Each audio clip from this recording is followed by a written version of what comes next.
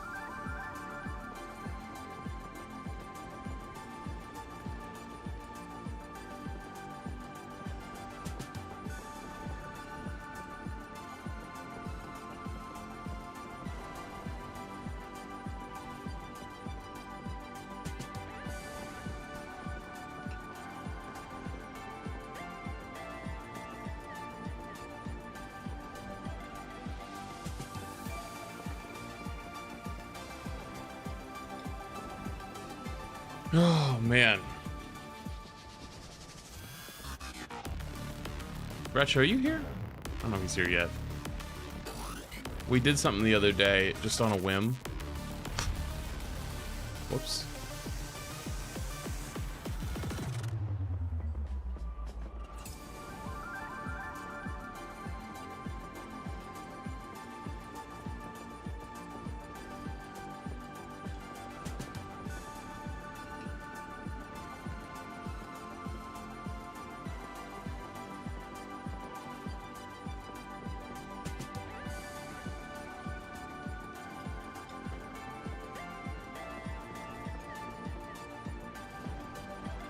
We're never finishing Minecraft. We will. I'm here though. Talk chat. Hello, hello. Welcome on in. Hope you all have been good. What's up? Oh. How one person killed an entire game. Necros. Is that an actual title you pulled from somewhere? That's so fucking funny. Dude, last week was a great week for the jobless.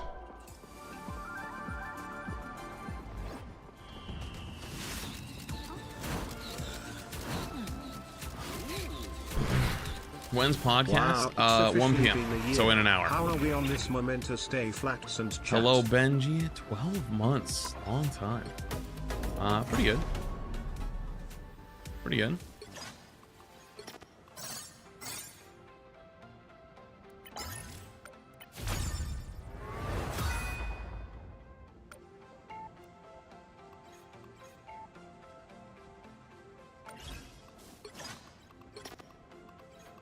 Yeah, I'm getting screwed on this one.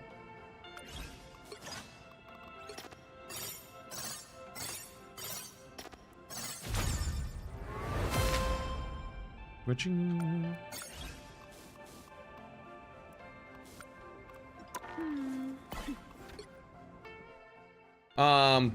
You might get a guitar today? Wait, Chompy, I didn't know you were into music. Or do you actually know how to play it, or are you just like looking to get one? I could go back into the deep freeze for a few more decades. Nothing personal. Whee. Incoming. Oh, you're gonna learn guitar? Oh, that's kind of cool. Yeah, I can't do shit like that. I don't got it in me. I will say I played a mean recorder in elementary school though. Not to Nothing brag or personal. anything like that. How many flats would it take to KO one gorilla? Oh my god, dude, that thing has been so funny. Chat, have you guys seen the 100 humans versus one gorilla? Come back here. Thing that's going on? The debate? One down. It's like the billion lions. It's like, well, that's a lot of lions. What? Have you not heard of it? 100 humans versus one gorilla. Who wins? Stick around. Target neutralized. Are you gonna negotiate Necros' hostage release with the support mains on the podcast today? No, I'm actually here to extend his sentence. Incoming.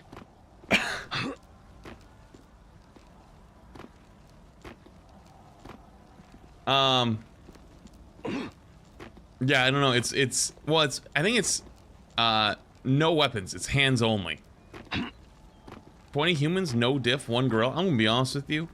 I think the humans lose, and it's not even close.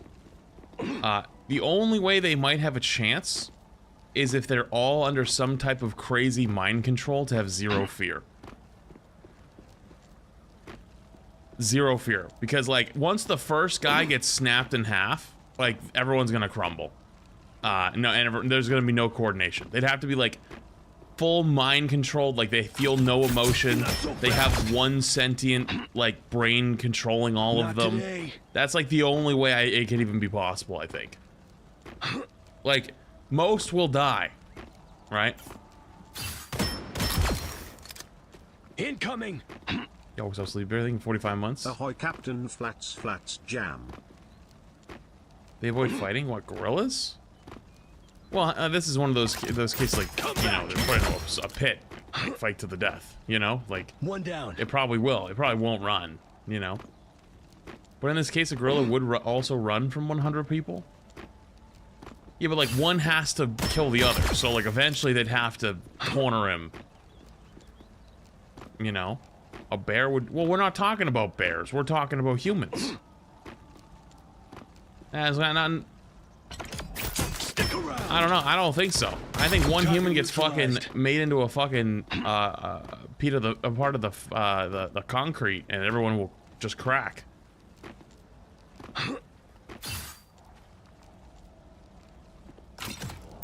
Not so fast. Yeah, they're barehanded. I don't think they're winning. Not today. Incoming. Like, if we have so in this case, right? Even if we give, like, the mind control of, like, you know, everyone, no fear, everyone fights, then, like, the gorilla has to not be afraid either, right? And isn't that only fair? What about 100 gorillas versus one flats? I'd win. I'd win. Double kill. For sure. That's 3. Nothing personal. No diff. Wow, 4 in a row. 5. That's amazing. Fingers in the eyes, though? I mean, you would have a lot of fingers to try to get in there. Flats would just use supreme positioning to take them out. Yo, you ever played Sly Cooper? Target neutralized. You know Murray from Sly Cooper? All I'd have to do is get on some high ground and we just do the belly flop. The Murray belly flop. And have you ever done that? It's a one shot. Boom. Every time. Just keep doing it over and over. Incoming. Easy clap. Not even close. God, I miss Sly Cooper. Goated game. One down. Double kill. Flats, are you gonna play Marvel Rivals? Nope. I'm never actually playing that game ever again. Not even a single time. I've actually uninstalled it. I don't know what the topics are for the podcast. I know it's just season 2. That's all I know. Thank you for the super chat. Sorry, not super chat. The tip. Dono. 100 humans versus a gorilla. Easy clap. The gorilla has a Tesla cannon and peanut butter. Okay, fair. Not wrong. Sleep Bear thing 45 months as well. Appreciate it. Thank you.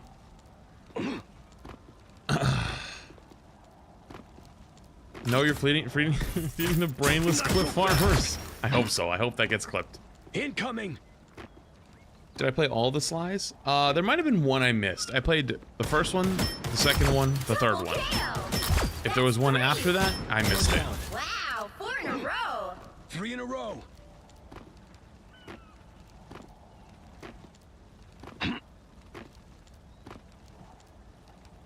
That was my alarm in case I hadn't woken up.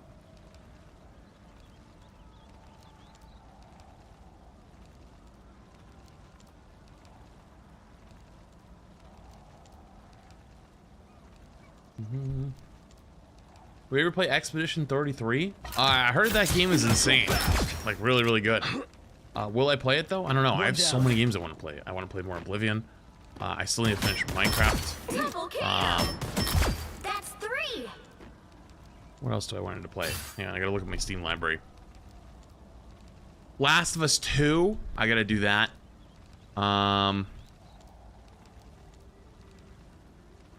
Incoming. I'd like to probably give Deadlock another try at some point.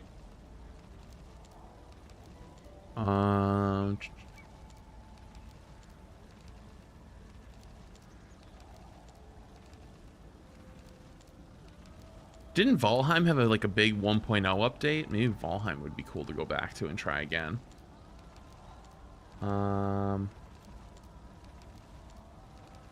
When will you be playing more Oblivion? I really enjoyed watching you playing it. Probably not today. Maybe tomorrow? I could see myself playing it tomorrow. Oblivion was so super fun. Oh, couple like small updates. I'm not gonna announce them anywhere because I've been changing my mind too much, so like you're just gonna find out on the fly. Also, I will think the 8 months. I appreciate it. I think we're gonna start uploading Variety to Flats TV. So fast. I've been thinking about it. We've all been thinking about it. Here they And by come. that I mean like new retro crap, etc. And for the longest time, people always come in and they ask like, "Oh, have you played this game? Oh, have you played that game?" And I realize it's so hard to find half of it because like I upload every single day like Overwatch and Rival stuff. That shit just gets buried. So I'm just gonna put it all in one spot, and I'm just gonna put it all in Target neutralized. on TV. Wasn't that what TV was for originally? It was. That was the original idea. But then also part of me was like, well, what happens in like a couple years from now when I don't want to play any more Rivals or Overwatch or whatever, right?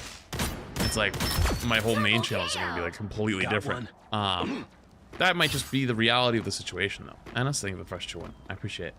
And so, Stick around. that means probably Minecraft's going to go over there. Kill. Because we're going to do Target Minecraft in multiple neutralized. parts. That's 3. Here they come. You're retiring in 2 years? No, no. Well, I'm not saying retiring in 2 years. I'm saying like Wow, might be 4 tired in a of row. hero shooters in 2 years, That's amazing. potentially. Not today. You know,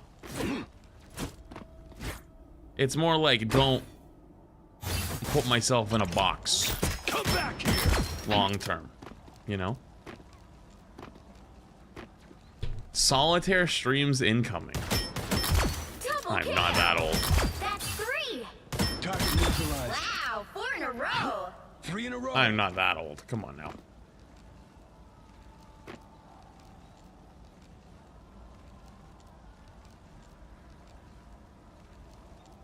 We also did something else. So I changed More Flats into a VODs channel. That's not changing. But I bumped into this problem with Rivals recently, is that I still stream an absolute fuck ton. I still play an absolute fuck ton, but I can only upload 1 video a day, so I just That's 3. run out of 3 down. room. So we uploaded a random video on like almost completely unedited on Moreflats last night, just to, or not last night, the other night, just to see what would happen. Not today. Yeah, and it went kind of bananas, and people were like, "What? Like, are you uploading on this channel again?" Yeah, I don't know. So I think we're just gonna start fucking whenever we have too much shit, we're just gonna throw shit over there.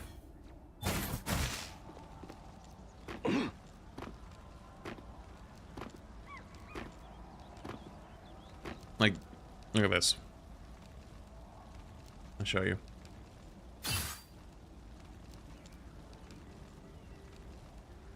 See, it's all just been VODs. It's all been VODs the whole way through. And then does anything stick out to you?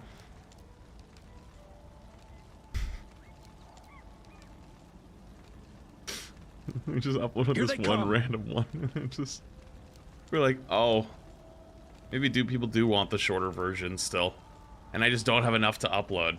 So, calling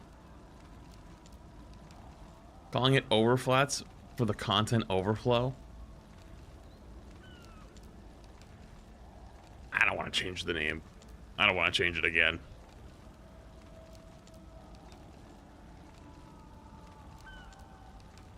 I don't want to have to change everything again. I'm good.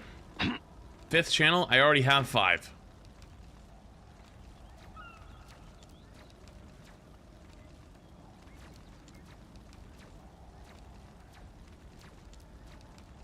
Five already exist.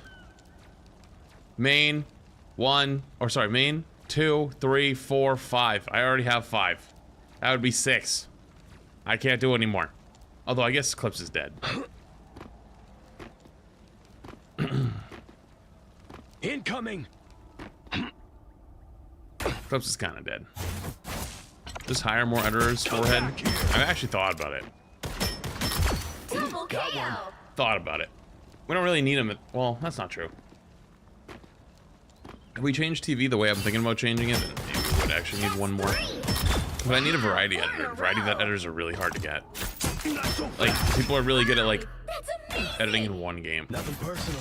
Gundam collab video trailer thingy is premiering now. All right, let me close out just so my game doesn't lag. All right. Let's go take a watch.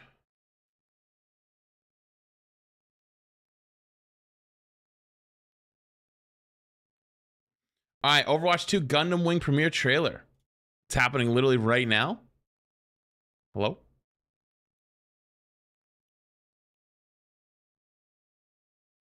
Oh, it's right now. Okay, it literally just came out, like, as of this moment.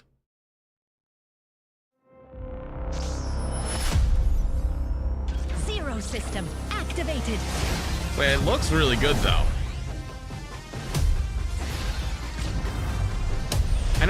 I know a lot of people are very angry at this collab and not it being like Echo and saying Mercy gets too many skins, but like it kind of fits, no? Show me the future.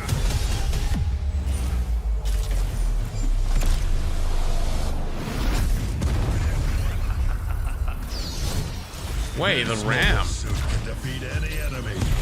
Soldier? Reaper? What? Okay, the Reaper one actually does look good.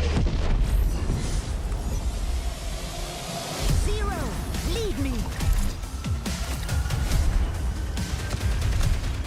Anything that stands in the way of our path will be eliminated. Gundam's one of the few animes I don't really know a whole lot about. Until the mast shatters. For once, I'm in the dark. My specialty. War is a ruthless thing. The battle is only the beginning. Oh, Echo didn't get a skin? Wait, it's Ramacho, Reaper, Soldier, Mercy. Don't get me wrong, the Mercy one fits, okay? You might not like it, but it fits. The wings do like this do not look like this on Echo, if that's how it's actually supposed to look. No, it doesn't. So you're telling me the wings on this Gundam don't look like this?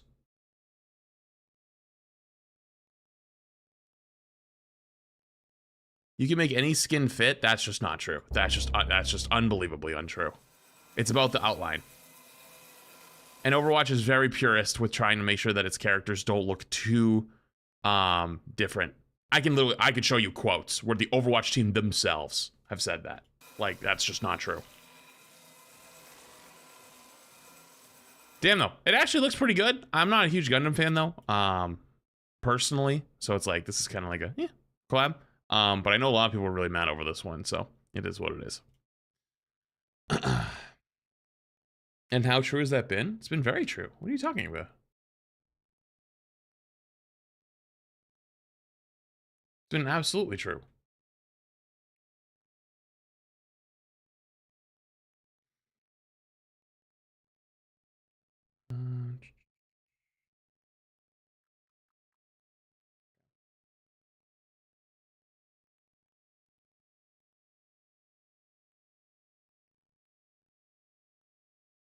Wait, what's that character called? You said Zero Wing?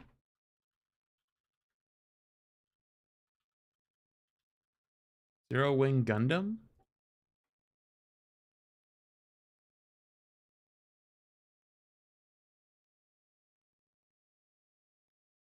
Oh, stop the fucking cap. Stop the fucking cap.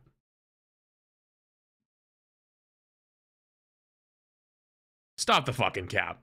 That. The fact that we even have to entertain this as a conversation is unbelievable.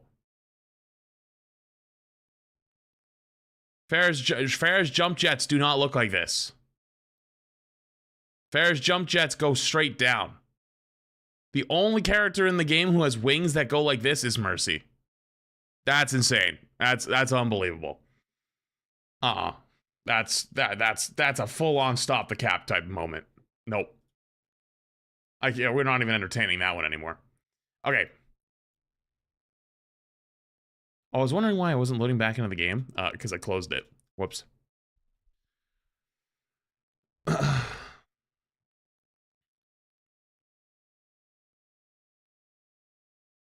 Now look up Heavy Arms Gundam. I'm not talking about any of the others. I don't care about any of the others. I was specifically talking about how Mercy... People were mad at the Mercy getting one. And it made a lot of sense that Mercy got that one. I know nothing else of Gundam outside of that one. That's the only one I know anything about. Period. I'm not going to speak on the things I don't know about. You want to argue with all the other ones? That's fine. Have it. Have at it. Go crazy. It has nothing to do about needing more. It has nothing to do with needing more. It is specifically because she fits it the most. That was it. Novel or thing of the two. Appreciate it, man. Wing version of Wing Zero is from a movie. Okay. That's fine. Zico's thing of the Fresh Tier 1. I don't know how that would... Does that make it, like, less relevant? I'm confused.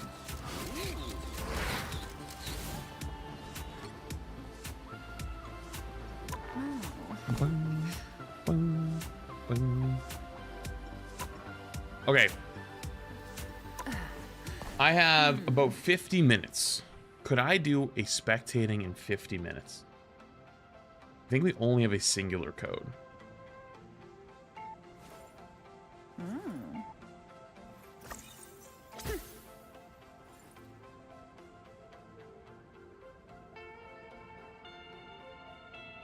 Yo, Retro, are you here? Pantoja had thinking 3 months. I don't know if Retro's in here. Yo, Retro, are you in the background?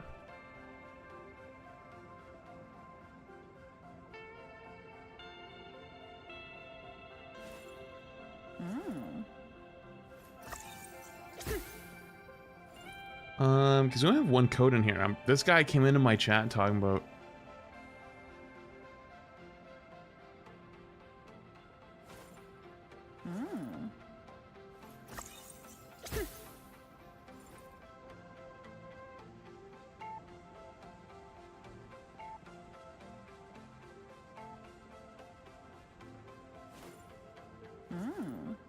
Because I only have one code for this guy.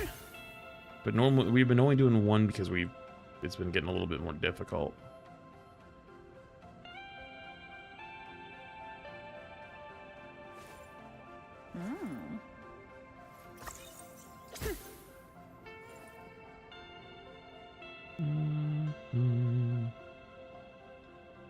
Let's see what Retro says.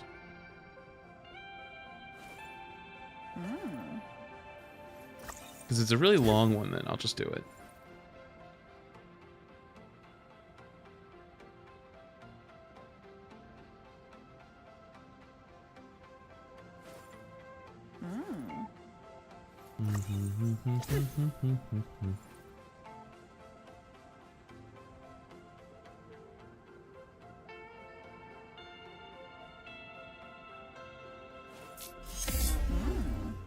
What's up, Peter? Thank you for the super chat.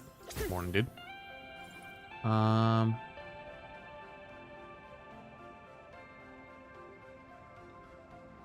Okay, so this one code apparently is really good. Alright, I'll take Retro's word for it. I think that's fine. We should be able to do it just off of one.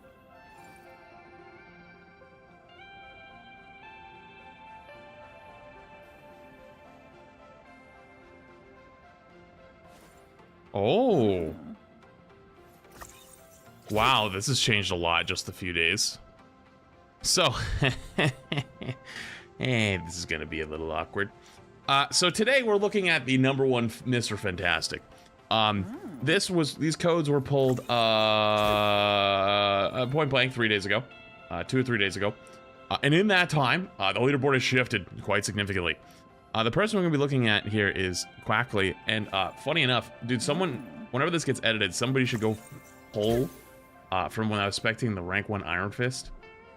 This guy actually appeared in my chat when I was about to watch the Iron Fist and said, watch him.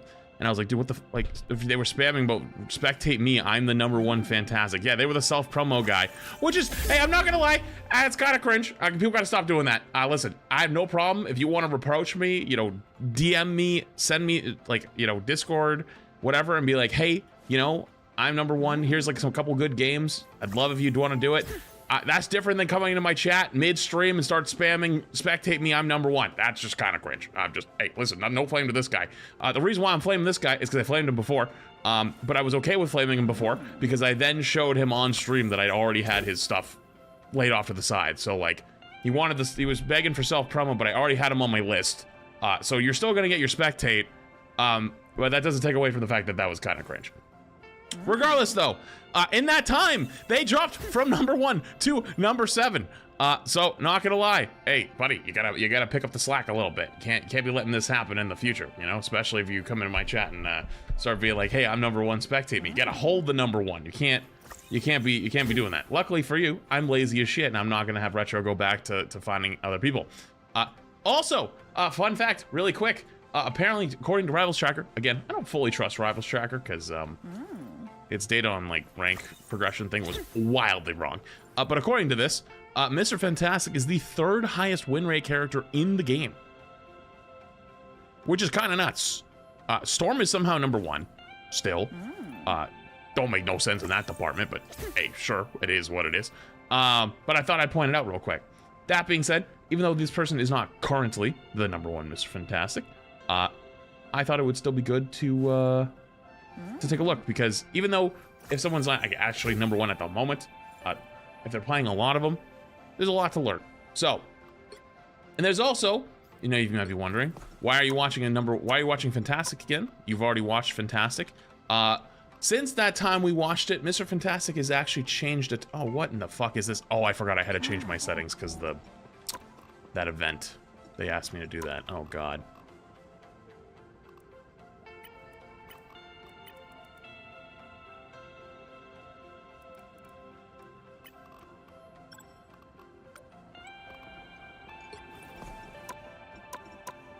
Let's try this again. Okay. Yeah, Mr. Fantastic has gotten some crazy changes since the last time. When I spectated him, he was kind of shit. And now, in my opinion, he's really pretty goddamn good. Pretty goddamn good. So let's go. Let's go look at the #1 Mr. Fantastic. The battle starts in 5, 4. Yeah, if you saw their stats there, I kind of glanced over it really quick because I didn't want to highlight it yet. They had a lot of kills. Guys, that's just fucking embarrassing. There is actually no way. We are 5 months in, almost 6 months into Marvel Rivals, in a pretty high top 500 lobby. I recognize like half of this game, maybe more actually. And you guys just got teleported off the map at spawn. Battle starts in 5, 4. I gotta see where this see where this guy puts this portal. 2. You have to stop them from securing the mission area. Hang on, let me see someone who falls off. Battle starts in 5. So he puts it like facing down, literally on the edge of the skybox, so they don't even have any time to jump back up. That's actually gross. Oh my, guys, what are we doing? What are we doing? 2. You have to stop them from securing the mission area. What are we doing? Our home. The timing is incredible. The timing was pretty good, but like, brains were definitely turned off leaving the spawn room there. Alright, so if we remember anything from our last Mr. Fantastic, basically the entire kit seems to revolve around using the shift. If you have your shift, you are unkillable. If you have no shift, you're fucked. Cancels the big form manually. Actually going for a flank here. Peter, I'm sorry. Goes to... That was interesting. What is the decision making on this? I have no idea. I actually don't, I could not tell you what's going through their brain here. So they grab one of the clones, they smack him against the other, the real Loki, and then it just hits him once, just gives him a little smack on the head, and then leaves. Doesn't commit for him. Maybe it's because it's too dangerous to commit. Cancels the big form again. Just constantly cancels the big form. There they are. This is the most I've seen anyone use the slap them together move. A lot of times it's just like the double, then you give them a little hello there. Yep, that right there. Okay. Now I'm trying to proc immortal. What do you mean proc immortal? There is no immortal on. Well, I mean, let's shumble the shift, but you don't have to proc that. You talking about the big form? Because that's not. You don't proc that, or that's not immortal.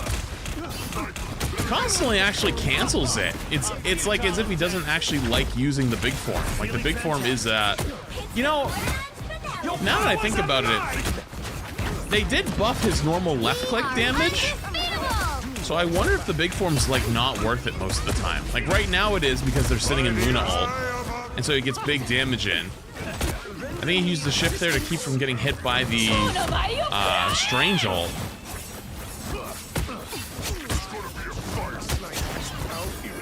But yeah, doesn't actually like using the big form. That's very, I wonder if that's a trend that's gonna continue through the entire game, or was it just because the first point is like a very choke heavy point?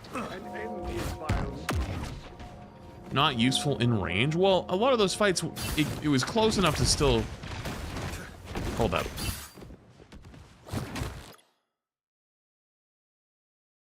Do the destructible environments give you charge?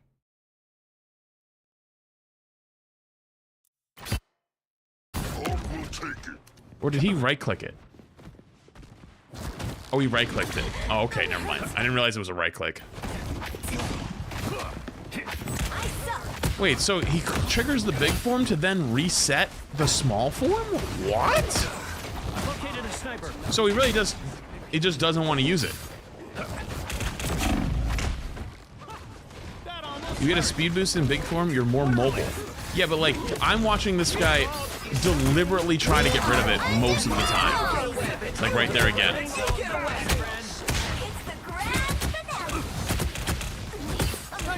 He's actually playing like, almost like dive, going in backline and then pops ults for it.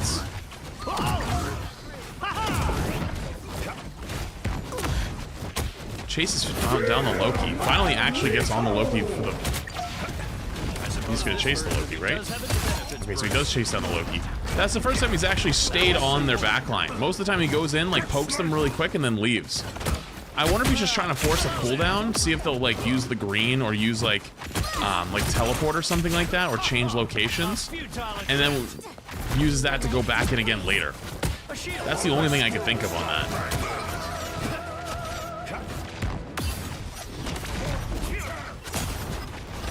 Cancels big form again. I'm guessing because they were out of range on that one at least. Pop shift. See, whenever, yeah, and that is definitely not changed. Whenever you don't have your shift on Mr. Fantastic, you're pretty much cooked. You have to play super, super, super safe. I actually was wondering why I did pop shift there. Maybe it was just because, like, there was going to be a lot of damage around that corner. Was hoping everybody would swing with him. Regardless. Pops the shift. Actually, probably doesn't even want to get bubbled there. Cancels the big form again. Wow. I wonder if this is like the new thing, where like, is the big form just considered like a nerf. Like it's bad to be in it. Goes for ult. Actually gets the Magneto. What the fuck? Has all his cooldowns, so he can play backline here and be fine.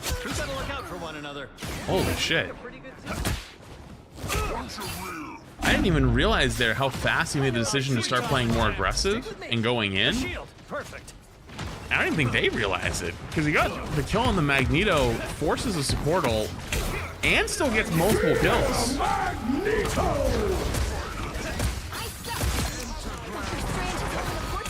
You know what's funny? I just read someone in chat said big form is really good for killing isolated targets. In your big form frontline, you pop like a balloon. What are you? Are you a Mr. Fantastic player? Because you called that. This mag goes in deep with his ult, and he punishes him with a big form.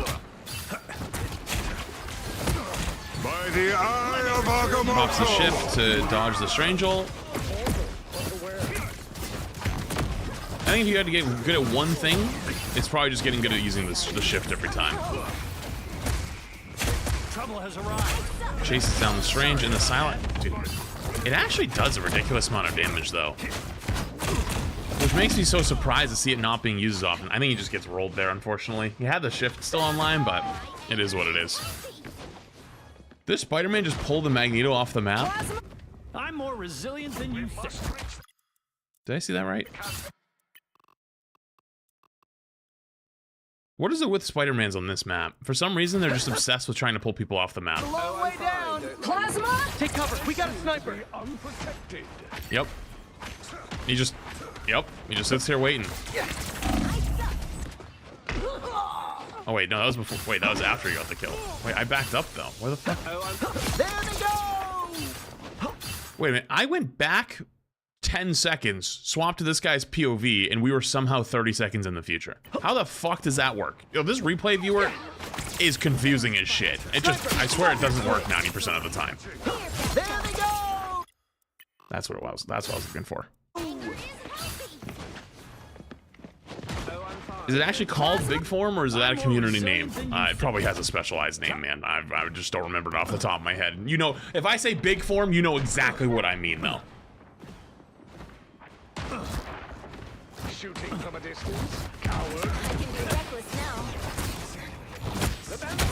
Got you. Bring on the chaos. We are undefeated. So, you know what's funny? A lot of people always say to me whenever I talk about Mr. Fantastic, is like, you know, he's like a DPS tank, right? He's like a hybrid between the two, right? And it's not technically wrong, but at least watching the way this guy plays him, I don't feel like he is. I feel like they're actually playing him way more like a DPS than actually tanking. Gets ults. I don't know if he's gonna get him. Did you actually get that guy? Starting Luna ult, you're not gonna get anything. And what I mean by that is, like, it goes like almost like how dive DPS do. You go in, you poke their backline a little bit, try to force a cooldown or two, and then jump back out. And very rarely is even fighting their tanks. Like, only time it ever has happened is if they're isolated by themselves in deep. Our sniper may think twice before trying that again. Dude, those left clicks actually do so much damage now.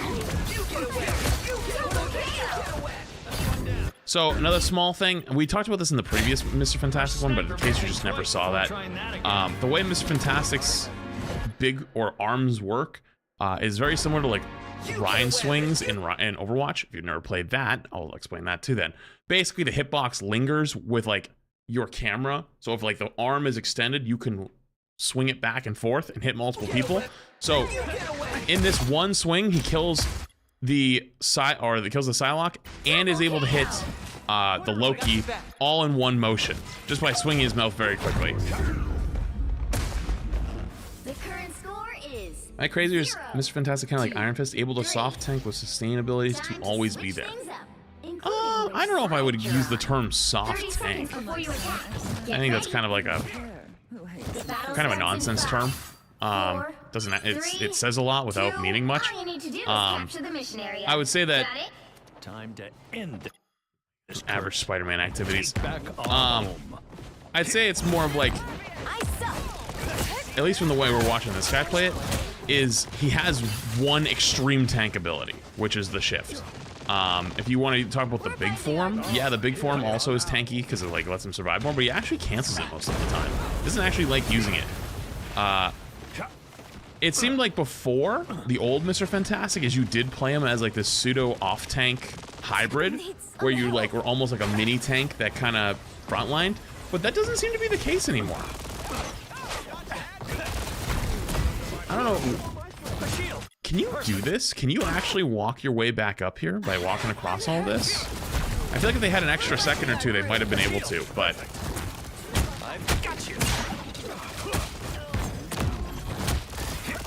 Goes in and gets a lot of damage here. Is he gonna get the big form and then cancel it? Actually goes for a couple swings, then cancels it and backs away. Mostly probably because they're in their spawn, you don't want the big hitbox there, but... It is so interesting to watch how often it gets canceled. I like the cold. Watching this makes me realize how cool of a character design he is. I agree. But part of me is a little concerned because I think a lot of these characters are cool. But I think when they become strong for a long time, people get really upset against fighting it. Like, right now, the focus is on, like, the Spider-Mans and, like, the really annoying dive, right? But, like, I think the thing that's lurking behind that door number 2 is, like, your Captain Americas, your Iron Fist, your Mr. Fantastics that are, like, extremely giga tanky and kind of in your face, and you can't really do a whole lot about them until they run out of buttons. Which is cool, but, like, when they're really, really strong, I think, these types of characters are the ones that get people the most angry long-term. We'll see if that actually ends up being true, though. That's just more of like my little feeling at the moment, while everyone's kind of up in arms about a lot of other things at the moment. But it's cool that the meta's changed so much this season. It's nice to see a character like Mr. Fantastic be strong, who previously hasn't been. But I'm wondering if people are going to continue to be happy about that. You know? Doesn't have his shift. 1 second. Oh. So the big form actually doesn't help him at all there. So this is probably a good glimpse of why they constantly try to cancel the big form. Is because even though he gets 400 health, he just explodes. So probably a good indicator to why you don't want to do that. Big form getting him killed. I think he would have died either way. The only thing that might have saved him is if he'd had his shift up, and the big form kind of canceled the ability to use the shift. Right there, right? 2, 1, and then he could have shifted. But I think he probably would have died from the burst if the extra health hadn't come in anyways. You know what I mean? So like, even though the shift was coming online after the big form popped, I think he probably would have died that exact second that it came online, as opposed to getting that like the big chunk of healing. So I don't think it would have mattered. But I know what you mean. I know the sentiment. I think he was just fucked either way. I like the cold. I need some help. Help get that vehicle to its destination. Damn, doesn't even try to help the Luna. That's fucked up. You could have given her some shields. That's evil. Yeah, you deserve that. That was evil. Deserved. Deserved death. Good, the Luna can die. They're gonna come for you. That's why their supports are on strike. Good. I hope they go for you, specifically. Not me, though. I would never say something like that. You have my gratitude.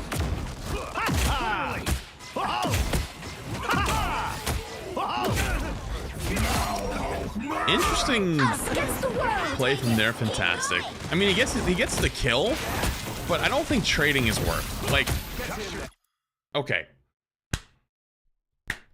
Mostly kept my mouth shut on a lot of things in Rivals until recently. This last week, I decided, fuck it, I'm gonna unlock the training range, right?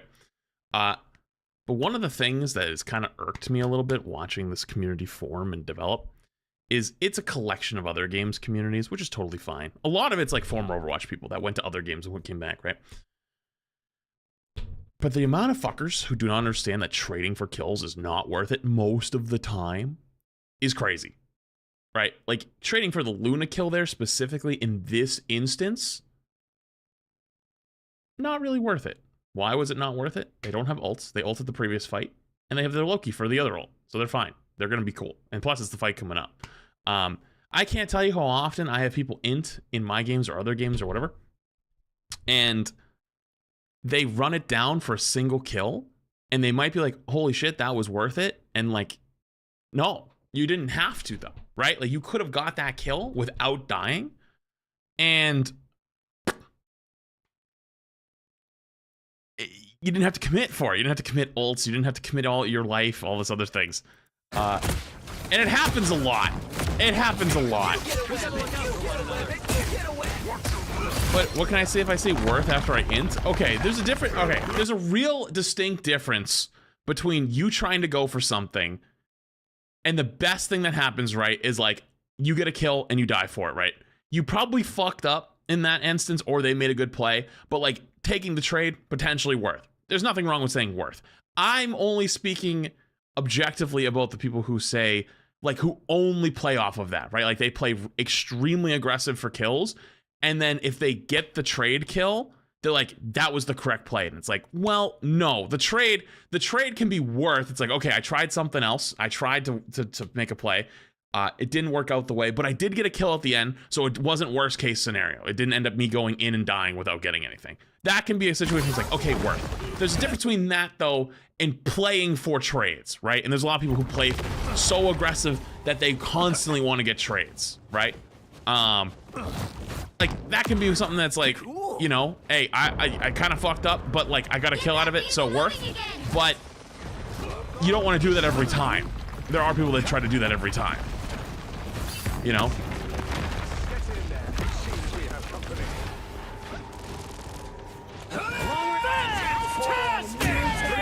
From the top rope, jumps their backline with what the fuck? That was evil. Naggled and fantastic soul ulting that poor defenseless Mantis. Big hit on the shift. Actually dives their backline. He's gonna die for that, but takes the 2-for-1 trade, gets the Mantis and gets the cloak. But you think he was probably dead there because their whole team was dying? So this is actually one of those times where taking the trade is actually worth, because there was no escape. There is no escape. You're deep in their backline. Your team has lost the fight. They're all leaving. This is where you commit for a kill. This is a time where you go, I'm going all the way in, which is the right call. And they actually do use the big form there to get a little extra damage, a little extra survivability. But other than that, they've been mostly canceling it. So it's interesting. They play Mr. Fantastic almost like a dive hero. Is that crazy to say? They play him more like a dive hero than a tank. We are undefeatable! Luna ult comes in for the save. Gets slept. So I think because Luna ult's up, they're going to be fine with going with a big bit of damage here in the big form. But as Luna ult ends, they cancel it early. Goes back on Mantis again. This Mantis really can't do a whole lot either. Gets big form. Perfect timing actually for the Hulk. The Hulk exile ends at the exact time that the swing comes out, gets a kill off of it, and kills the Mantis, and then cancels it right after. So it actually, the more I've watched, I feel like they use the big form only to finish off targets. Like, it just happens to be like they're going in, they're looking to get a kill on somebody. They'll let the big form give them the extra damage and the extra sustain just to finish off one person, and then they cancel it right away. They don't go for more damage after.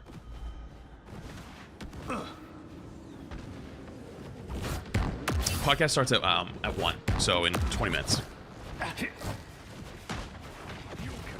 A nice deep freeze. Okay. Also, can I just say how cool it is to see like multiple games where it's like Mr. Fantastic or Mr. Fantastic, all things considered last season.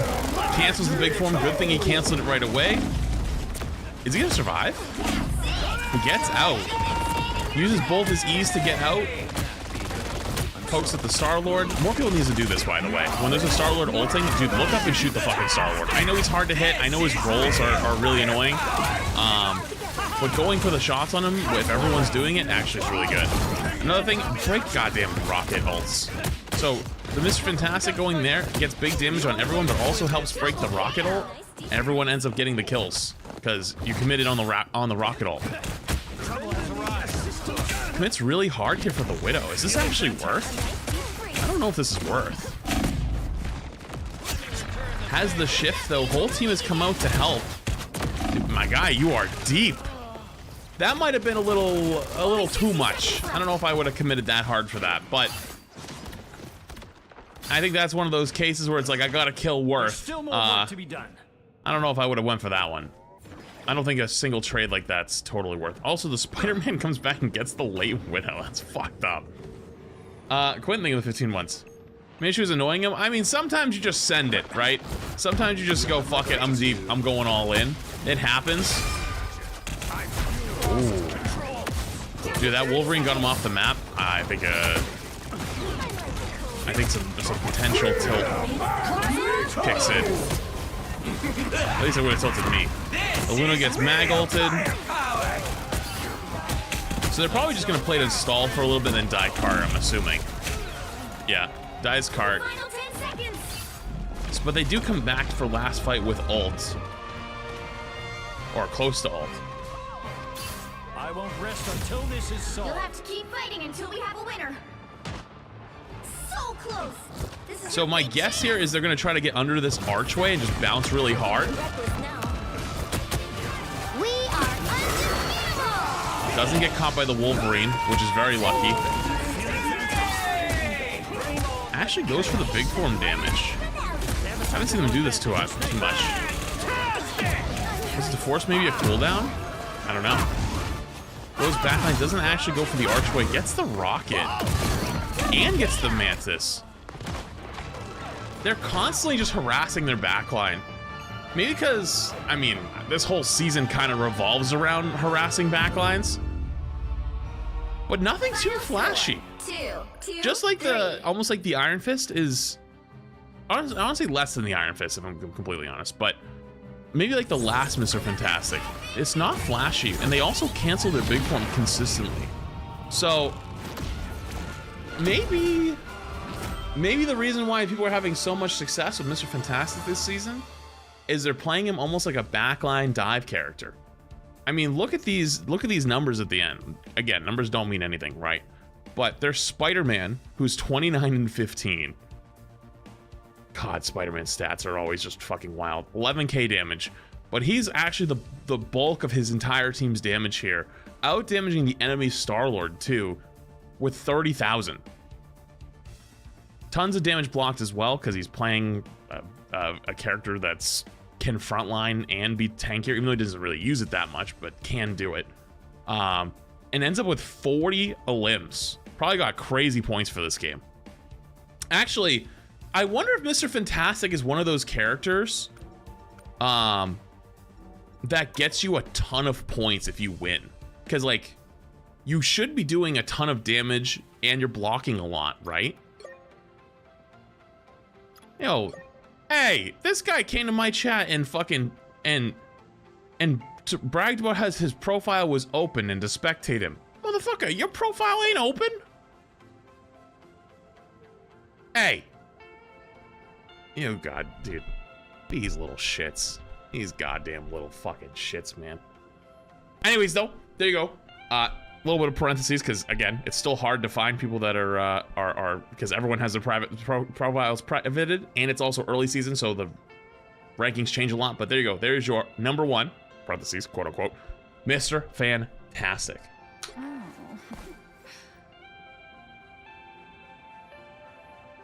Seventh ranked Mr. Fantastic behavior. No, that's fucked up. Okay.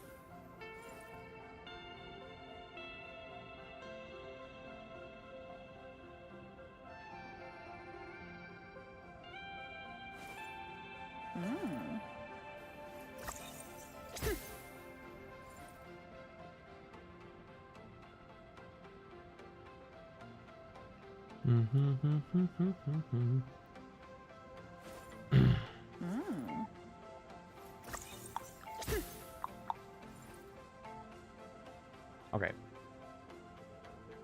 Sorry, I responded to something real quick. All right. So we have SVB podcast in like 15 minutes.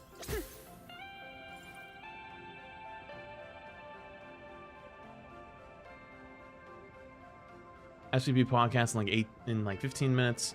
Until then, we can just chill. Still got some time. Join the support strike for 15 minutes. How would that even work? Weapons keep getting better, but it's still the person behind them that matters most. Got one. Incoming. Flats, I'm a role queue enjoyer. I find the state of the game extremely chaotic. I've lost many games due to disorganization. Do you think they might implement role queue at some point? Every day my take of Rivals players yearn for Overwatch gets a slight bit better. Nothing personal.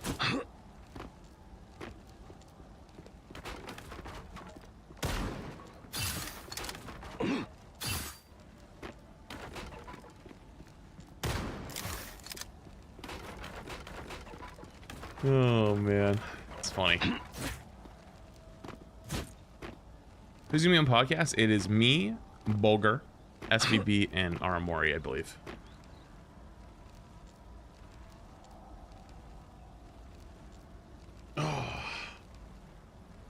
How far are you in the MVP Stadium mission? I have no idea. I haven't played Overwatch the last couple days. I took yesterday off for the first time in a while. Here they come. Which I needed that. I was thinking about taking today off too, actually. But I felt pretty good after yesterday, so I was like, I'll take one day. And then we'll be fine.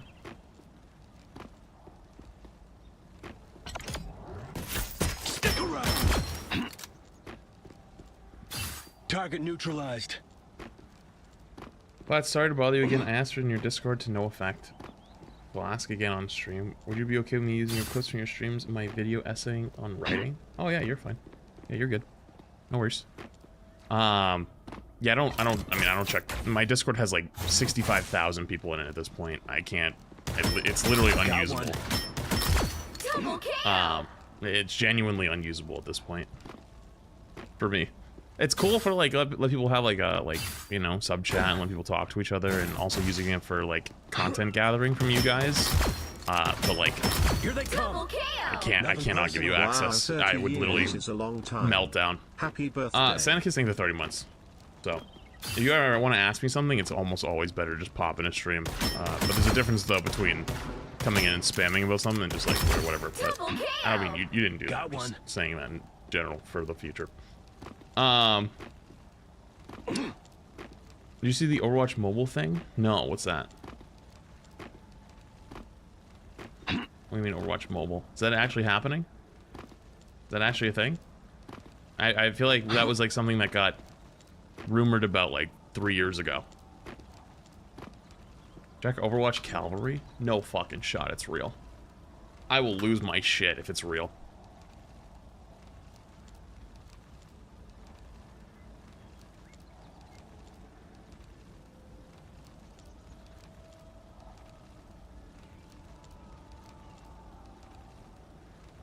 Here they come. I was hoping I could just scroll and find it, but it's not there, so let me type. Watch Cavalry.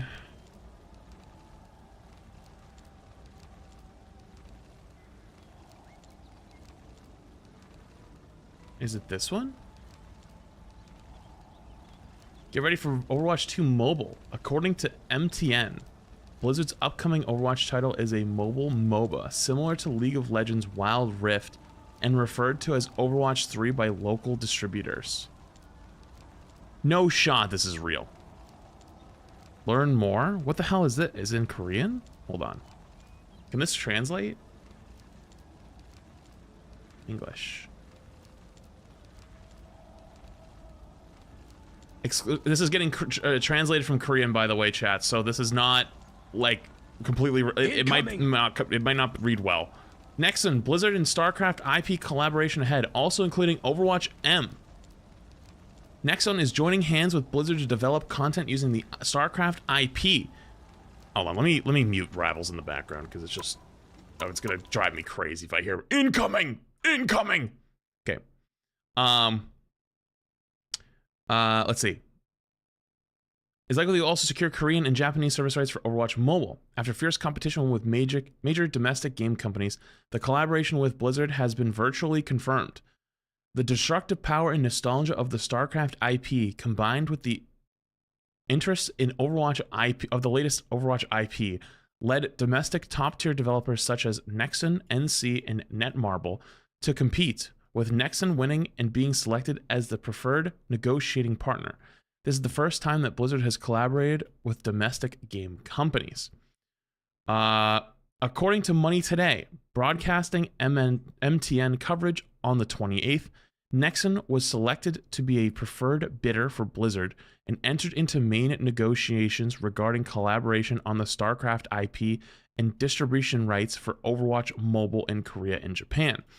Blizzard has been bidding since the fourth quarter of last year for major Korean games companies, offering content development rights using the StarCraft IP and the Korean and Japanese service rights for Overwatch Mobile as a package deal. And in addition to Nexon, NC, and Netmarble also participated in the bidding enthusiastically. Domestic game companies fiercely competed due to the influence and lingering nostalgia for the StarCraft IP on the Korean games market, as well as the interest for the latest installment in the Overwatch series. So it's real? It's actually real? Overwatch Pocket Edition gonna be crazy? Dude, there's been rumors of this for like 3 or 4 years. I thought at this point it would probably either just be rumors or it would be something that we'd find out got canceled years later. In the case of the StarCraft IP, a bidding proposal was made that did not place restrictions on genre and game type. Overwatch Mobile is the latest installment of the Overwatch IP, developed directly by Blizzard, and is known to be a MOBA, multiplayer online battle arena game on a mobile platform. It was also called Overwatch 3 by domestic game companies that it's fucking real. Overwatch 3 is real. No fucking shot. It's not actually real, but like, you know what I mean? Like, it's still funny. The competition was fierce because it was such an attractive item, but the bidding company's intentions were reportedly complicated. In order to best utilize the fun of StarCraft, it should be developed as an RTS genre, but it's not easy to create an RTS genre game that surpasses StarCraft 2, which Blizzard made itself. It's also possible to create a MOBA or TGC genre, but in this case, it is evaluated that it is difficult to maximize the power of the IP. In the case of Overwatch Mobile, the condition proposed by Blizzard was distribution rights limited to Korea and Japan, which was considered to be out of line with the expectations of the domestic game companies that wanted global rights. It is known that domestic game companies that participated in the bidding made various proposals, such as developing spin-off new games using the StarCraft IP. Oh, StarCraft. Okay, developing UGC and platforms using the StarCraft IP, etc. It is not known what type of bid Nexon submitted. In the case of NC, it is known that CEO Park Byung-moo personally led the bidding and expressed his enthusiasm. Netmarble has been putting in a lot of effort by holding a competition for new StarCraft IP development plans for its developers while bidding. Nexon has been exploring securing a global big IP that it can also be used in the Western market. It is about to collaborate with Blizzard, and attention is focused on whether this product or this will produce remarkable results. Wait, so hold up. This whole article seems to be more about StarCraft and that a Korean company is trying to basically either get the licensed use of StarCraft IP so they can make games of StarCraft, or like buy it. But it's also included, part of that package deal is distribution rights for Overwatch Mobile. Huh? So like it's just a sidebar in this article, but it's real. StarCraft is bigger in Korea. Oh, I'm not surprised. Hell, even Overwatch is huge and is big in Korea. Still to this day. You know what? Very small, not well-known fact. I will tell you this. Marvel Rivals did not do well in Korea. Overwatch is still way ahead of Marvel Rivals in Korea. And if you don't believe me, I can tell you from firsthand accounts that when I went to Spotlight, a lot of Korean creators from that side of the world, they have their own like Twitch platform as well. I forget what it's called. But basically, a lot of large Korean creators were at the Spotlight event, and a lot of them knew me. And the ones that were very good at speaking English, that we had some talks, we talked about Overwatch and stuff, and they asked me about Rivals because they knew I'd been playing some Rivals, and they asked me how it was, and I was telling them about it, and they were like, "Is it actually as big as like people are making it out to be?" And I was like, "Yeah, it has been. Why?" And they're like, "Oh, in Korea, like nobody cares. Like it didn't go anywhere. Like it's barely even made a dent. Everyone still plays Overwatch if they want a hero shooter." And I was like, "Oh, that's actually really interesting." So Overwatch is still pretty big in Korea as well. But Overwatch Mobile confirmed? Question mark? Hey, Retro, if you're here, there was a Gundam trailer that went out earlier. If you want to put this out with that and be like, Gundam plus Overwatch Mobile? Question mark? Hey, fuck it. Hey, go for it, dude. But again, this is translated from Korean, so if it read a little weird, that's why. All right, I need to go to the bathroom, and I got to get started on this podcast thing.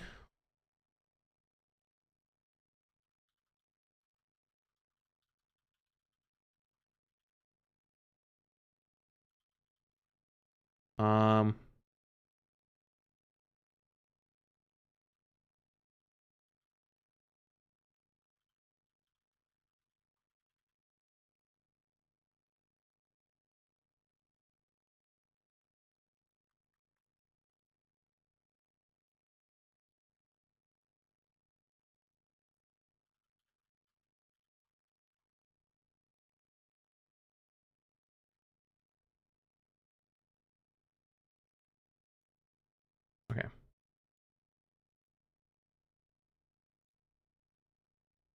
All right, chat. Let me BRB real quick. When I get back, I gotta set up podcast stuff. Give me 2 minutes.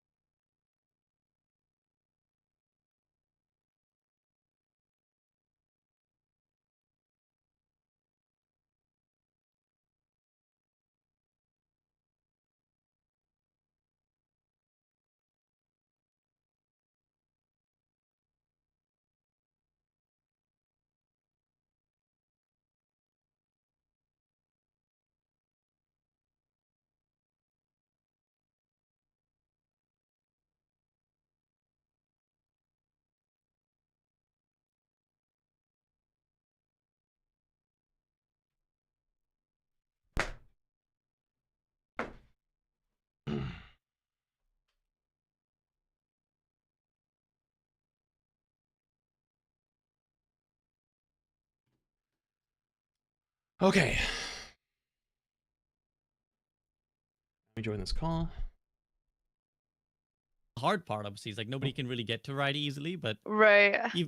even variety aside, I think it's just like good to have a balance. Maybe Flats can chime in here because I know he's been doing some Hello. variety, but Minecraft. what up? Yeah.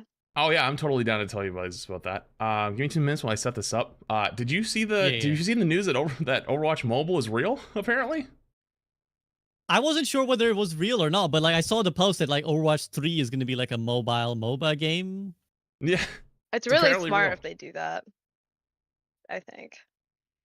I just can't believe that it's one, that it's real, and two, it's Guys, I am Overwatch 3. live. before Hello? you I leak think anything. I think we all are. Okay. no? I'm Okay, I'm also just making live. sure I just before you leaked that start Overwatch saying, 3 is real. Did you see that? yeah, I saw that. Okay, I was just making sure. It's very important to announce that. Yeah. No one leak No, that's fair. anything. Hello, SVB. Overwatch 3. Greetings. Overwatch 3. Me when I overwatch my trees. Wait, why is I it mean, the good thing two? is I'm privy to no NDA content anymore, so I'm just like I can say whatever I want. Like, there's nothing, Yes, correct. nothing I say is leaked information. But I need to leave my game because Venom is making voices. Oh, I gotta do that too, actually. Oh, just like in the background. Well, Are those new glasses, Armory, by the way? I Or got I've these just like not seen them. last year. Okay, maybe I feel like they're cool. They're cool. I like them. Thank I you. need to I get love my- the I'm getting clear my- frames. Yeah, I got my eye test tomorrow. I'm probably gonna end up in a higher power, so I need to probably gonna have to get new frames myself. Dude, it's Mhm. great when that happens. Oh. Oh. oh, Ooh, Uh-oh. My whole stream like shut itself off for half a second there. I was like, oh, God, listen, what my happened? stream's been lagging. My stream's been lagging. Oh, just Blame blame Twitch. Twitch then. Yeah, it might be Twitch. Could be Twitch. That one was my OBS though, so I don't know. No, it's Twitch. Never admit fault. Exactly. Have you learned nothing from years of gaming? True, true. Okay, my thing's all set up. Did you guys, before we got started, what were you guys talking about with variety stuff?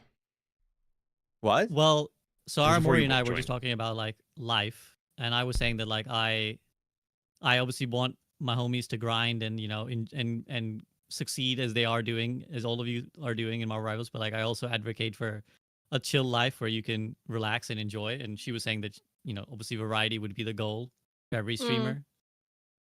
Nope. Mhm. I want to grind 12 hours of rivals every single day. Fair enough. You kind And of I have to said, just yeah, do maybe it. Flats Stronger would than have me. to. You kind of have to just go for it. Like you don't, like obviously you don't like like the true strat is the super method, the seagull method, the XQC method. You start your main game, you stream for like 3-4 hours, and you end your stream with variety like 2 hours a night. Do that every night for a year. Never stop doing it. Don't like you can't have nights where you're like, oh, I'm too tired, I'm not gonna do it. You have to like actually commit to doing it every single night, and you'll be fine. That's the strat. Because like your main audience won't get upset. We all played Minecraft in the same tournament.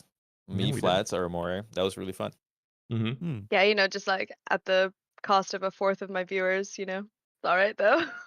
It's okay. That's normal, though. It's normal. Can't do Did anything. you start with rivals or did you just go straight into Minecraft? I think it was too early for me to go rivals first. Early being 2 p.m. Mm-hmm. Yeah, I didn't wake up in time.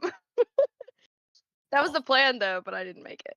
Yeah, it's tough to do that. That's what I mean. It's like that's how it's gonna be. I mean, mine was the same thing. Although recently it's been a little better. I can just been able to kind of stream whatever. It's been awesome. But yeah, like it takes forever. It takes so long. Like it's scary at first though. I remember like I mean I can tell you from like last year, me and Retro and Crap, my whole content team would talk about that stuff, and the amount of times where I tell them like, I don't know if we can actually do it. I don't think so. I think it's gonna be bad. Like it sucks. Like we're not good at it yet. And then it ends up being more than fine. You just have to commit. That's scary. Yeah. It is scary though. I'm not saying it isn't, but I can tell you right now, I had a bajillion fears, concerns, stuff like that. Like, and this was still like an Overwatch time. Like Boger knows, like me and Boger would play Overwatch and do drops at like 3 or 4 or 5 a.m. my time, and we would just sit there and talk about all the issues we were having and things of being good or bad. And now my Overwatch content's like my least viewed, and it's not even close. My variety does better than Overwatch does at the moment. That's crazy to even think about. Yeah. Not Twitch viewership. Twitch viewership is still like a little bit higher, but like YouTube viewership or even like TikTok, it's somehow like lower. It's kind of crazy. Even with Stadium, Overwatch viewership is not that high. No, not really. I mean there are people like it's almost like a new group has kind of taken it. Like Emong's still around. But like a lot of it, the new Overwatch people are like the Gen Z people. And so like it's still there, but it's not like it didn't grow. It's just kind of like transitioned. It's like there's like almost like a new group of people that are playing. and watching, which is totally fine. Just like for me personally, my variety stuff does just as good as my Overwatch stuff does, if not better, depending on what it is. And then my rival stuff is like so much higher than my Overwatch stuff was at the time that like, at least for YouTube wise, it's I mostly upload rivals on my main channel, then like one Overwatch video and like one variety like a week. And then I can stream pretty much whatever, and it like does pretty well. But you know, you worked hard to get there, right? It's not easy. It's not like it takes forever. It's scary though. Yeah.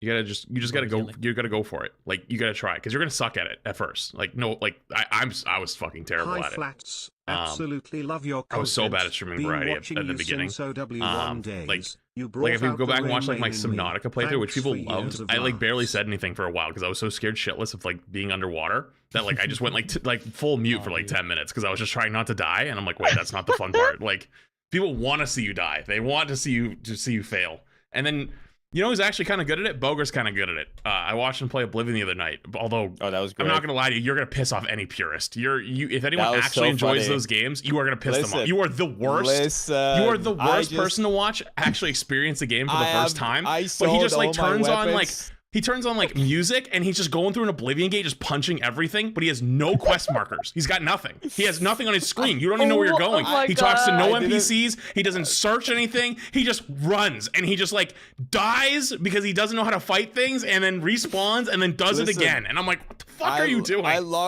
locked in expert mode, sold all my weapons. I went fist only and the bow and arrow, and then I saw a gate and I entered the gate, and that was my first quest. I didn't do a single quest before that. My quest lines were tutorial, and then take the amulet, and then Oblivion gate instantly afterwards.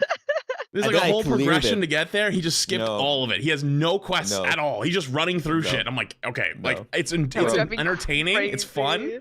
But like, if anyone actually enjoys their games, they're gonna just get. People kept coming to my streams like, "What the fuck is he doing?" And then I was just sitting in random corners, shooting arrows at mobs that are like so much stronger than me and killing them one by one.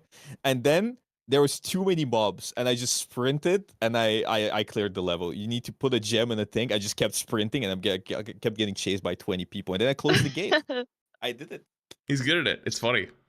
Thank you. The master of unhinged gameplay, Boger. Yes. Thank you. But it works. I mean, that's the thing. You've all got to. I think the TLDR of it is everyone's got to find what works for them. Like, you know, Flats found what works for him. Boger is always doing crazy shit that is just feels very Boger. Yeah. So I think Aramori, you got to find. I decided to quit it all, and I'm just very happy making YouTube only. Basically, I really enjoy that. So you got to find what makes you happy. But anyways, speaking of what makes you happy, hopefully it's more Rivals. So are we ready to talk about some more Rival stuff? Yes, sir. Mm-hmm.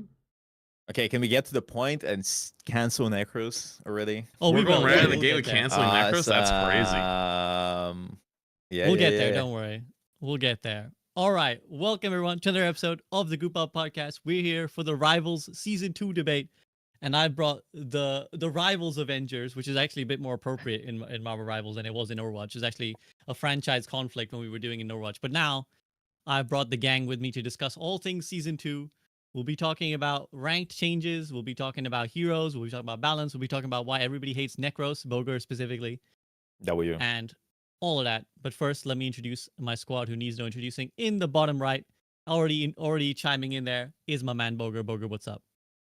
Hi. I got Celestial 2 today, so I'm really happy about that. Well done. Me and Rixie I think we have 70% win rate together, so that's great. Jesus. Baller. You'll have to drop your tips in the bottom left. The tips is play with Rixie. There you go. Get boosted. Get boosted is the tip. Is that a new Captain America shield there in your background, Flats? Welcome to the stream. It is. It got sent to me, and it is full metal. It's actually so cool. That is awesome. That's baller. Damn. That's really cool. So like, did you try throwing it at stuff? I definitely break shit. Like, it's heavy. No, like, hang on, he throws it at random people on the street. He's just walking by. He's like, face justice. Yeah, Faye. Are you prime sub? No. Okay. Oh, Wait, wow. It's heavy. This thing's solid. Wow. So if I threw this, it would break. That's quality. Damn, they just sent you a straight up weapon in the post. They just sent you a weapon in the mail. All right, that's pretty cool. That's pretty cool. Well, all right. Well, we'll see what if that's suddenly made you a Marvel Rival shield or not. In the top left is Aramori. Aramori, how you doing? Hello, I am doing good. I woke up early for this. I was literally just gonna say you should be very grateful for Aramori because she woke up earlier than she normally does to come here. Which I as a late sleeper, I understand how painful that is, how much that upsets my entire life. So thank you, Aramori, for giving us your time. No problem. Okay then, gang. Let's get to it. As we always begin, we'll begin with your general thoughts. So tell me, gamers, how are you feeling overall, big picture, about Marvel Rivals Season 2? Boger, we'll begin with you. Rivals Season 2, go. It's interesting. I think the general consensus is that it could be better. Definitely. There's things to be desired. I think ranked is kind of cooked right now. I think they Giga buffed annoying characters like Captain America and stuff and Iron Fist, and that's also really annoying. So I think, and then Support Strike, and then Necro's canceled, and then yeah. So it's interesting. I know. I don't think I don't think we got too many cool things this season to make people keep playing, right? And the things that we got that are cool are just kind of like, so kind of alienated support players a bit, and then Giga buffed a bunch of DPS characters. Emma is cool. I like Emma a lot. But outside of that, a big portion of the player base doesn't play DPS, kind of not having fun. Yes, I've seen. Like I said, we'll have an extended section talking about this whole support strike and this sort of conflict that's emerged in the Marvel Rivals community. But I've definitely seen more discontent than ever with Marvel Rivals. In fact, I was just browsing the Forsaken site of Twitter, and I saw like the top thing on my thing was J3's tweetings like Marvel Rivals is ass right now and solo queue is double ass. So he's not having fun. Flats, is that an accurate assessment of Season 2 Marvel Rivals? He's absolutely spitting with that one. To be honest, as someone who can freely just run around and play whatever, yeah, I don't want to play Rivals that much right now. It's kind of shit. There's a lot of reasons for that. The new rank system, I think, is just dumb. Like, it's genuinely just dumb. I know that there's ways to min-max it. I know there's ways to get around it. I know, like, but it's just not fun. It's just created a lot of issues. The meta is really not that fun. And on top of that, for myself personally, Stadium came out and I had way more fun with that. So I was like, fuck it, I'm gonna go play this instead. So I played a lot more of that. I also I just every day I regret not making my rivals players yearn for Overwatch video, because every day I feel like we march closer to that. Where like every day people start asking for more stuff. Like we're probably like a month away from the roll queue conversation at this point, I feel like. And it's both funny and insane because I've not played these games once before, not twice before. This is the third time, because we did it in Overwatch 1. We did it with Overwatch 2, and now here we are with Rivals. And it's just like, it never fucking ends. We never learn our lessons. We always just do the same shit every goddamn time. And I've been pretty quiet on the Rivals front. I made it very clear in the beginning. I was like, I just want to watch. You know, I'm not going to you're not getting anything from me. I'm just going to be a spectator. But I changed that this week a little bit just because shit just got so out of hand and so fast in the last like 2 weeks.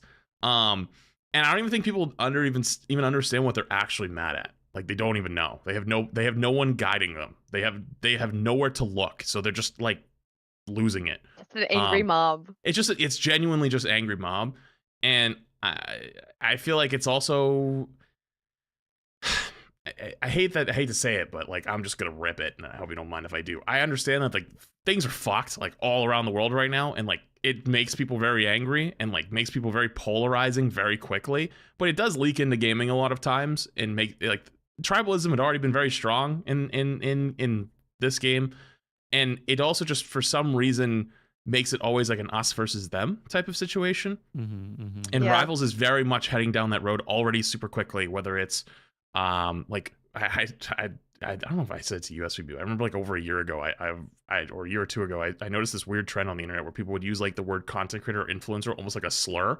Oh my god, yes. Yeah, and I think It's I think I had it said to you at some point, Boger, one of Yeah, our yeah, 5 to me, a.m. to me, we were conversations talking- forever we were ago. talking- we were talking. No, This it was was like when 2 we played- years we ago. played I noticed Overwatch. it. Yeah. When we played Overwatch, you said the same thing. Yeah. Yeah, I noticed it years ago. It was like this for some reason. Like it's like almost being used as a dehumanizing term, and sometimes it's rightfully used. Like for example, with like, you know, Japan, right? Like people go go into Japan to be a tourist or to go like make content in Japan. Like 1 or 2 really fucked up people, it ruined it, and then it's like, oh, all these influencers ruin it for everybody. And it's like, well, no, it's like 2 people. Like you just get to see it because it's on camera. Like those people are stupid. But the same thing happens kind of in gaming as well. And it's become like a war between like casuals versus competitive players, content creators versus the general public, between roles, between heroes. And it's all like us versus them, and it just spirals so fast. And I don't think it affects the people as much that are in it. Like Necros will come back tomorrow and he'll be fine. Like I don't know if he'll actually come back tomorrow. Maybe he's taking a week off. But like it won't affect like the people that are actually in it talking. I think what it affects the most is the people who watch from the shadows, the silent majority, who watch the shit show and go, you know what, maybe this community is a little too toxic or a little too fucked up for me. I don't think I want to be here that much. And I think that is actually one of the things that can destroy a game's community faster than anything, is the silent majority who sit back and watch and see all the crazy shit happen and go, it's kind of weird. I don't know if I want to be here anymore. And that's my big worry long term right now. I mean, I'm gonna let Aramori, because we haven't actually even said hi to Aramori yet properly, so I'm gonna let her time in. But you're describing me actually, Flat. So we'll touch base on that in a second. But yeah, Aramori, that was a lot of different points that Flats made very eloquently about things, the state of Marvel Rivals. As someone who probably is not allowed to bounce off of Marvel Rivals, how are you feeling at the moment? I feel like my view on the season is a little bit different because I honestly have not had a super ton of time in ranked right now. Like for instance, Bogert said he's Celestial 2. I'm GM2 right now. Like I just have not been able to. I know, right? I have not been able to just like sit down and sink in time. I have not been able to sit down, sink in time, and like just play. And that's because I've had like tournaments and just a whole bunch of other things that have kept me off of the ranked ladder. So my view of the season and how it's been has kind of been from like scrims almost solely. But the times that I have played ranked, I have noticed just like people are just so angry with each other, and it just seems like, I don't know, maybe it has something to do with the Necro situation. I'm not sure. Maybe it is the whole like, oh, this game's kind of old now. Like we're getting out of the honeymoon phase of the game. People are very angry, and I've seen more throwers that I have this season than any other season, and I've played less this season, which is crazy to even think about, right? But yeah, I don't know. My view of the season is definitely different, I think, than yours. I think Emma is a fantastic addition to the game. She seems to just fit right in. She kind of has this like Diva Zarya counter thing going on with the thing where if you play the thing versus her, you kind of get melted, right? Which is kind of like a fun thing for me, right? I'm like, oh, they have a thing. Let's just go Emma. Not to trigger Flats or any other tank players. I've been playing only Emma. I have Emma is great. I love Emma. I just want to agree. I think I have 30 hours on her. I have 65% win rate. It's great. I love him. Awesome, yeah, you have Lord, right? With 30 hours? Yeah, Yeah, that's crazy. And she also kind of feels like and maybe we'll touch on this for like new characters in the future, but it feels like she's very strong. But she's not a must pick for one, and she's outplayable, right? It's really tough to put a new character in the game and they have these really strong abilities that you just can't play around at all. But she has like a very limited range. It's very obvious when she goes into her diamond form. You know, like, okay, she's gonna go for her grab. There's things you can do to like outplay that and not get grabbed or whatever. So great character. Just want to say that I love her a lot, and she's very hot. That's the view of my season. Yeah, I'm like, oh no, they have an Emma. Don't joke me. All right, well that's a whole other section we could get into, but you know, I think having already broached the subject, let's dive into this the central controversy, guys, that even I have seen from the outside looking in on Marvel Rivals has kind of plagued it. But let's actually paint the timelines, because I believe this all started because of the rank changes that occurred in season 2, right? Where they basically changed the system to add performance-based MMR, which was disproportionately screwing over the support players. So let's have, we had a good chime in from Flats there. Actually, Aramori, do you mind describing what this change was and like what effect it actually ended up having? And then we'll actually dive deeper in. They essentially put in performance-based SR, which, if you remember way back when Overwatch first came out, actually was in the game, right? So again, we've played these games That before, was great. right? That was great. That was great. I'm so glad that we had performance-based SR.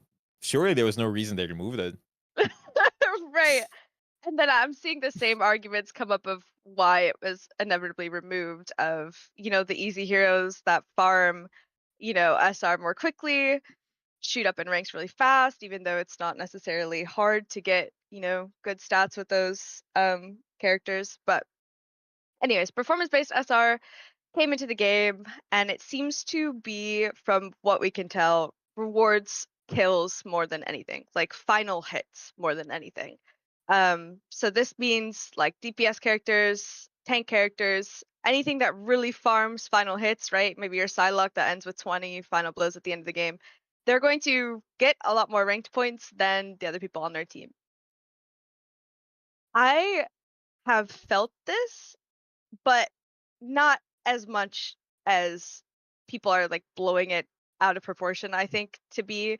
I don't care either way, but I also play, like, in terms of strategists, I play Loki a lot. So I get a lot of final blows. I get a lot of damage in my games. My character doesn't just, usually sit back and heal. It's usually a lot of both. Same thing with like Sue. Sue also gets a lot of both. So I don't know. My advice to strategist players that are feeling the I don't know, performance-based SR is pick a strategist that does more damage. I don't know. Like that's kind of what it's come down to right now. I know Rocket is kind of hit the most. He gets like, I don't know, on average maybe like 5 points less than everybody else on his team, which is kind of tough. Yeah, I mean, we've all played these games before, and when Flats first brought it up, it made me think of that famous Karl Marx quote, which is like, history repeats itself first as tragedy, second as farce. And we're at the farce stage now, where we just like, you just have to laugh that like all these things are, we've seen it happen, we've seen it play out, and still people keep yearning for it. But players, I don't think in the game ever like when this happens, when it's like their hero is disproportionately punished, right? It's like, oh well, why does my, I want to heal, but why do I get punished for it, right? So I can already imagine, you put that on paper and you can say, yeah, people are not going to like this. But Bulger, how did we go from that change where it's like, okay, maybe some heroes are getting less SR, to a civil war with Necros at the heart of it, the Spider-Man at the front punching everyone? What happened? Like, paint the timeline.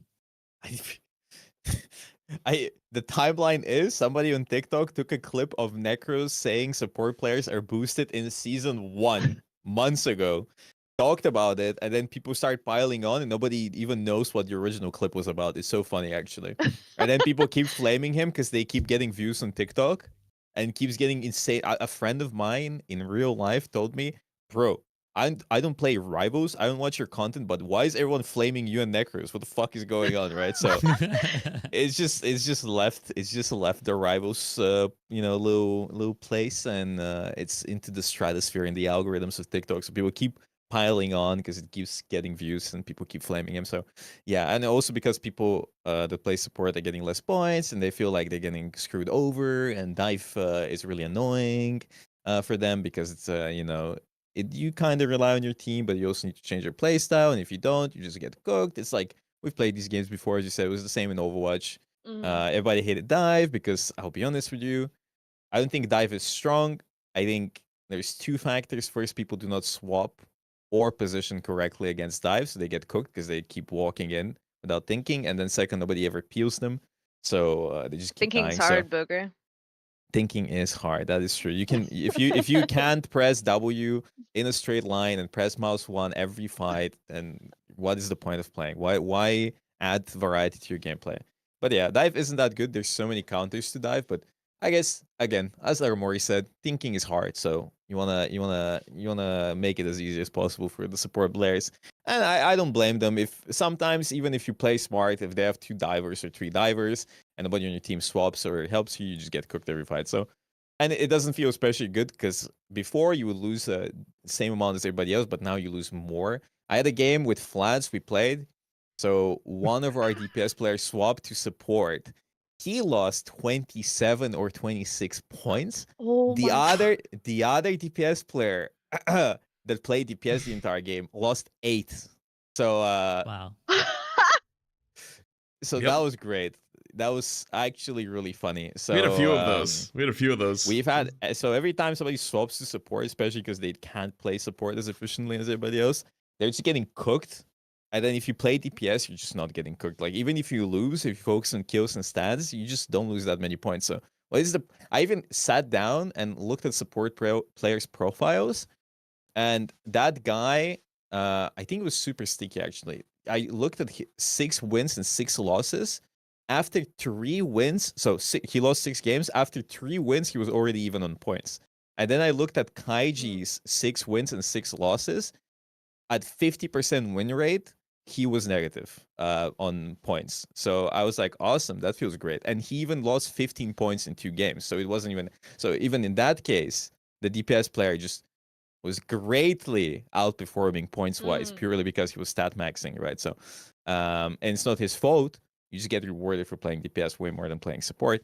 So you just pile on everything. I guess it's the oppression. It's not the bans, it's the oppression, guys. And I guess it's the like supports are getting flamed, and then the biggest figurehead says, you know, support players suck.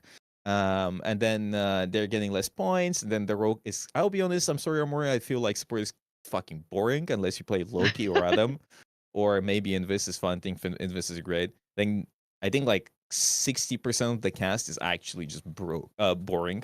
Really boring to play Overwatch, and you just don't have the tools necessary to deal with people.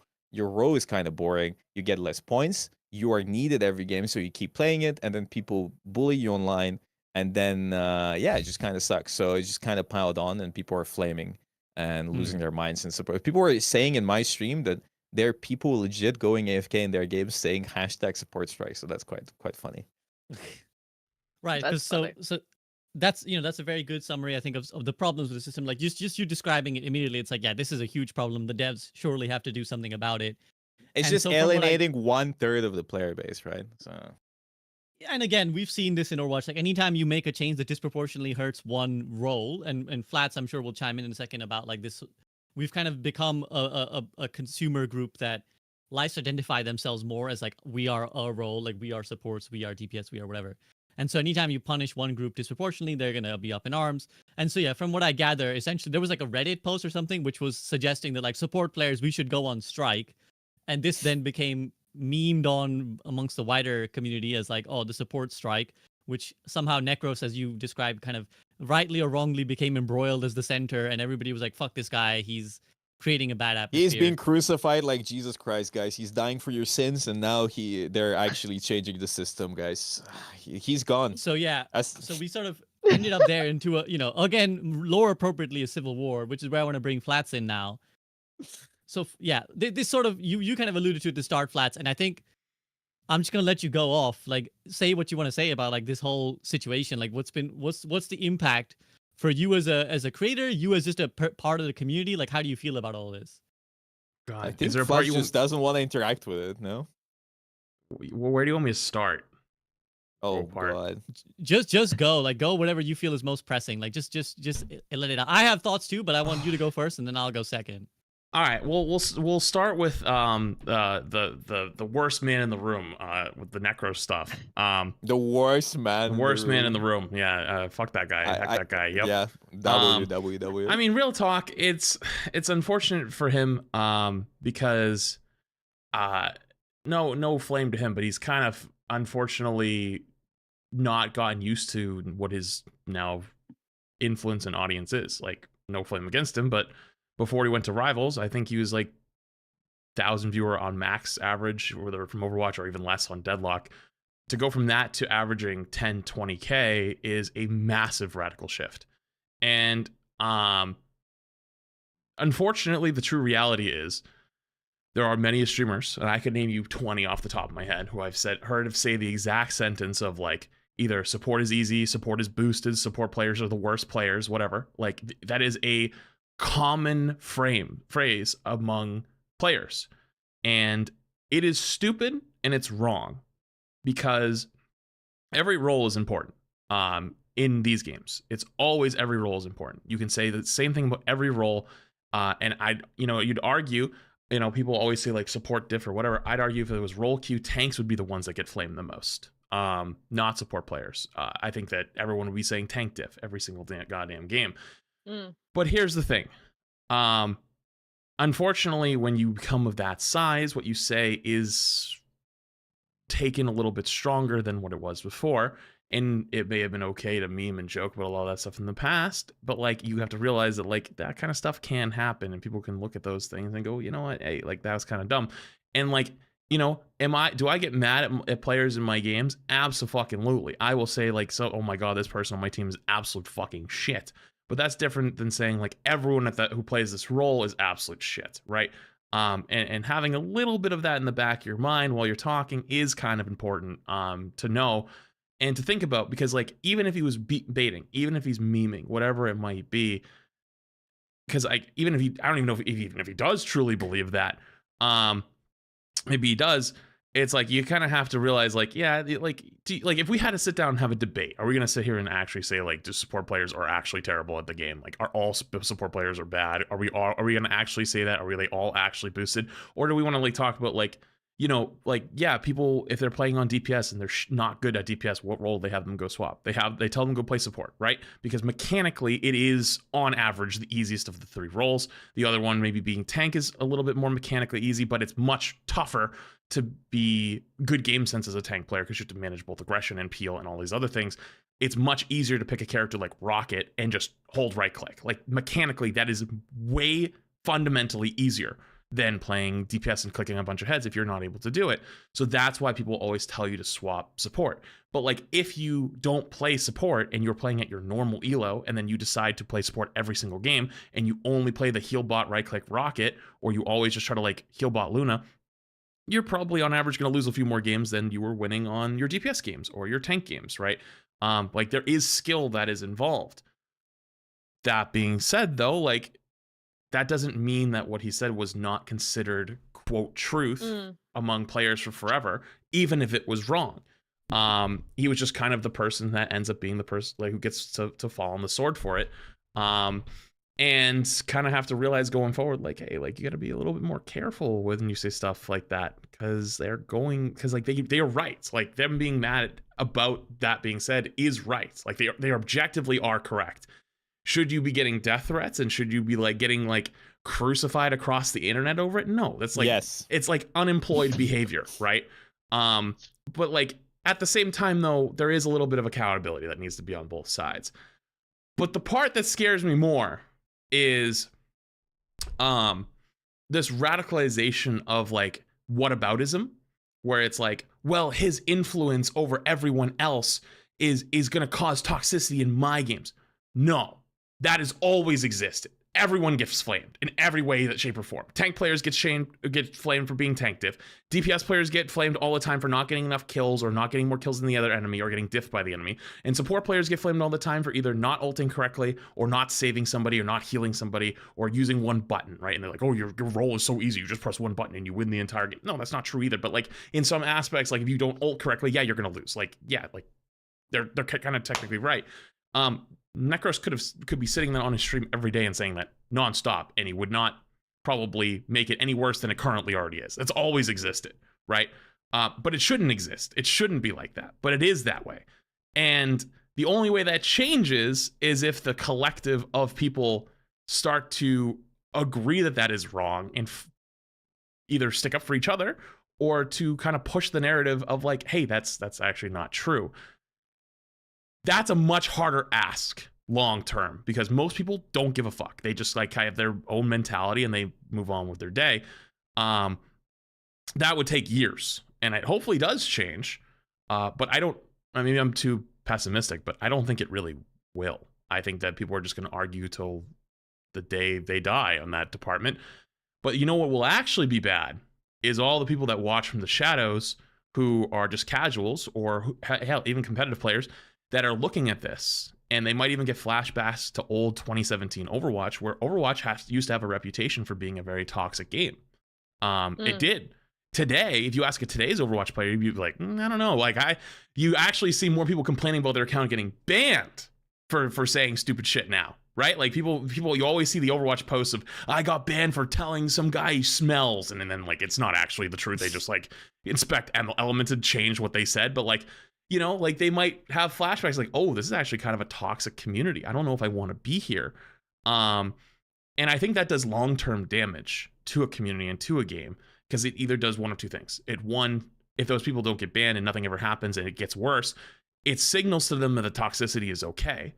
But the opposite end of that is if they do start banning and they do start going after people that like are toxic in your games and doing all this other stuff, those people get really mad because they're losing their accounts, and they also get really vocal, and then they also leave. So you've already started this downhill slide where it's like, well, now that people are pissed off, well, what do we do about it? Right? Like there is a few ways, like the rank system changing back and like not having as much impact on individual numbers, because numbers are not everything. For stats don't mean shit. The only thing stats should matter is wins and losses. Yeah, of course we can argue like, you know, you shouldn't have many deaths, and like, you know, on average you should be keeping up and heal. But like regardless though, as long as you're winning games, that's the thing that matters the most. But like that at this point, I feel like people are too radicalized. Like they're all in on one thing. And my worry is the whataboutism of like, oh, like this other thing or that other thing, is if we just kind of like everyone took a breath and was like, hey, you know, let's fix the rank system. You know, support experience could probably get a little bit of help and everything would be fine. Like things would go back to normal is the truth, but I don't think it'll be the reality. I think that from now on, people are going to look at that as like a quote unquote moment of like, we are lesser than, and it's going to be used as a weapon for their role to either get more tools or more characters or more things. And just like in Overwatch, there was a time when Overwatch 2 came out where support was the victim role, and I literally dubbed it playing Dead by Daylight. It's still a phrase used to this day, actually.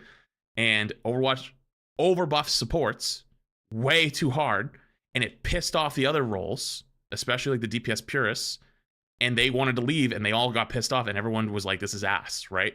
And then they have to pull that back away from those support players, and those support players who were previously angry and felt justified in their anger now feel like it's going to be happening again because they're being quote unquote, like their tools are being taken away from them again. Like at this moment where they finally feel like they have enough, we'll then restart this process of everyone getting mad again. It's like the dam has already been broken. So maybe I'm too pessimistic, but I don't think it'll ever go back to the way it was. I think we are now on the road of like a ticking time bomb where everyone's just going to be pissed. And it's like, depends on who's going to be pissed at the current moment. And everyone's going to play the whataboutism game, and everyone's going to have the blame game. And I just hope it doesn't get worse, is my only hope. Yeah, I mean, the thing about like toxicity in online games is that it's like it is completely inevitable. Like I have not met a single multiplayer online game where people are not gonna start bitching and griping. Like I think there's the separation between you want to eliminate people like slurring each other or using offensive words, but like someone bitching and griping and be like, you didn't do a good job, like switch hero, is inevitable, right? As long as there's communication, there's gonna be someone bitching. But I'm curious to take it to Aramori, then we'll take it to Bogo, and then I have a rant in the pocket as well. But Aramori, like this, I think part of what Flats is alluding to there is this sort of division between the roles, right? It's like we are support players and like we are maligned, we are, you know, duelists or whatever, you know, name your poison. Is there a healthier approach to this? Like, is there anything that can change about this? Or do you kind of share Flats' pessimism that it's like the pin in the grenade has been pulled and we're just kind of waiting for it to blow up, right? It's just going to always be getting worse. I don't know. I do not have Flats' experience on watching all of this. Like I kind of feel like yeah, we saw it with Overwatch before. I do think the worst thing that the devs could do is overbuff supports to just like have them live forever and have a million ways to deal with everything and then can't kill anything. Like that for me would be like the worst thing that they could do, right? And I actually put out a tweet as soon as I saw this like Necro situation and like the strategist strike. Like I put out a tweet and I said, yeah, strategist is way freaking harder this season. And I was talking about how you know, Captain America and like Venom, they get to go in and be in like all the time, and it's really hard to like force them out, right? It takes a lot of people turning and looking at a Venom that can just get like, what is it, like 1,000 HP at like the press of a button, to actually force him out. Then he just swings out and lives anyways, and then you know within like 10 seconds he's back again, right? It's really hard to deal with that like constant pressure, right? Whereas in other seasons it was kind of like you sit back, everybody's playing like a front to back style, right? Like so instead of shooting at the supports, you're shooting at the tanks, right? And then that, you know, kind of creates a better environment for strategists. They can kind of just sit back, do their job, not have to worry too much. Just press your buttons at the right time, right? All at the right time. So I do think this season strategist is way harder than it was, and that's the nature of, you know, dive being meta. But I think a lot of the frustration comes in where all these players that got used to that, like that's all Rivals has been for its entire life, has been this like front to back. We are witnessing the first ever dive meta, at least on live servers. I think in the alpha and the beta it was very dive focused, and then they introduced more things. Anyways, it is the first time the majority of the Marvel Rivals population has had to deal with a dive meta. So all of these players that were very used to this like style, that's what they thought Marvel Rivals was like sitting back, healing your team. You don't have to deal with too much, right? Now they're like, well, what the hell? What is going on? I'm dying all the time and people are getting mad at me for doing this. And you know, this isn't just happening in like lower ranks. This is like happening in like GM and Celestial. These players that's what they did was sit back and heal are now like, why am I dying? I'm having a bad time. I'm getting flamed. Like this is terrible. And so I hate to kind of say it, but it's a little bit of like a skill check, right? It's like all of these support players that kind of got to where they are doing something relatively easy, sitting back and, you know, hitting their shots. And we even said like last season that the more you played, the more the system rewarded you. You could get to relatively high rank by just kind of like logging the hours, right? We saw the rank distribution of, there was a lot of people in GM and Celestial, right? Just from kind of like playing the game. And so I think it's kind of like a eye-opening, like, oh my gosh, this is hard. This is harder than I thought it would be. And I think a lot of people are very, very upset by that. That being said, I do think it is pretty easy to play the dive characters. I don't think it's as hard as it is in Overwatch to like know where to jump as I'm talking Overwatch 1, by the way.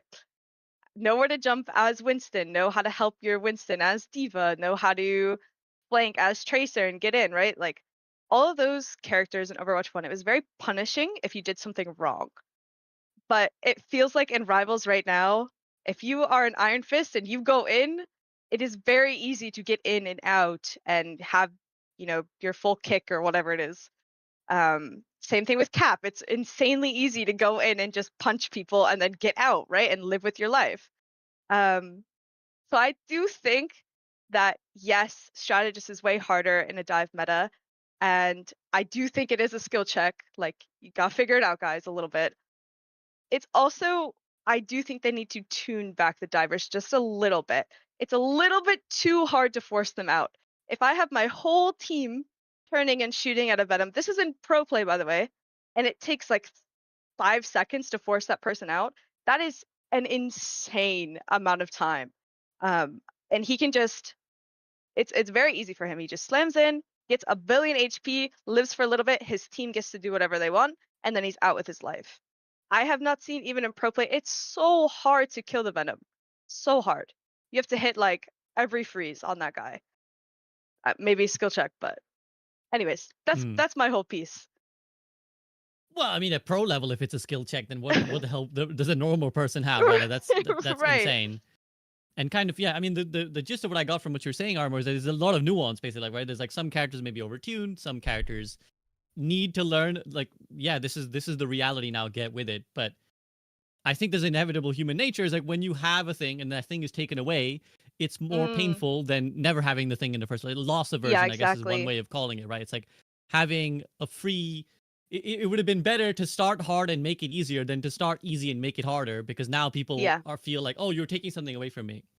So I want to take it to Boger. I have a, Wait. again a rant in the yeah. Go ahead, Flats. Can I really quick just respond? Yeah, please, anyone. Go ahead. Because chime in. I wholeheartedly agree with her as a competitive player. Because we've been doing this for years, right? Like all of us have. But here's the problem with this. Rivals has positioned itself as a quote casual game, more casual game, and it also has a more approachable, easier to approach like gameplay loop than say Overwatch. My concern is because at this point, right, I am at the point where I want this game to be as casual as fucking possible, because I have my competitive shooter. It's called Overwatch. And everyone said for years that it's too competitive, people listen too much to balance, whatever. I personally want to see both. I want to see the casual one.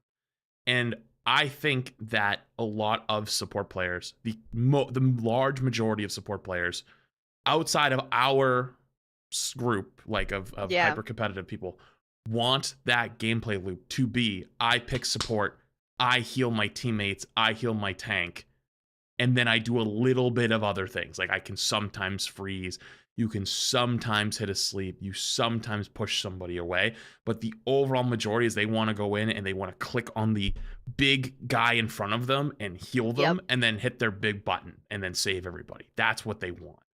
And what this meta is specifically is you have to go on the offensive to fight that Venom, to fight that Cap. You have to hit your freezes. You have to hit your buttons. You have to actually fight back. And they don't like it. They don't want to do it. And I'm a little concerned because like I know that you're right, but we're hitting a crossroads in Rivals where they're going to have to decide, is the support role going to be about healing, or is it going to be more supporting like in Overwatch? And I think the wrong call is to go the support version of Overwatch. Boger was saying earlier he thinks a lot of the supports in this game are boring. But I don't think that most people who play support in this game, like the large majority of people, think they're boring because they don't want, they like, even if like, for example, they like you want to be able to get kills, you want to be able to hit cooldowns, you want to have impact outside of just heal botting, right? There are a lot of people that love to heal bot, and you can start to take that even further, right? Where, you know, we were talking about like we don't want to buff supports too much to the point where they're like unkillable. I remember like a month and a half ago, everyone was complaining about Luna ult still and saying like Luna ult needs to be 8 seconds instead of 12, right? And like we did the same thing in Overwatch where like Zenyatta ult, right? Like Zenyatta used to be insane ult, like one of the most insane ults. Now like nobody gives a fuck. It's like, okay, whatever. And people will still get so good at min-maxing it that like in high tier play, right? Even if you made Luna ult 8 seconds, it would still probably be an insanely powerful ult, right? But for other ranks, that 12 seconds gives them time to react to other things. It gives them times to like actually, you know, work their way forward to healing their tanks. And then like after 2 or 3 seconds realize, oh, my backline still needs help. And then they slowly work their way back because the speed of the game is just incredibly different. And I do like spectating bronze. I used to do an Overwatch a lot. The difference between a bronze Overwatch player and a Rivals player is like the Rivals player looks like an infant picked up a controller. Like the Overwatch player looks like, you know, they look like they're like Diamond in GM or Diamond in Rivals like last season, right? Like it's crazy the difference between them. And even though I know you're right, I feel like going more healing is what those people want. I feel like that's what they want. But I don't know if that's what they're going to actually do. I don't know if that's what they're going to do. And I think if they go the route that you were talking about, like the more support route, I think people are going to get really mad. And I think they're going to cite that as a reason why they don't want to play the game anymore. And again, maybe this is me being maybe too cynical. I don't think there's a winning road because they've already been set up to the point where if you buff these supports, which they're going to do, people are already think support's too strong for their like healing capabilities and their survival capabilities. If you give them the ability to kill too, people are going to start getting really mad and saying support is too strong, and then they got to pull something back.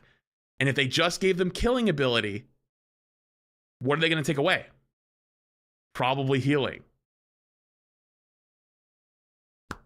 And again, we saw this in Overwatch, right? Where it's like people would be like, BAP is a better duelist than most DPS. And it's like, okay, yeah, like, you know, we're just hitting. I think this is always the pull, though, Boger. Like, this is always the pull, right? In a game where it's like, do you lean into what a certain role likes and therefore make it more niche, more like, okay, well, only support players will like this? Or do you try and make a role more general so that like a Marvel rival player could enjoy all the roles, right? But then that comes at the cost of sanding it down potentially. So firstly, do you agree kind of with what Flats has said? And then do you have anything in relation to this and the whole issue at hand? In the words of my good friend Fan, I just want to be a pocket pussy. I don't want to think. She plays support and she loves just heal botting, and that is so many people in this game. They just love being pocket pussies, bro.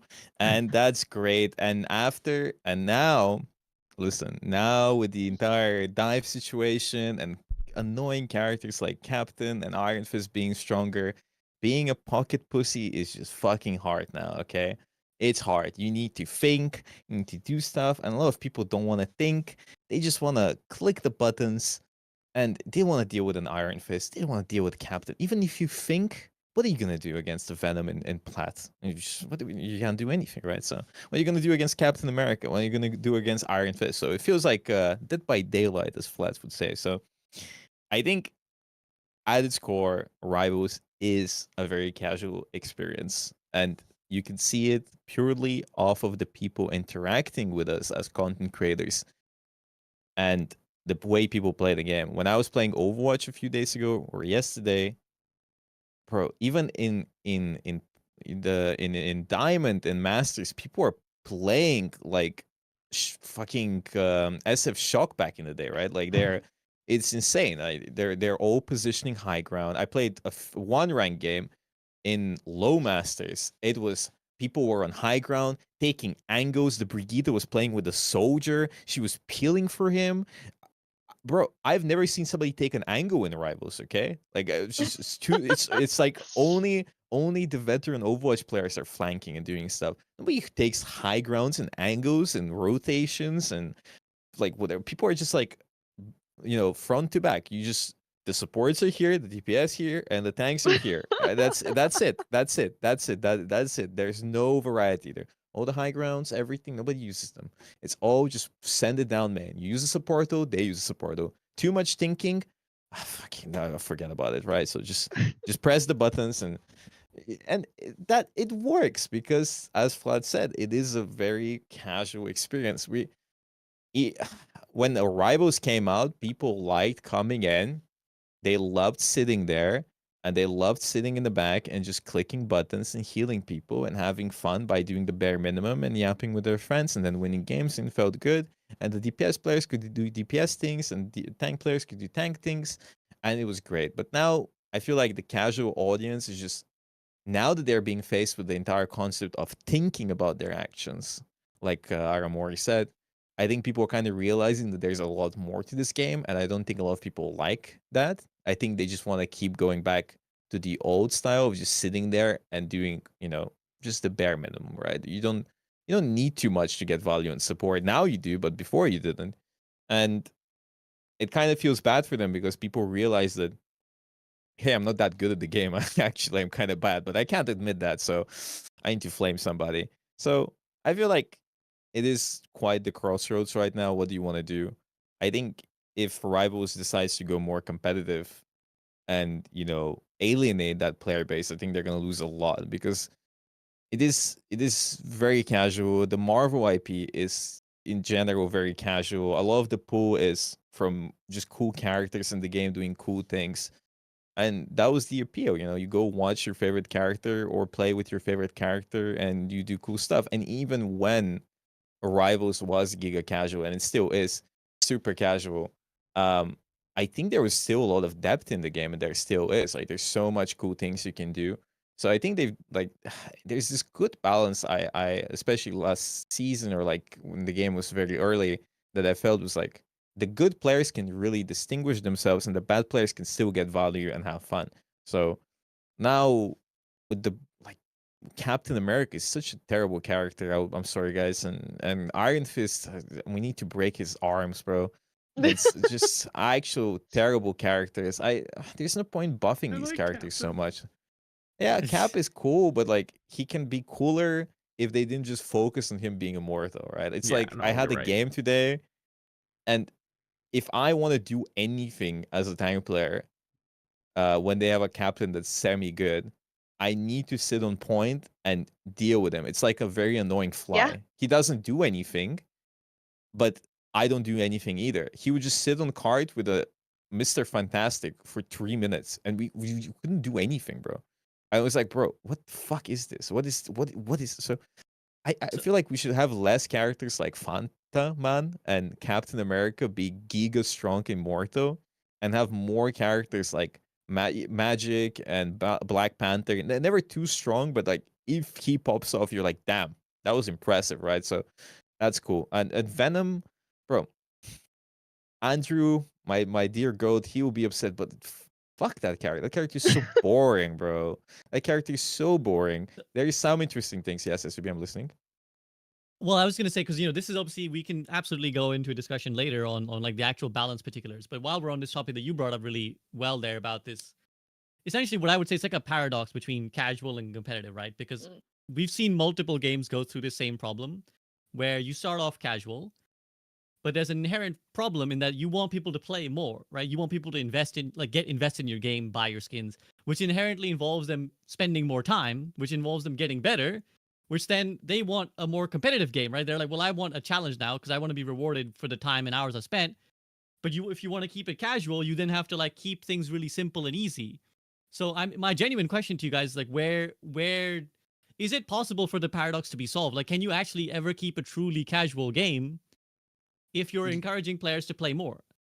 I mean, it's a crossroads, and I don't think it's ever gonna happen. You can't have all the casuals happy and all the pros happy, right? Like, unless you genuinely make two game modes where it's like, if you try hard, you get banned, right? Type of deal. It's like, okay, like it's just a natural progression of things. Like, a game comes out, everybody's happy, everything's fresh, and then people get more toxic and get meaner because they realize all the faults in the game, and it gets like, really, it feels bad, and then somebody nerfs something they don't like and it just falls apart.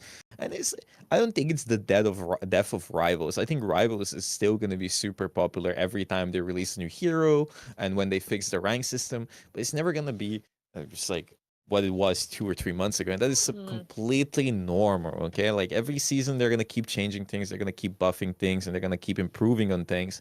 But it is just the experience of any game. There's no game that keeps releases to a peak and that keeps breaking the peak all the time. Like, like way into the future, it might. But Rivals is so young, you don't know what's gonna happen, right? So, I think, it's just, as I said, I think one of the biggest gripes right now, the two biggest gripes, which really push away all the casuals, is quite literally characters like Captain and Iron Fist and even Venom just being a nuisance. It's just not even fun to play against. Like Aramori said, you need to have everybody turn around and shoot him, and even if you do, it takes 5 seconds plus with a pro team. In fucking Silver, bro, that's 1 minute plus. Okay, so there's these characters just like really ruin the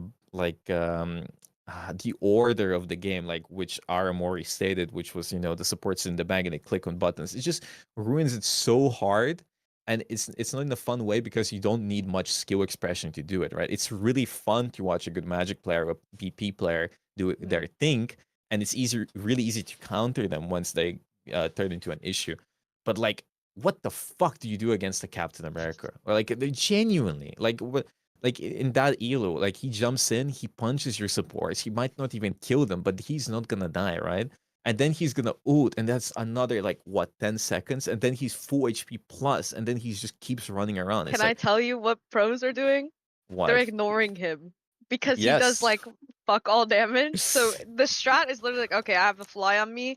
Okay, as long as he's by himself, I'm just gonna keep healing my team. That's The it. tickle It's monster. insane. Literally, tickle he's the monster. real tickle monster. Yeah. It's crazy. Anyways, Yeah. sorry. But in lower elo, you're just panicking. Imagine you're a 9 to 5 dad who comes back from the oil rig shift, feeds their fucking kids, sits down to play support his favorite character, Rocket Raccoon, gets beaten by a fucking Captain America 24/7. It's just fucking rough. And then an Iron Fist says cheaper town hall and keeps beating him, and like, fucking it's just over, bro.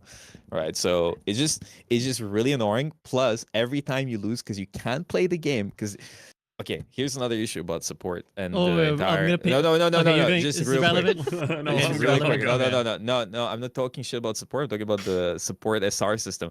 If your team is getting rolled, it is very, very obvious that the supports are gonna have the worst stats and they're gonna lose the most points, right? Because the DPS can Yeah. go do their thing, tanks can do their thing, but if you guys are getting rolled, support can't do anything with a front line, and they can't do anything because maybe they're getting rolled because the entire team is focusing them. So they're gonna have horrible stats and they're gonna lose 20 million gajillion points. So it doesn't fucking feel good to win 2 games or 3 games in a row and then go play a game, get steamrolled, and lose all of your progress instantly because you got rolled. And because it's just on paper, it looks like you fed, but there's a lot of nuance in the game that you can't just say, oh my god, this guy is the reason why they lost. Well, maybe it's because we didn't go the thing, or nobody swapped, or we had one support and I was only one on support and whatever else. And it just feels so bad if you're a casual player, right? No, it's a good point. Feels bad I if you're just wanna anyone. take it to... Just saying. Feels bad Yeah. if you're anyone, but you can negate the effects if you're on tank or DPS, even slightly. On tank, a little bit less than DPS, but in DPS, you can just leave voice chat and farm kills, and you like -8 points easy. So I'll take it to either Flats or Armory. Either of you feel free to chime in on this. Like, let's go this one more touch on the paradox. You know, of the comp casual. Because I saw Flats, you were kind of smiling on that part. So we'll talk about that part, and then Armory, any thoughts, and then I'll drop my rant finally on this whole situation. So go ahead, Flats. The paradox on what? Sorry, I'm. The comp casual, like the competitive player versus casual player paradox. Like, can you really ever make a game that will satisfy? No. I think that the us versus them mentality that has become the reality we now live in is too strong to ever even have a conversation about that type of stuff. It is becoming more of a widespread opinion that pros ruin games, streamers ruin games, content ruins games. It started growing in the last like 2 years. Can I just add one quick one? When I was playing Overwatch, the funniest comments were pro players ruin Overwatch, and then somebody 5 minutes later would come into my channel and be like, support players, not support, fuck, casual players ruined Overwatch. And it's like, bro, pick your fight. Like, who ruined Overwatch? Casuals or pros? Yeah, well, that's the thing though, because people are so used to grifting, like true grifting. Like, actually, that's even lost its meaning. I mean, like true, like you pick one side and you never move. Overwatch, unfortunately, tried to make everyone happy. They really did do their best with trying to balance for both, whether it was, you know, that's the whole reason Brig existed, by the way, was because people would scream that dive was too strong and support players were getting eaten alive. Take this as a warning. And they tried to make it so that they could have a character to pick to fight against it. And then, you know, at that time, like they were being accused of listening to pros and streamers too much, those that they kind of let it go. They were like, okay, like let's see if we can make this work. And then pros went fucking ballistic because it was just ruining the entire game. Rightfully so, right? Like they were the ones being most affected, but this stuff takes time to trickle, right? That was like dropping a nuclear warhead on the community. And normally whenever small changes happen, it takes a few weeks for it to ripple out. And I always try to tell people, they don't listen, but the casual especially, I'm like, listen to me. If you hear streamers or pro players complaining about something, you're going to sit there and go, I don't know why you're complaining. I'm still having fun. Give it 3 weeks. Give it 3 weeks, and I guarantee you'll come around because they play more than you, so they'll bump into the problem sooner. They are like an indicator of what will happen later. There is no pro syndicate. There's no streamer syndicate. There's no Flats is underground controlling all society of us. that's looking to he's come and holding destroy my your family fun. hostage. Help me. They will bump into it first. So they are an indicator to be like a litmus test of like, oh shit, like this is becoming a problem, to give time to start working on a solution to the problem when it hits everyone else later, so you don't have to deal with it for long, right? That's like how it's historically always worked. The thing is, though, is as this new culture has started to persist, we saw it in Overwatch. People don't want to say anything anymore because they don't want to become the targets. They don't want to be the person blamed. They don't want to be that's like, you guys are, quote, ruining our fun, right? And even if a lot of players are right? If pro players are right, like this certain thing is broken, right? And the reason why you're so fucking good at it is the reason why you're a pro, right? Like you guys, and correct me if I'm wrong, every pro player is very fucking good at identifying what they can abuse to the absolute maximum faster than the average player, right? And whether it's a support ult charge, whether it's a certain combo, whether it's a team up, whether it's a coordinated dive, whatever it is, you are so good at figuring out what is broken and going hard on it before anyone else can.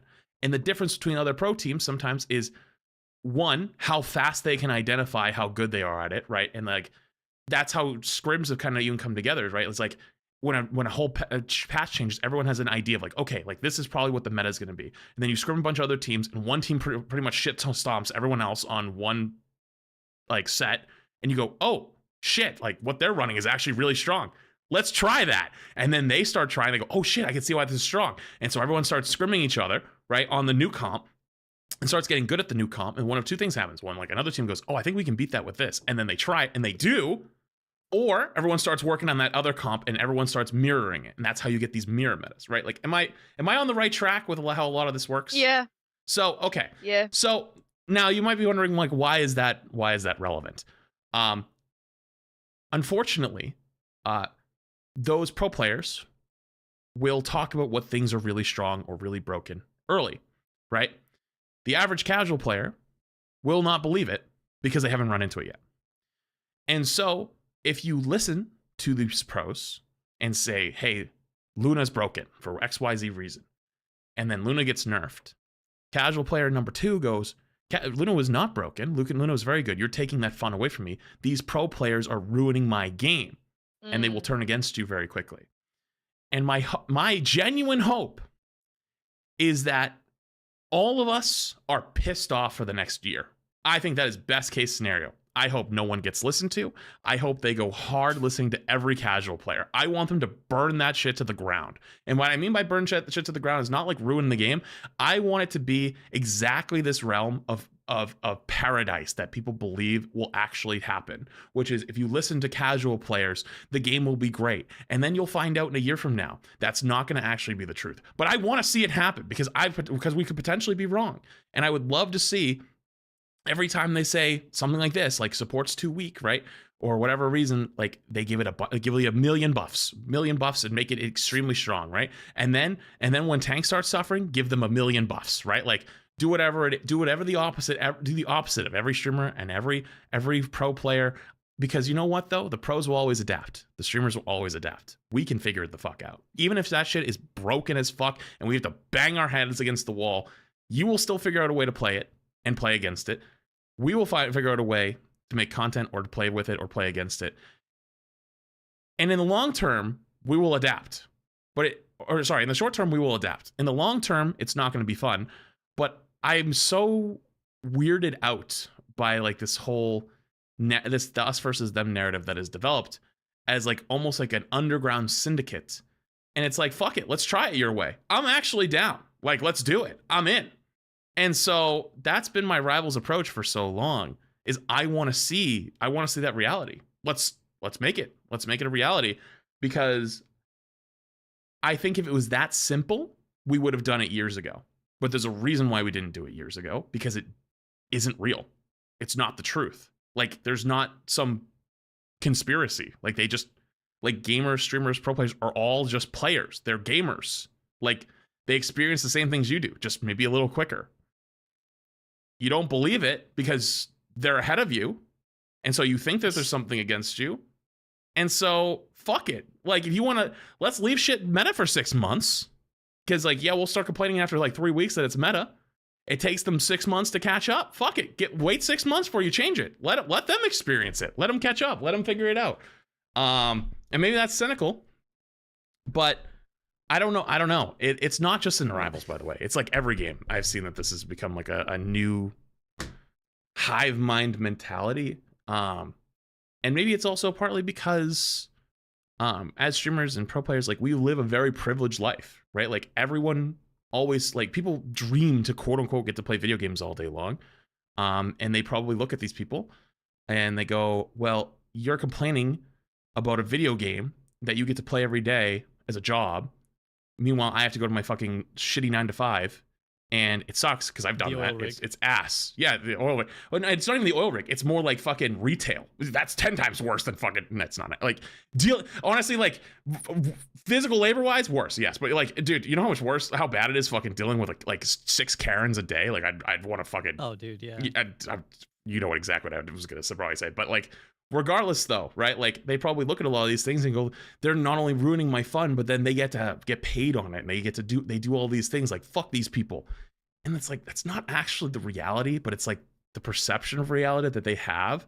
And so like, I'm fuck it. I'm in. Let's do whatever you want. I'm in. I'm here for the ride. Like, I'm here as a spectator. So while great in theory, I think the problem with that is that an ideology like this, like the us versus them, it's unfalsifiable in that it can't be proven wrong. So as you'll have learned this from real life, but even Overwatch, another example Boger alluded to earlier, half of set of people say like the competitive players ruin Overwatch, half people say casual. None of it is grounded in truth. Wait, no. Let me correct. 1/3 says competitive, 1/3 says casuals, and 1/3 says that streamers killed gaming, including Rivals, including Fortnite. Ninja killed Fortnite, Necros killed Rivals. Oh my god, I saw that one. Well, this is the thing, that none of it is really reflective of reality, right? It's just a belief system being expressed. So even if you gave people exactly what they want, they would turn around a month later and be like, well, this isn't actually, no, that's not what I said. I actually wanted this. You said, no, you're listening to the wrong thing. Like, that other guy said this, but I didn't say this. I actually wanted this. It can never be allowed to backfire, because it's not about any objective reality. It's about a feeling. And the feeling is, I want a game that I like. And so if anything that doesn't match that is automatically like, oh, well, someone else is to blame. Now I'm going to let Aramori get a chance to chime in if there's anything you felt like, listening to Flats talk, if there's anything you wanted to say, and then we'll bring it back to me. Go ahead, Aramori. I just wanted to make a small point of, like, Marvel Rivals is still a very new game, right? And I made this point last time I was on the podcast, but there are some heroes where we're like, that hero sucks. Like, nobody's going to play that hero. That character's dog, right? And then all it takes is one guy to figure it out, and then everybody goes, that character's pretty good. And then it changes the game completely. Like, Wolverine, when the game first came out, everyone was like, that character sucks. Dog shit. One guy figured it out, and it destroyed everybody's what we thought was good, right? Like, Wolverine. Scarlet Witch meta when, Aramori?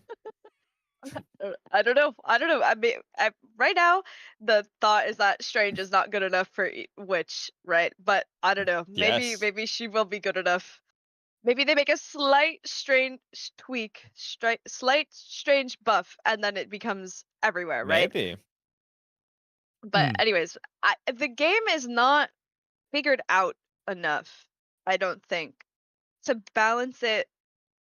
Like, I think you can make slight changes, but I don't think it's at the stage that Overwatch is at, where it's like, it's pretty much figured out. Like, people know what's good. Like, everything's figured out. With new heroes being added as quickly as they're being added in Rivals, and the cast just being so big, I think we are still figuring things out, like, as we go. Like, I know Human Torch got buffed on this patch, but I even said last time I was on this podcast, like, Human Torch sucks. That character's awful. And then I got rolled in scrims by Human Torch, and we were like, hold on. Hold on, guys. So, like, we gotta figure this out, right? And we did, but it was like, that flipped us on our heads. We did not expect Human Torch to do that. And And again, maybe yeah, that will take time to trickle down to the casual audience, but I don't think it's as like black and white of like, oh, we have to balance for the pros or oh, we have to balance for the casuals. I think right now nobody has it figured out 100%. Um, and I think meta I will have. change over time. Oh, okay. I As a think bugger. meta will change over you. time on its own. And we saw that in season 0 and season 1, and I think we will even see it again in season 2. Can I be like brutally honest here? I think outside of Emma right now, and Emma and Groot, I think Tank is fucking boring. Okay, I'll be honest with you. I don't think it's Real, bad or actually, anything. so real. I'm at it. I actually just genuinely, I've been thinking Emma's about so it. fun. Zoning, I think Emma is giga fun. Groot is whatever, and then Captain America and Venom just run around and do nothing. And then Strange is gutted. Magneto is spectating. And then what else Magneto do we is a have? spectator. It's Penny actually Parker so is ass. actual ass. It's actually just I feel like outside of 2 or 3 characters, it's so boring right now. Like Strange was so fun, and they just broke his kneecaps for no reason. I don't even know why, right? Like he's just so unfun now to play. And I just feel like it's kind of ass, right? Like if you don't play Cap, like Flats even agrees, if you don't play these characters, and even if you do, bro, I don't fucking want to run around and do nothing. I want to kill stuff. I want to be fucking silly, goofy little guy, right? And be like aura maxing. I want to spectate on Magneto. Magneto just feels like a spectator right now. It's actually so bad. And yeah. But if there was no Emma right now, I think I would be really miserable playing tank. Just straight up. I think I would be super bored. Well, we can get to Emma in a second. Let's sort of round up the sort of whole initial topic of like the comp changes and the effect they had on the support strike. I want to drop my rant, but of course I want to let anyone else chime in before they, there's any expressed sentiments. Go ahead on this whole No, issue. please. Okay, 'cause Give mine's a Strange's little bit- kneecaps back. Yeah, give him one kneecap. One kneecap. All I'm Just one asking back. for, please. Give him a one knee back. replacement. One Knee knee. replacement. Yeah, I mean, so mine is a little bit adjacent because I think you guys have done a great job touching on like how these things manifest in the game. I kind of, again, I think it's my perspective is a little bit always outside looking in, right? And Flats is talking about like, well, there's a lot of people who are going to be watching who are maybe not so hardcore, who are like, what the fuck is this? I don't want to be a part of it. That's me. Basically, I'm like, what the fuck is this? And a lot of the times when I look at these issues in gaming, I kind of come away with that sentiment. Where like, man, I'm really glad I'm not making hyper like involved gaming content anymore because this shit is so stupid. And for me, I think the conversation I wish the community would have is around the sort of parasitic content around gaming, like the parasitic ecosystem that exists around gaming content. What I mean by that is that you have like your first hand creation, right? So you have the game, and then you have the people who are actually making direct content about the game, right? So you have the people who are playing the game, Twitch streamers, YouTube guide makers, whatever, TikTokers, whatever, the people who are making tangible content on the game.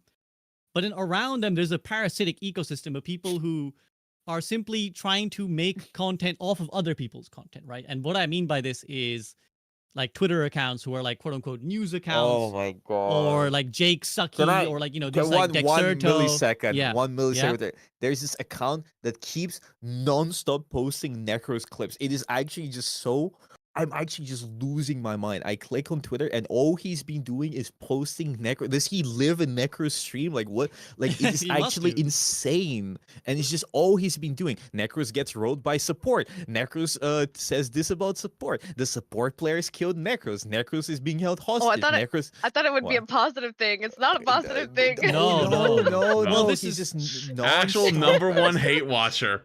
It's great. That's why you need to run more ads. Crazy. Run more He ads. You runs, won't he deal with runs it. so many ads. He's prime subbed. He's prime subbed. Don't Ah, worry, fuck. that guy's covered. He subbed No. through hate. He subbed through hate. Exactly. So that's kind of the point, is that there's this ecosystem of people whose job, or like not even job sometimes, but they maybe they are, is their revenue off Twitter, right? Is like they live Revenue to off take Twitter. things in the worst context possible, right? So they'll take like a thing that a streamer said, sometimes in the heated moment, sometimes like Necros, maybe he actually just means it, but they'll take something a streamer said and they'll like blast it as quote unquote news or some sort of drama thing to be discussed, right? So like Shroud says that this game sucks, or like, Boger said that everyone who plays this hero is ass, and like maybe Boger says it in like a heat of a moment, right? Like every one of us has been in a game where you're like, you're really Of worked up course. and you're like, fuck this character, like I hate this character, like delete this character, right? And then of course there's this ecosystem of people who live to just share all these clips from content creators simply with the one simple goal of like engagement and anger, right? And I saw this actually. So you guys have discussed it in the support strike content. I actually saw this yesterday with Overwatch as well. Dexerto made like a tweet that was like, "Oh, Yeah, Mercy yeah. players say that they are oppressed Yeah. Oh my because god. hero bans are targeting them specifically." And this is again to go back to that. This is a grift, right? This is all done in bad faith because they know what they're doing. They know they don't actually believe what they're saying. Their job is simply to create drama and create problems. Because unfortunately, people don't have a good bullshit meter. Like me reading that, you only have to read the headline to be like, this is bullshit. Like something smells off about this. This is not obviously grounded in reality. And anybody who has that sense will be like, yeah, well, 10 people on Reddit crying about like I'm oppressed because I'm a Mercy main. Like that's not representative of Mercy mains. That's not what the headline says. Like Mercy mains say they're oppressed. And of course, the use of inflammatory language is like oppressed. Genuinely, It's not the bans, it's the oppression, SVB. It's there, exactly. It's there to try and make people mad. And so because people unfortunately will not, there's no way for us to make people develop that bullshit meter, right? People will read that and they'll get riled up. You have to point the finger at these parasites, right? These news accounts, these journalism accounts, because they are very much aware of what they're doing, right?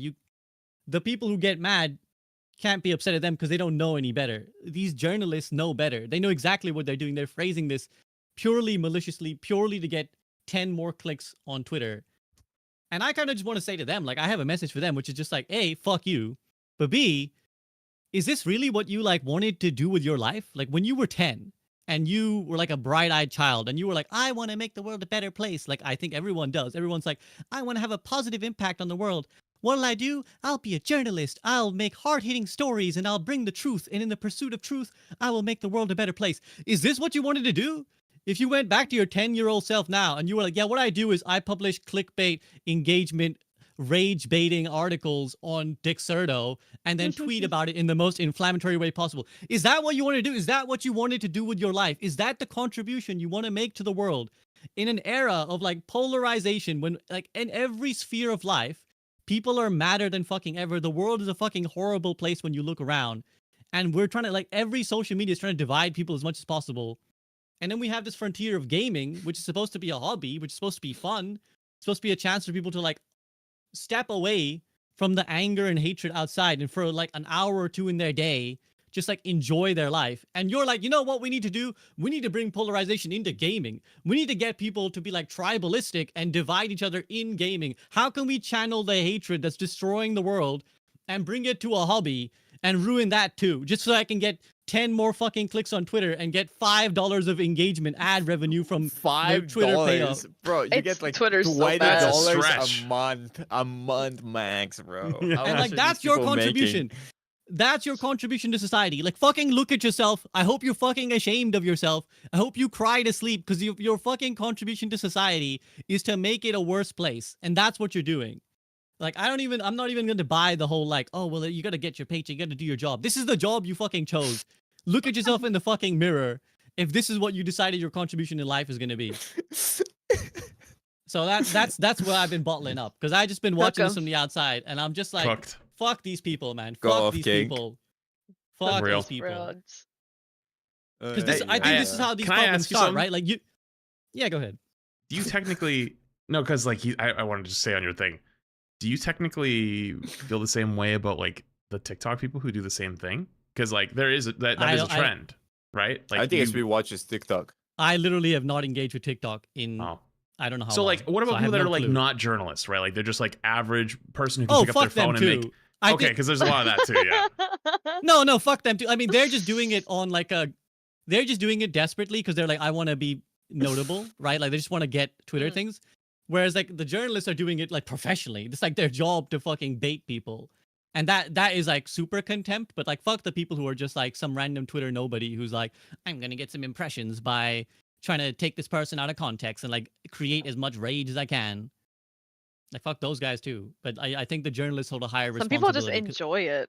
They just like it. They just And like they to just cause like problems going- on purpose. They like the number going up. The number. It really going is up. the number going This- up though, because like it gets It more is. attraction. It gets more. They don't even get paid, bro. They don't even get money from it. Mm. Well, and there's a whole thing about that. Like, we all understand it as content creators that, like, yeah, there's a dopamine hit when your number goes up. Like, we all understand the allure of, like, oh shit, this content's doing better. But again, that's why I hold the journalist to a higher standard, because it's like, when that's your job, you know that that's how it works, but you have to, like, have an integrity about what you're putting out, right? Like, Flats, Boger, Armor, you guys all know, like, you put out a YouTube video, people are gonna interpret it in a certain way, and you choose to title a YouTube video in a certain way. You could do it in a way that you know would get more clicks but would be misrepresentative or piss people off, and you guys don't, because you know, like, I have a responsibility to, like, not cause shit. And this kind of goes back to what you were talking about earlier, Flats, with, like, Necros, right? Like, maybe that's something he's learning of, like, I can't necessarily put it out in this way because it's not accurate and it's going to make people mad for no reason, and I shouldn't do that because that's the platform I have. So yeah, I wish if there's one, I know we struggle to come together collectively on anything. There's one thing we could come together collectively on. I hope it's to, like, just a middle finger to these, like, entities, to completely ignore them. Don't fucking engage with them. Don't retweet them. If you're gonna, like, yell at them, do it with a screenshot, not, like, with a quote retweet, just so they don't get the fucking $2 that they wanted. Don't even give them the $2 fucking dollars. They Let don't them even rot make in hell. $2, bro. They don't even make 2 cents. $1 from a post, bro. That Yeah. makes sense. That's why I think they do the Well, and TikTok that's- one. The TikTok one, because you'll get money. You get money from the revenue thing, like the Yeah. creator fund, and that's, like, way more lucrative. That's why it happens more often. And to your point, SVB, you know what's funny? I've dealt with this problem for years with Overwatch, right? Like, if Overwatch was on the downhill slide, like, I'm not gonna pretend it wasn't, but those videos would always do significantly better than saying, like, oh, this is doing well, right? Which is really unfortunate, because, like, if you're trying to stay true and, like, always, like, go in between, like, okay, this is good or this is bad, this is good and this is bad, you learn that this is bad gets way more attention, way more clicks, right? And so for these people that are just learning, or if that's all they care about, right? Like, if all you care about is the number going up, you're going to hard lean into that, right? And that's what's kind of happened in this one case, but it happens in all cases, right? Like, Overwatch is a good example where, you know, you make the Dextero tweet, like, you make any tweet negative Overwatch, boom, 10K likes easily or more. In the case with this current situation, it's like, you know, you make video or you make things say, fuck Necros, he smells like poo, like, you're boom, 10,000 upvotes, or you get 100,000 views on your TikTok, right? 100,000 views on a TikTok is what, like it's decent money. It's like $20, $50, something like that, like, depending on what it is. Like, it's like you just keep doing that over and over, and all of a sudden, like, you get a couple of videos that pop off, get a couple 100,000 views, like, boom, that's like $400 in your pocket. $400 is a lot of money for a lot of people. And what happens to you, right? Like, there's no accountability at the end of the day. Like, real talk, like, they're just kind of like nobody at that point, right? Like, if they just never make a video again, like, they go back and doing their 9 to 5 or whatever, but they probably did irreversible damage to someone's image or to whatever person's thing. Like, you were talking about, like, with the Twitter person, Boger. Like, if they're just making tweets all day, I guarantee there's people that see those clips or, like dying to support or whatever it might be. Like, those are things that people will always now remember and reference endlessly, and nothing will ever happen to the person who does that to them, right? And so I don't know but that one, though, it's like, that one isn't having as much mainstream support as, say, like, fuck institutions, right? Like, people say, like, fuck news networks or fuck, like, journalists or whatever, because, like, again, other shit leaks into it. But that's the reason why I asked you that, SVP, is because I kind of with you on that, was like, fuck them too. It's like, yeah, fuck them too. Like, nobody ever holds them accountable. Like, and if you do hold them accountable, like, they cry, they lose it. It happened in Overwatch. Remember that thing that happened to Jay? Like, Yeah, when exactly. everyone went after Jay, first off, that person was completely wrong, and then people said, hey, you were wrong. Like, you weren't even, what you said wasn't even true. And then they tried to hide behind, like, I'm just a small account. Like, motherfucker, you saw that you had 1.6 million views on that tweet with 32,000 likes, and you're responding to every hate comment. Like, let's not pretend. Like, come on, you know what I mean? Like, come on now, let's be grounded in reality here. And so you can't even say anything back. You know what I mean? So those people too. But that's like, how do you stop that? Can you even? Like, I don't think you can. So, like, what do you even do? It's inevitable. It just happens. Like, you can't do anything. It's always been like this. It's been like before with actors and just having news outlets like farming rage bait on back in the day, and now with content creators and actors. And I mean, it's just inevitable. You can't do anything. What are you gonna do? 1984, you know, like, you just can't. It's just impossible. Well, yeah, when you're like a big name and it's like anyone could say anything about you, right? And that's Yeah, I of think you have to course. like a reality you have to accept. Like some guy can be like, I ran into SVB at the local chippy and he He was shot mean. my dog.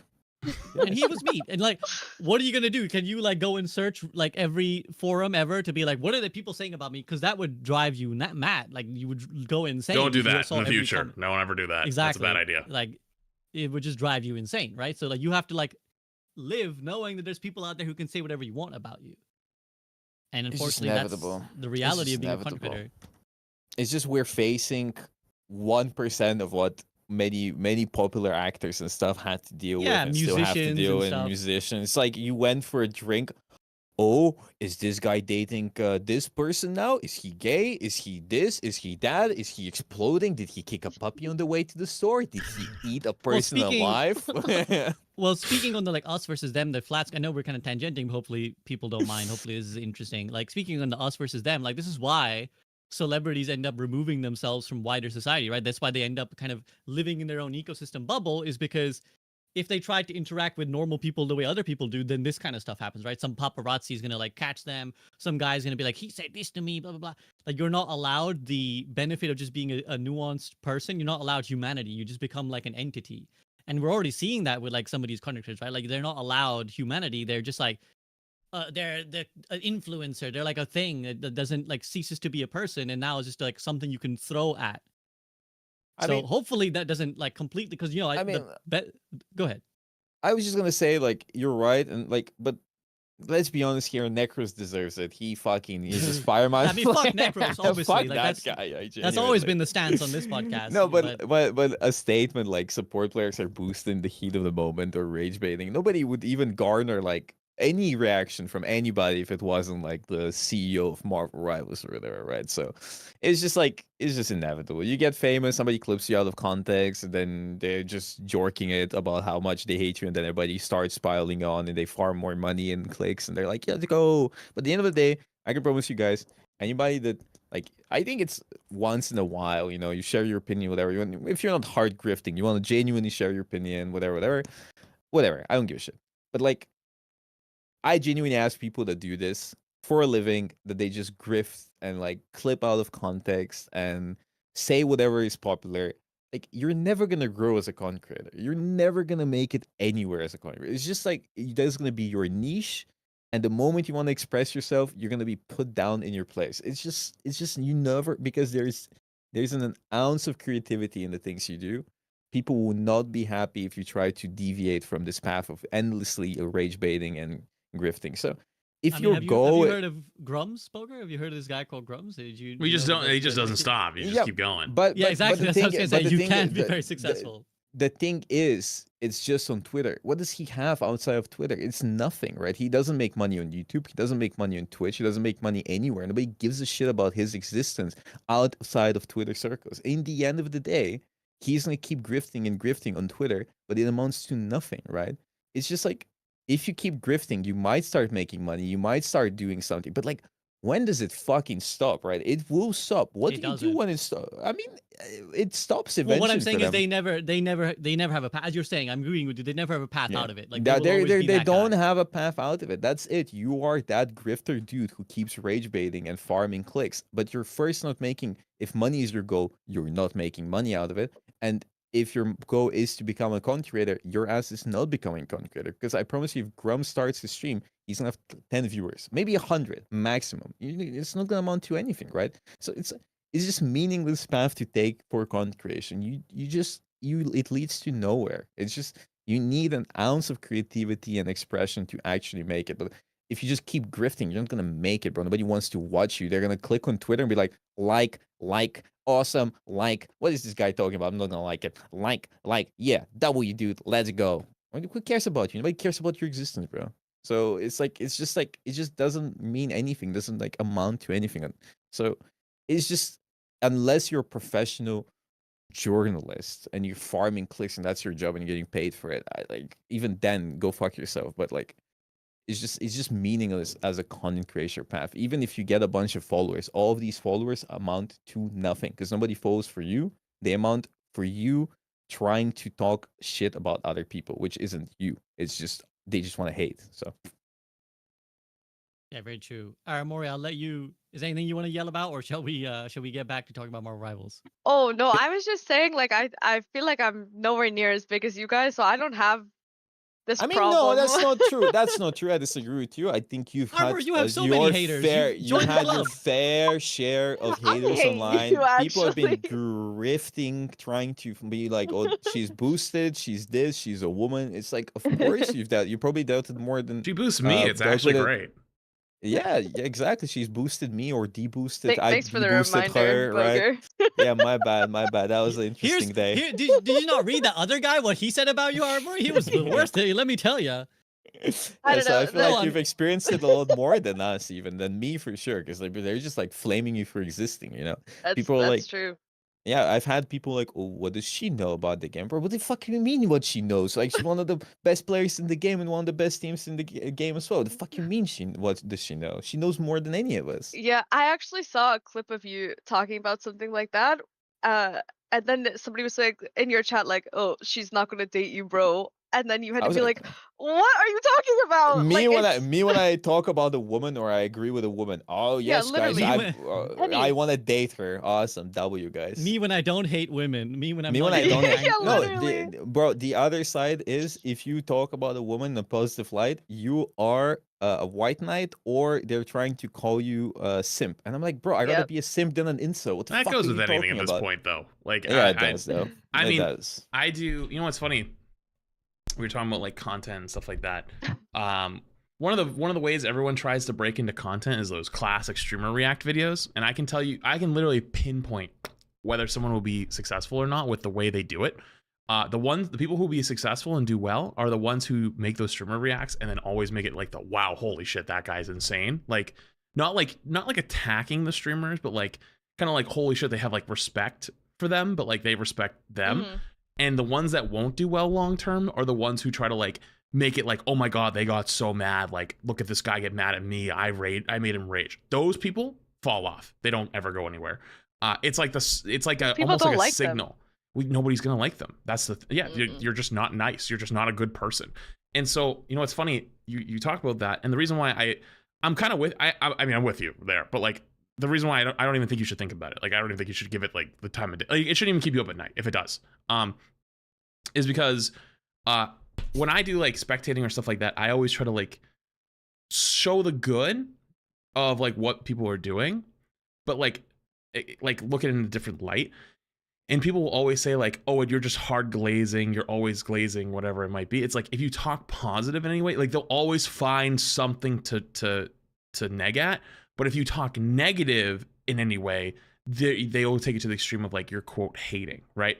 For example, we were like I remember I still laugh about it sometimes, and talk about how you know, like Penny is like when the game came out, I was like, oh, that character's noob bait because it looks good, right? Like it heals, get over shield, mines, and like 3-second stun on cooldown looks insane. It's just noob bait. It's not actually very good. That was a widely thought of opinion from most people, but especially good players. But like some people use that as like a target of like, oh my god, like you must hate those players. You hate them. It's like, no, I just said that character's not that good. Like it looks good on paper, but it's not. And that's not an insane take, like to this day. But some people would use that as like a weapon. Be like, oh, like, you know, you must hate them because you said this. Like, no, that's not true at all. Like they could buff into the moon tomorrow and make it meta. I'm like, okay, now it's meta. Now that's good. I don't have any emotional investment. And so it will go both ways. No matter what you do, or what you say, if people want to disagree with you, they will find an avenue. And so in this case, the avenue was, oh, you only say the thing I disagree with, it's because you want to date her. You have an alternative motive. Oh, you said this thing that I disagree with, you must be getting paid. Like, oh, you said this thing I disagree with, you don't actually believe it. You're just grifting. It's like, no matter what happens, no matter what you do or what you say, the most important thing is if you go to bed at night and you can sleep well. As long as you can do that and you're comfortable with who you are and comfortable with what you do, you'll be fine. And so a lot of those people are just fucking stupid and they're just miserable. Like you can never win with them no matter what. Period. So don't worry about it. Like just keep doing what you're doing and you'll be fine. Don't worry about it at all. Yeah, the best advice I ever got was as soon as like I told SK before I got signed what was gonna happen, and she was like, "Listen." She like grabbed me metaphorically. And she was like, "Listen, do not read any of the comments." And I was like, "Yes, ma'am." And I have Yeah. not. She's real for that. I live in my own little world. Yep. No, And people for will real, come like, into it's that just world, and good people will come to you, and it'll be a good thing. You know what the best part is? All of those people who do that shit, like hate threads, comment threads, whatever the fuck it is, they genuinely boost you. Like, for real. Like, not your in-game. You're out of game. They're boosting you, and they don't even understand it. They say you're boosted, and then they boost you. It's actually fantastic, because there's going to be people that are like, I have no idea, who the fuck is this person? And then they'll Yeah. go look, and they'll be like, one or two things. Oh, she's not for me, and they'll leave. Or they'll go, oh, she's pretty cool. But, like, that's 100 new people who came in the door that weren't coming in the door beforehand. And only if 20 of them stay, that's now 20 new people that enjoy you, enjoy your content, enjoy you as a player, enjoy all these other things. And they don't even understand it. Like, they're genuinely too fucking stupid to realize that, like, the more they harp on it, the more angry they get, the better it is for you. Because the common person, the silent majority, reads these things and goes, Yep. is that actually true? The fuck? Like, some people will read it and take it as face value and then move on, right? But those people won't write anything. They don't care. They genuinely don't give a fuck. The only people who actually might care are the people who are going to go, I wonder if that actually is true. And they might be late night browsing on Twitch and none of their normal streamers are on. And then they go, oh yeah, I've heard of this person. And then they click. And then they watch for a while. And then they form their own opinion. But beforehand, they would have never clicked. They would have never looked. And so what they don't understand, what they end up doing, is their own hatred, their own nastiness actually helps you in the long term. So, like, and this is going to sound psychotic. You should welcome it. You should welcome it, because it's genuinely one of the best things that can happen to you as a creator. Flat supports sexism live on stream, said and admitted. So I said this. I've said this to almost everyone that I ever given, like, talked about this kind of stuff with. Is like, it genuinely is good for you. It genuinely is. Like, yeah, it sucks mentally and it's tough to get through, but like, once enough time passes, and you become comfortable almost in it, like, you understand that that's just part of the job. Like, people will be like that to you, and there's nothing you can do about it. And as long as you go to bed at night and you're, like, happy with who you are and what you do, it'll be great and it'll be fine. So, like, you know, some people put it as no such thing as bad publicity. That's not how I look at it. There's definitely such thing as bad publicity. But like, a lot of these people end up making themselves look like fools. Like they genuinely do, and they don't understand that they're so fucking dumb that they make themselves look like idiots and make you actually look really good. So, and you know what? This is actually more realized than anything is I got off easy with Overwatch. I got actually off so easy. I never had all these crazy fucking videos and shit back in the day. Is that anything you want to chime in, Armor? Or you? No, I'm just thinking about how, like, you're just so nice. Thank you. Thank you, Armory, for being cool, and SK's wife. But I have a question, guys. What do you think about support in this game? Well, I have an actual question for you guys, which is like, let's talk about the quote unquote new hero. So you guys have all kind of alluded to her, but Emma Frost. So I'll let Aramori go first, because I think you said you were the first to name drop her. Aramori as a hero you really like and think is hot. So how do you feel about Marvel Rivals' new hero? And yeah, we'll go there first, and then we'll maybe talk wider about the hero releases themselves. This is my Minecraft dog. I love him. What's his name? I think his name is like Dennis or something, or Dave. It had like a name on it. Yeah. Dave the dog. So Emma, I think she is a very, very strong character, but I also think she's not like insanely broken where if she's in the game you have to play her. I think she's fun to play, and she's not bad to play against, right? And I think that's the baseline that Rivals should go for heroes, right? Like, fun to play, doesn't ruin the game for everybody else. That's perfect. I love that. Maybe my fellow tank players have a different perspective. Maybe Flats is like, every time I play Captain America, that bitch is choke slamming me, and it's awful, not okay. and I It's hate not it. for Captain America, but playing Hulk into Emma is impossible. I'm be real with you. Yeah, it is really genuinely impossible to play Hulk into Emma. She counters your entire ultimate. Oh yeah. Yeah, she just Yeah, you beams just you and grabs you no, and you just save your grab. You grab him and then you kick him and then what is he gonna do? And then kick him again and then okay, GG. Yeah. but I think she's super fun. I think all of her abilities have a little bit of like outplayability, right? Maybe it's a little bit harder for tanks to respect her diamond form grab. From B, I'm like, whoa, dude, I just back up, right? Um, I think the drain on her beam drains really quick. It rewards good players for micromanaging how to keep it up. Like I'll have Emma players say like, oh, don't break the Loki clones, right? Like don't break the group walls. Or I think you keep Oh charge no, with it group doesn't walls. charge on. No, it doesn't. It doesn't. It It doesn't doesn't. keep it. It doesn't charge up at all. I know it doesn't Gr- charge up, but I think it like It holds doesn't it. keep. No. No, it doesn't. Okay. I've Okay. tried. Either way. You're like, don't break the Loki clones. Don't do whatever. Like, let me keep No my more charge. squids. The more squids, okay. Just anything like that. It's so cool to have something like that. And I like how it's not hard to build, but it's hard to like keep, which I like. I enjoy that a lot. And yeah, she's hot. I want more lady tanks. It's awesome. Listen, Yeah. I'll be honest. I'm gonna go back to you saying people haven't figured out. I think Emma. I think okay. Today I keep practicing the E into diamond form, just one shotting. I managed to kill a Magneto through Lunode. Oh It is. my god. I feel like people have not really figured out how strong she can really be. I can Her people. combos. I think her combos go kind of How'd you crazy. even I'll do be that? honest. So you press E, then you shift into them, and then as you're hitting the diamond and him, you break it at the same time as you kick him into the wall, and he just dies instantly because it does double the damage.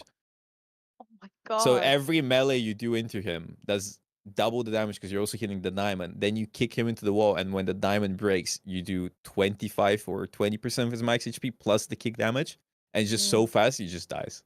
So wait, you're hitting the Because crystal and hitting him at the same time? Yeah. So you need to crystal, walk up, grab him, slam into the crystal, and then 1-2 combo him. It is super consistent against squishies if you actually manage to land the diamonds and save your diamond for him. Against Something else tanks, yeah. Oh, sorry. Something No, else go I ahead. forgot to add about Emma is, we've complained a lot about how this is very much a dive meta. Emma is kind of like the Brig right now of rivals, right? Her job in pro play is to just kind of like turn around, sit on her backline, and just choke slam whoever goes on them, right? So if you're struggling with an Iron Fist in ranked, ask your Emma player to choke him. That's what's going on. Ooh, I'm gonna start playing Iron Fist.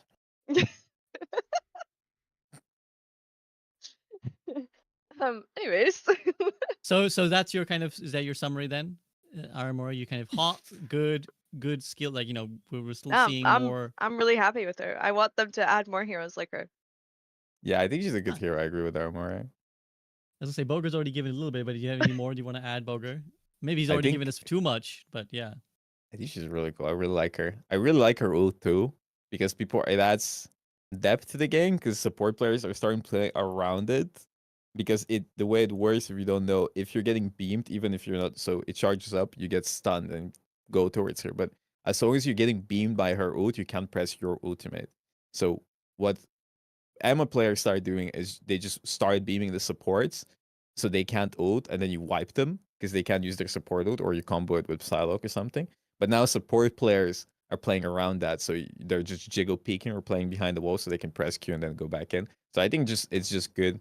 And the diamond is really hard to hit, and the diamond form is nice because that's even a little bit of verticality, and then maintaining your beam is really cool, and just grabbing people is cool. I think it's a really cool character. I'm really happy with Emma. I think they really cooked. I think, I'll be honest with you, I think in ranked, I maybe once people even start getting better and better at her, I think she might be a little bit overtuned compared to other stuff. I think she really shuts down most tanks. Yeah, I think she shuts down most tanks in the game. She definitely shuts down Strange. Strange cannot play the game against her. Hulk cannot play the game against her.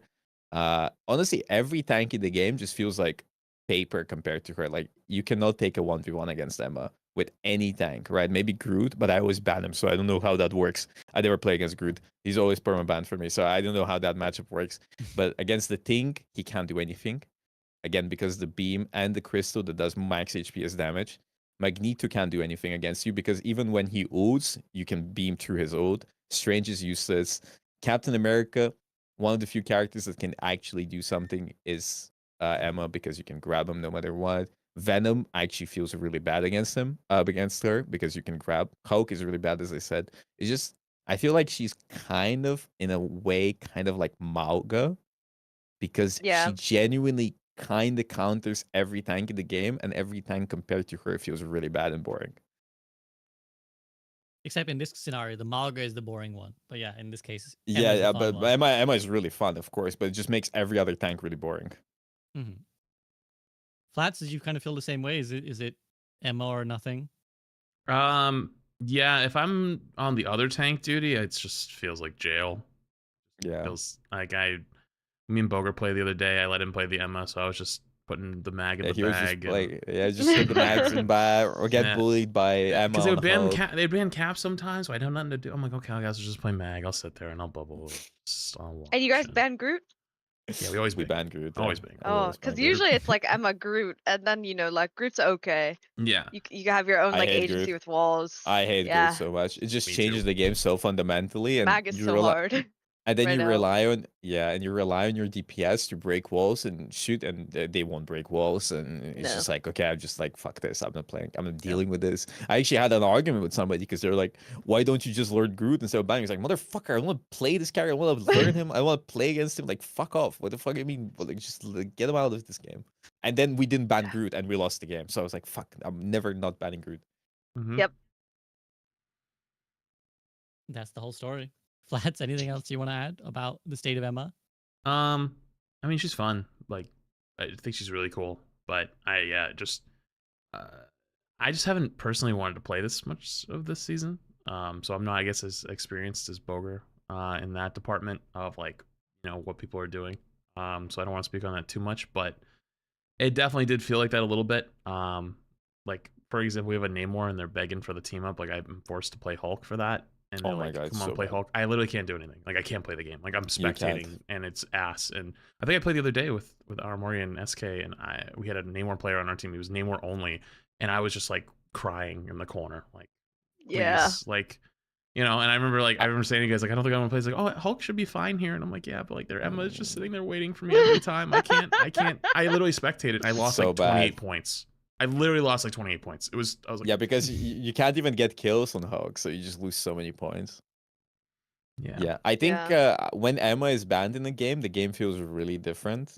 Like for tanks, it feels like it opens up a lot more for your tanks that you can play. But with Emma open, it's just impossible. Also, my stream just is dying right now, but it's gonna come back. tough. It's okay. R.I.P. Yeah, it's So okay. is that healthy then? Like, obviously Emma herself is fun, but is the impact she's having on the rest of the game, is that sustainable? Is that good? It might be like the Reinhardt problem of like Overwatch, where like, Reinhardt was one of the first tanks. He's not necessarily bad, but then you compare him to like other tanks that came out later, and he just kind of struggles. Maybe we're seeing the beginning of that. I think maybe in a way, maybe what is the solution? Do you buff other tanks, but then it's just like, because Emma is really fun, but then imagine a Giga buffed like Magneto running around, or like more buffs to Captain America. So yeah, I don't know. Maybe They just did maybe nerf a lot of tanks in the last 2 patches though. Like Strange Bro, Thing, Mag. Strange. Yeah, they did. Who was the? 1,000 nerfs to Strange. Oh, Emma's too strong. Nerf Strange again. Hulk got nerfed a lot, then got rebuffed. Yeah. Even though I yeah. don't think he's as good. No, Hulk is fine if Emma is not open, I think. Yeah, but I'm saying like he's not as good as like when he was like in the beginning, like when the game. No, I mean Strange is so much worse than the beginning. Well, yeah, I'm just saying like probably across the board knows. though, there's been a lot of tank nerfs. That's why. That's all I'm saying. Bro, Strange was so broken back in the day. It was so funny. Yeah. But yeah, but I think what do you think about the Emma Frost's sexualization? She's quite the character. She has quite the assets. Right. So Okay, what do you this think is the about whole that? thing I was like, this is the Yeah, whole thing that I was I like wondering, where I was like, should I bring this up? And I was I'll like, bring it well, up. We've already No. ranted for like an hour about other stuff, but maybe I'll save this for another podcast. But No, okay. I brought it up. Well, let's The let's can of talk. worms is open. Yeah, the can of worms Aramori is open. first. Yes, I was Aramori gonna say. first. Let me establish the question, and then we'll take it to Armor first. So not just Emma Frost, but there has been a wider conversation in and around Marvel Rivals and in gaming that Marvel Rivals is for the gooners. That it's like it's a game where all the skins hypersexualize, particularly the female characters, and like in a way that seems gratuitous. So that's the wider discussion. Aramori, do you feel like the skins and just the presentations of the characters, the jiggle physics, the proportions, are they? She has jiggle physics on her thighs, SVB. Yeah. I Is know it? if Is it? I have seen that. Yeah, I saw the whole It's discussion. so So do you think it's? funny. Well, what do you think about it in general? Like, do you think it's good, bad, gratuitous, fine?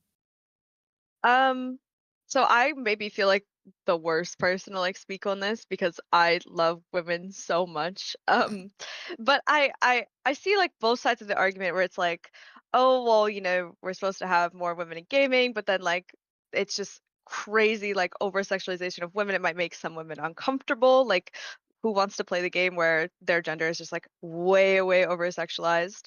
And then there's a lot of girls that are like, this is awesome. Like this is great. Um so I don't know. It's it's such like a weird conversation. I think what they can actually do, and the route that I would like them to take, is you know they tease like a swimsuit like skin like event coming up for like summer. I'm sure. I would love for them to just like do the same thing to the male characters. I think that would be Have you seen awesome. Venom's Just boats? Like, let's be I real. mean, they give him a literal twerking emote. Like, he's literally throwing it throwing back. it back.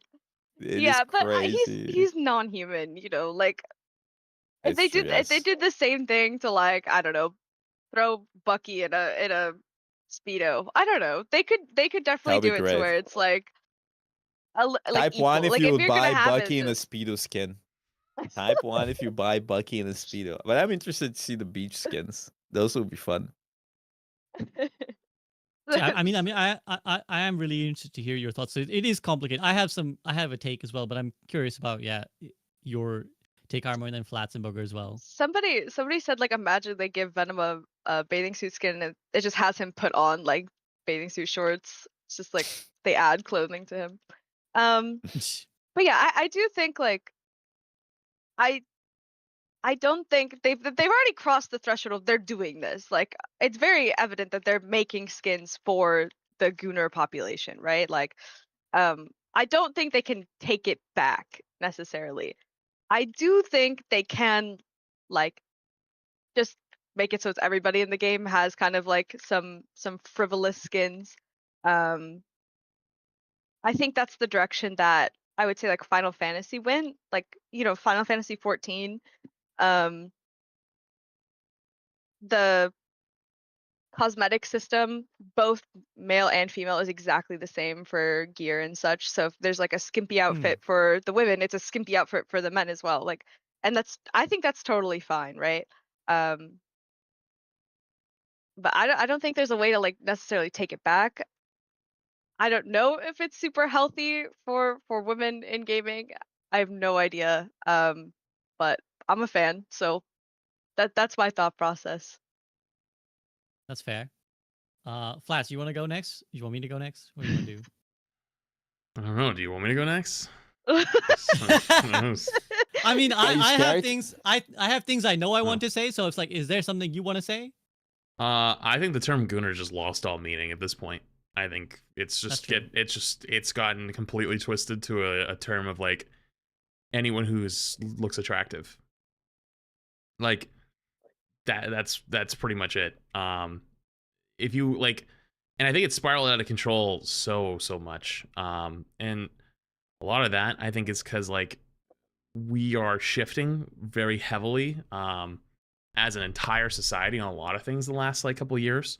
And I think more people are open to the idea that like people like looking at attractive people. That's just really it. And like superheroes are going to be in shape. They're going to be attractive people. Like that's just kind of how it is. Unless like they have a superpower that has something to do with like them not like something that like plays into it. And so it makes sense in a lot of ways for Like the something like Hulk. Marvel. Yeah. It makes sense for something like that. And on top of that too, like a lot of the stuff that they pull is like from their comics. So a lot of things people can look at and be like, hey, like, you know, this is like lore. Like this is stuff that has existed for years and like they're just pulling from that. And so everyone I think is just kind of like up in arms and like over the possibility that people are like upset over it. But it's like, you know, other than just like I'd like to see men have it too. Like I don't think there's like almost anything really wrong with it in a lot of ways. It's like if people are actually like if someone like genuinely wants to put the game down because of that, like that's okay. Like that is their right. But I don't think that in this case, like those small percentage of people, like that probably wasn't for them anyways. And that's not to take it away from them. Like these this genre of superhero, like of the whole MCU has had this for forever. And it's like yeah, if you want to have it for both, that's totally fine. But like if it's something that you feel strongly enough to put the game down over, that's okay too. Like that doesn't make you like soft or make you a bad person. But I don't think it also makes it like anyone who enjoys those types of things are like, you know, sometimes just funny. Like it's genuinely just funny. Like you shouldn't take that away either. And I think that like as an entire society, we've had like this like radical Bloggers like loving this. shift both ways. I'm sorry, somebody typed in something so stupid in chat. I'm sorry, Flats. That's why I reacted. No, you're fine. You're fine. I get that too sometimes. But it's just yeah, just like I don't think it's something that's gonna be a big problem. Like obviously if you go all the way on one side, right, where it's like you just hypersexualize all the like the women characters and not like the male characters, like people are gonna be upset over that.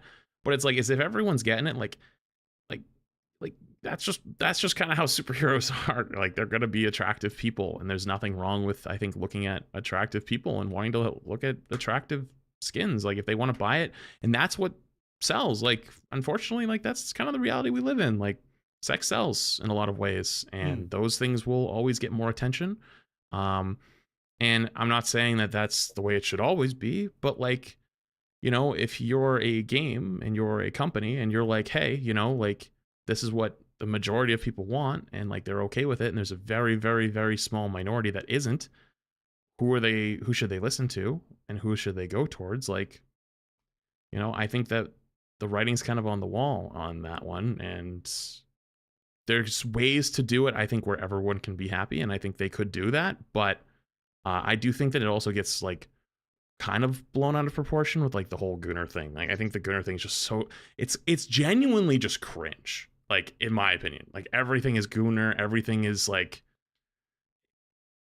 I don't like obviously there's certain like you can look at things like okay, like you ever watch some of the trailers or like those videos for like some of like the Hoyoverse games where like they like zoom in on like they'll like zoom in on the toes and it's like okay like, like what the fuck are you doing over there, right? Some gacha games are crazy. Yeah, There, like okay, there like was one. Okay, that's listen, different. That's what it is. That's what it actually is. There was a GIF of a girl's ass from one of the gacha games. I'm sure many I've people seen that. Yeah. that one is fucking crazy. That is crazy. There's no way they co-rivals Gunnar.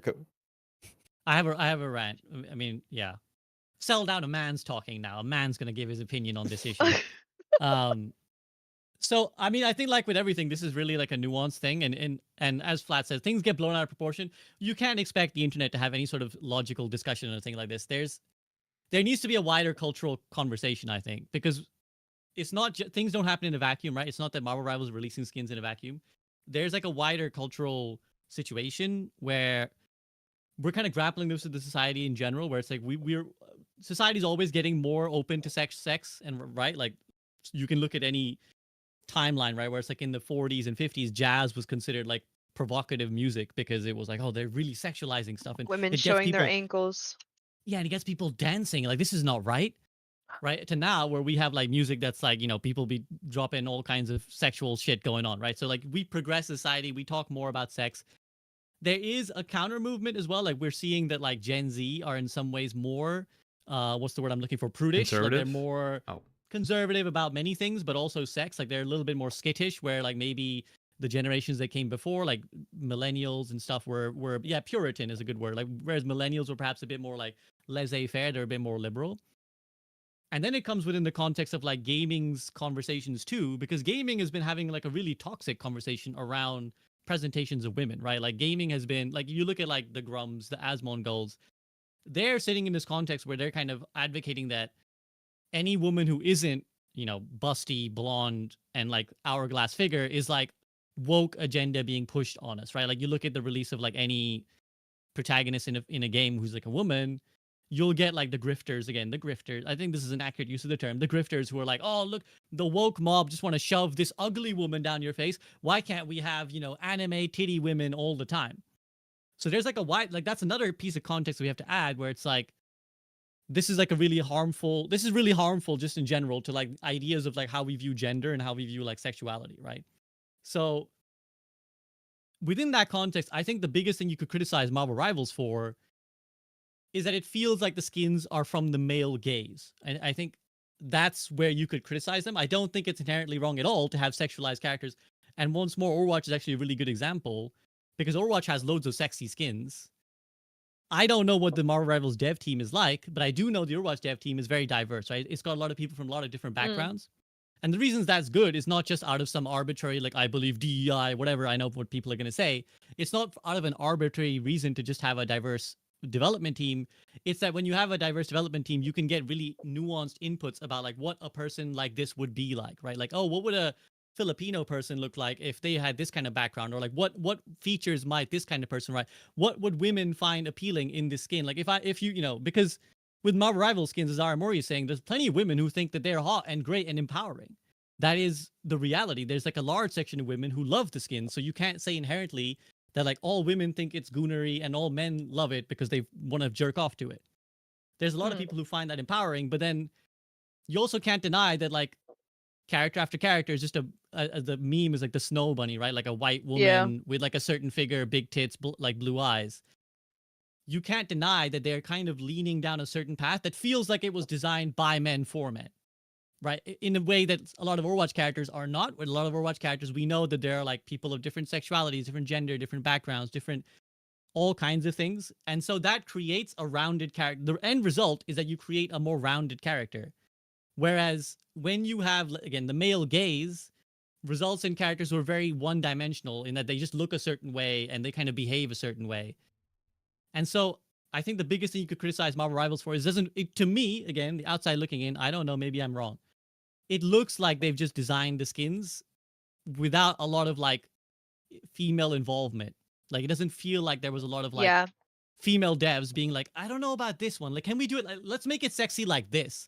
Like, what about this? Like, this would make it more cool. I actually think the new Overwatch Battle Pass or season where it's like it's Doki Watch, right? The whole like magical girl. Yeah. That's like female gaze, like the I don't know. So good. They're so good. It's so cute. That's definitely like female gaze, and I think Valorant did something similar with some of their gun skins where they released like a magical girl. There was like little like animals on them. I don't know Valorant at all. Right? But I know that stuff sells like crazy. And I think we'll see Rivals get to that point. But I think right now, I think you're right. I think they are kind of selling towards the male gaze. And I mean, hasn't like just Marvel in general just kind of done that for like a really long time?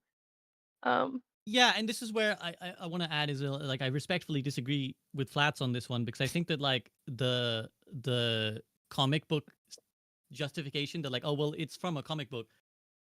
I get that as an argument, but it's like, well, the comic books are like from the 60s and 70s. And it's like, of course, they're going to have some really reductive presentations of like anyone, right? Like women, people of color, or anyone, right? Like, so I don't really hold that up as an excuse because I think like they are making the game now. So like, well, how are you going to make the skins now? Like if like, you know, if you had a character in the 50s in a comic saying the N-word, you wouldn't be like, well, I'm going to have him canonically say the N-word now because that's what he was like in the lore.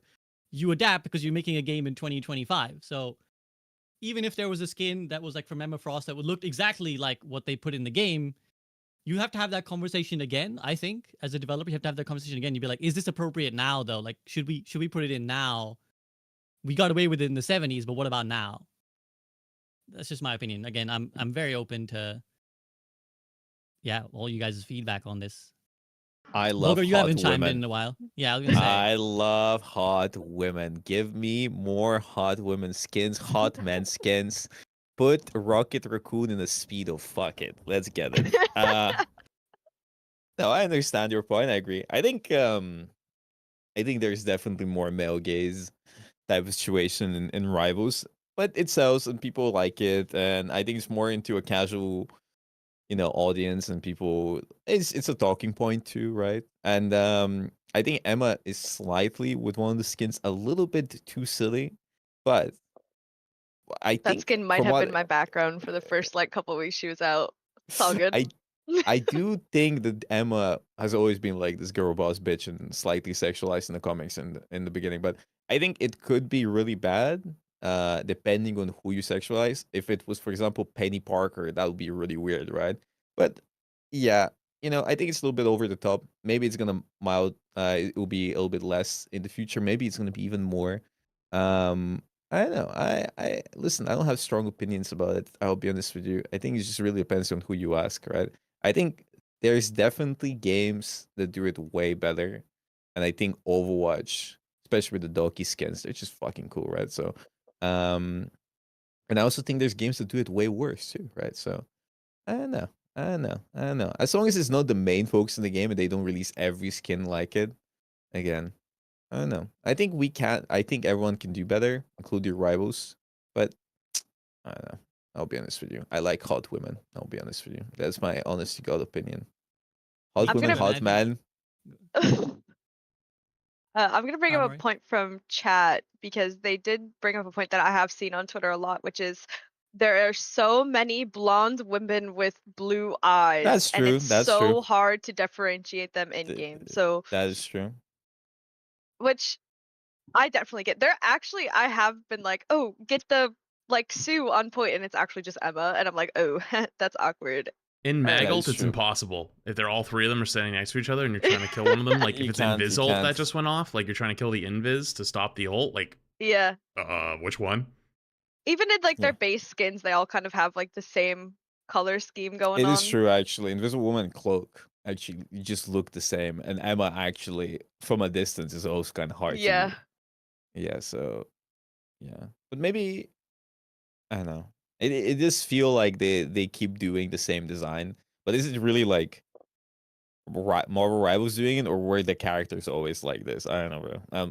I'll be honest. I don't fuck with Marvel much. I just fuck with Marvel Rivals. I'll be honest with you. I don't know what is the lore, so somebody else needs to correct me. But Well, again, they definitely changed the visual designs that these used. I've seen like a before and after of Rocket Raccoon, right? Where it's like the original Rocket Raccoon just looks like a fucking raccoon, which is like not a great That would be fun. design to have in like a video game. So obviously they stylized him, they PNG of a anthropomorphized. That would be Yeah. hilarious subjectively. But like all the characters get stylized, so they have they're making choices with how they design the characters. And again, I don't think any of this is to say that we should cancel Marvel Rivals or like burn down the No, building. I don't just think to, it's like, cancel Marvel Rivals, right? It's just a conversation. No, I agree. I think base Emma is like okay, like she is giga hot, right? But like her skin, that is that is the skin. That is definitely a skin. So Or the Um, Malice skin for Malice, I think it's just like Invincible. yeah, right. I think you can do a hot character, but like Jesus Christ, there's wow. So yeah, I think sometimes they go overboard for sure. But So I want to ask a question. think- Yeah, I then. think Do you think those Yeah. skins sell significantly better than others? yes, Oh, yeah. yes, that's what And matters. that's That's why though. they gonna make make them. the That's game why That's they why make they them. make do them. well. So Not only does Yeah. it sell better, it's also a talking point and draws people into the game.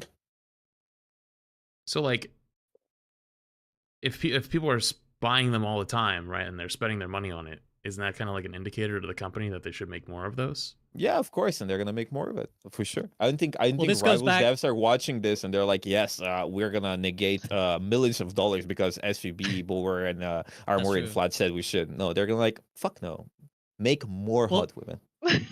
The thing is that this just goes back to the same conversation we had earlier about grifty content, right? Flat. So it's like, yeah, this will make more money, but then it's like your ethical responsibility to like do it right, right? Like, again, I'm not saying that this is unethical. I'm not saying that they are like deserve to be canceled for this, but it's like, yeah, the sexy skins will make the most money, but it's like, well, what is your contribution to the conversation around like female characters as a result, right? And it's like, well, we make busty white women with blue eyes. That's what we do.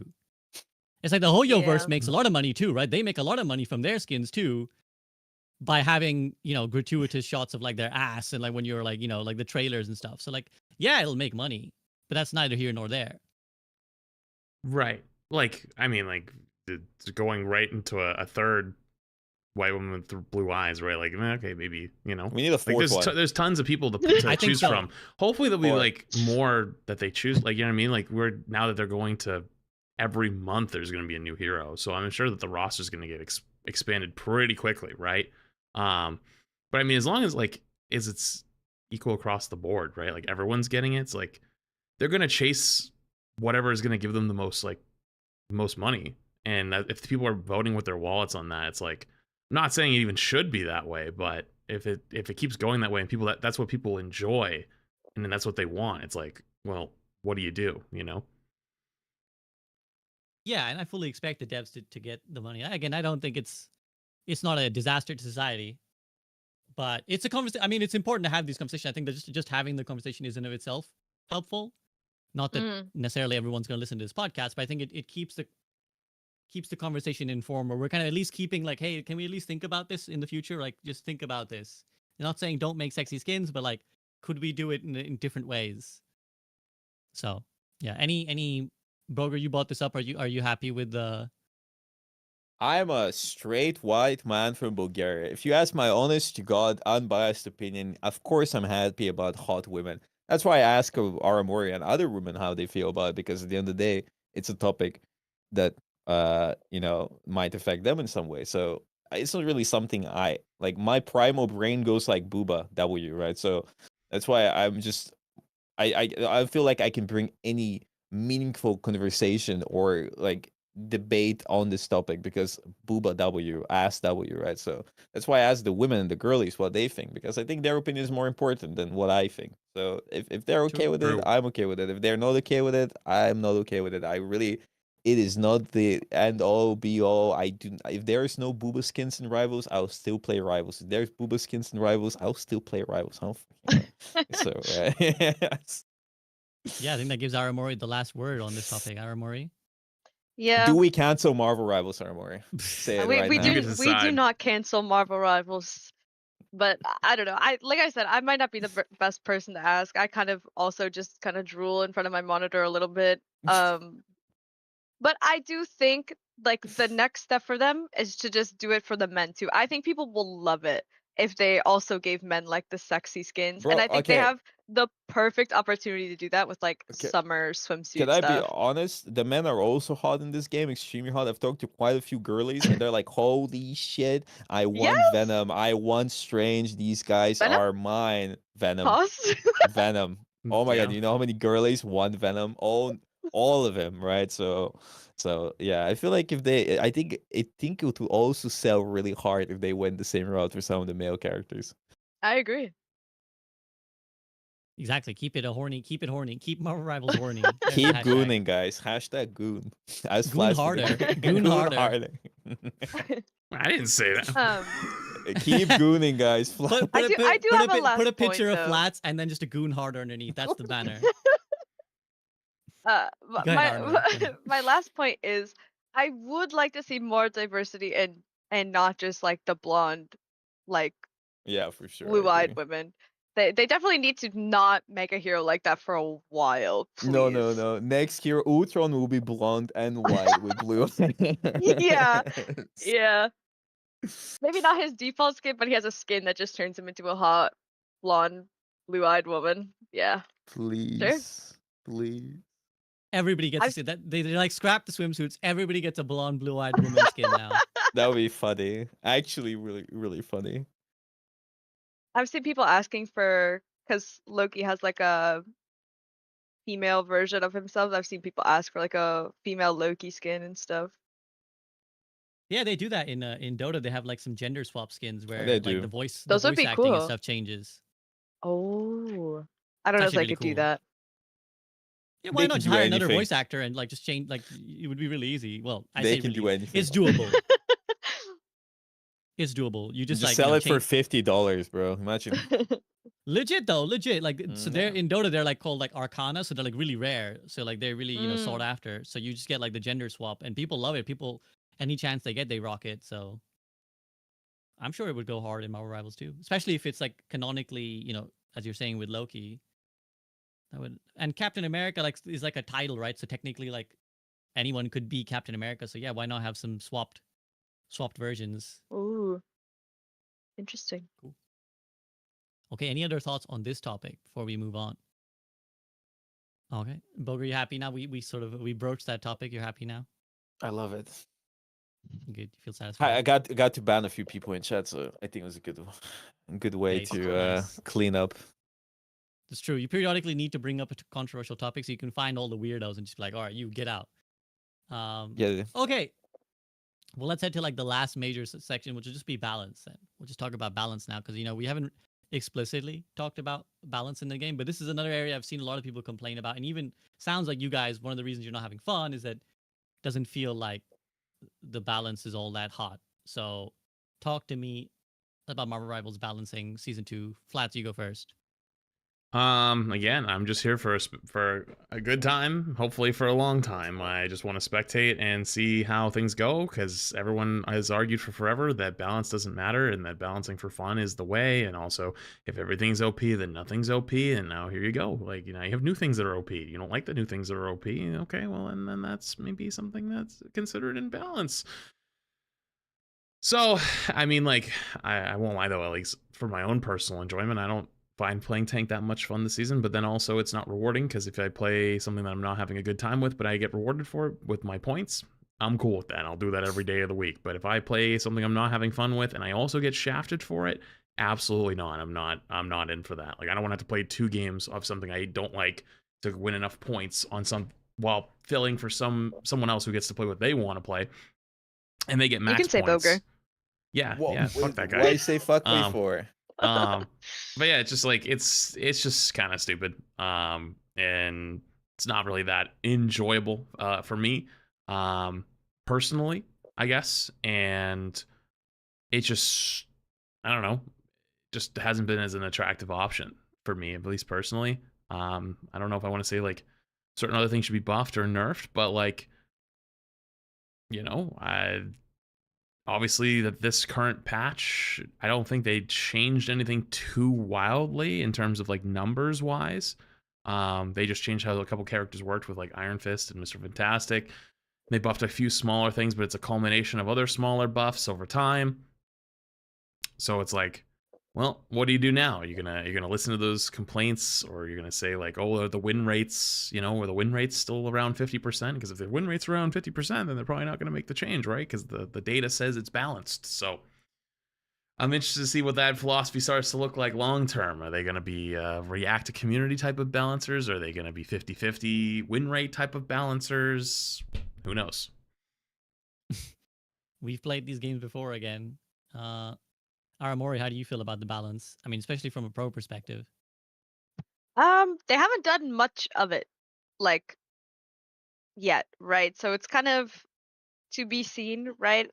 I do know that in response to the community strategist strike, there was a like dev note thing that came out, unless that was falsified, but I do think they actually did post something. They made a dev chat. It was like, Okay. they were like, yeah, we're gonna change how it works. We saw that some heroes are getting screwed over, but they also at the end said, listen, guys, it's kind of a skill issue. They made it really long, Yeah. but they said like some characters, yeah, they're kind of cooked, but we like the system. I think we're gonna keep it.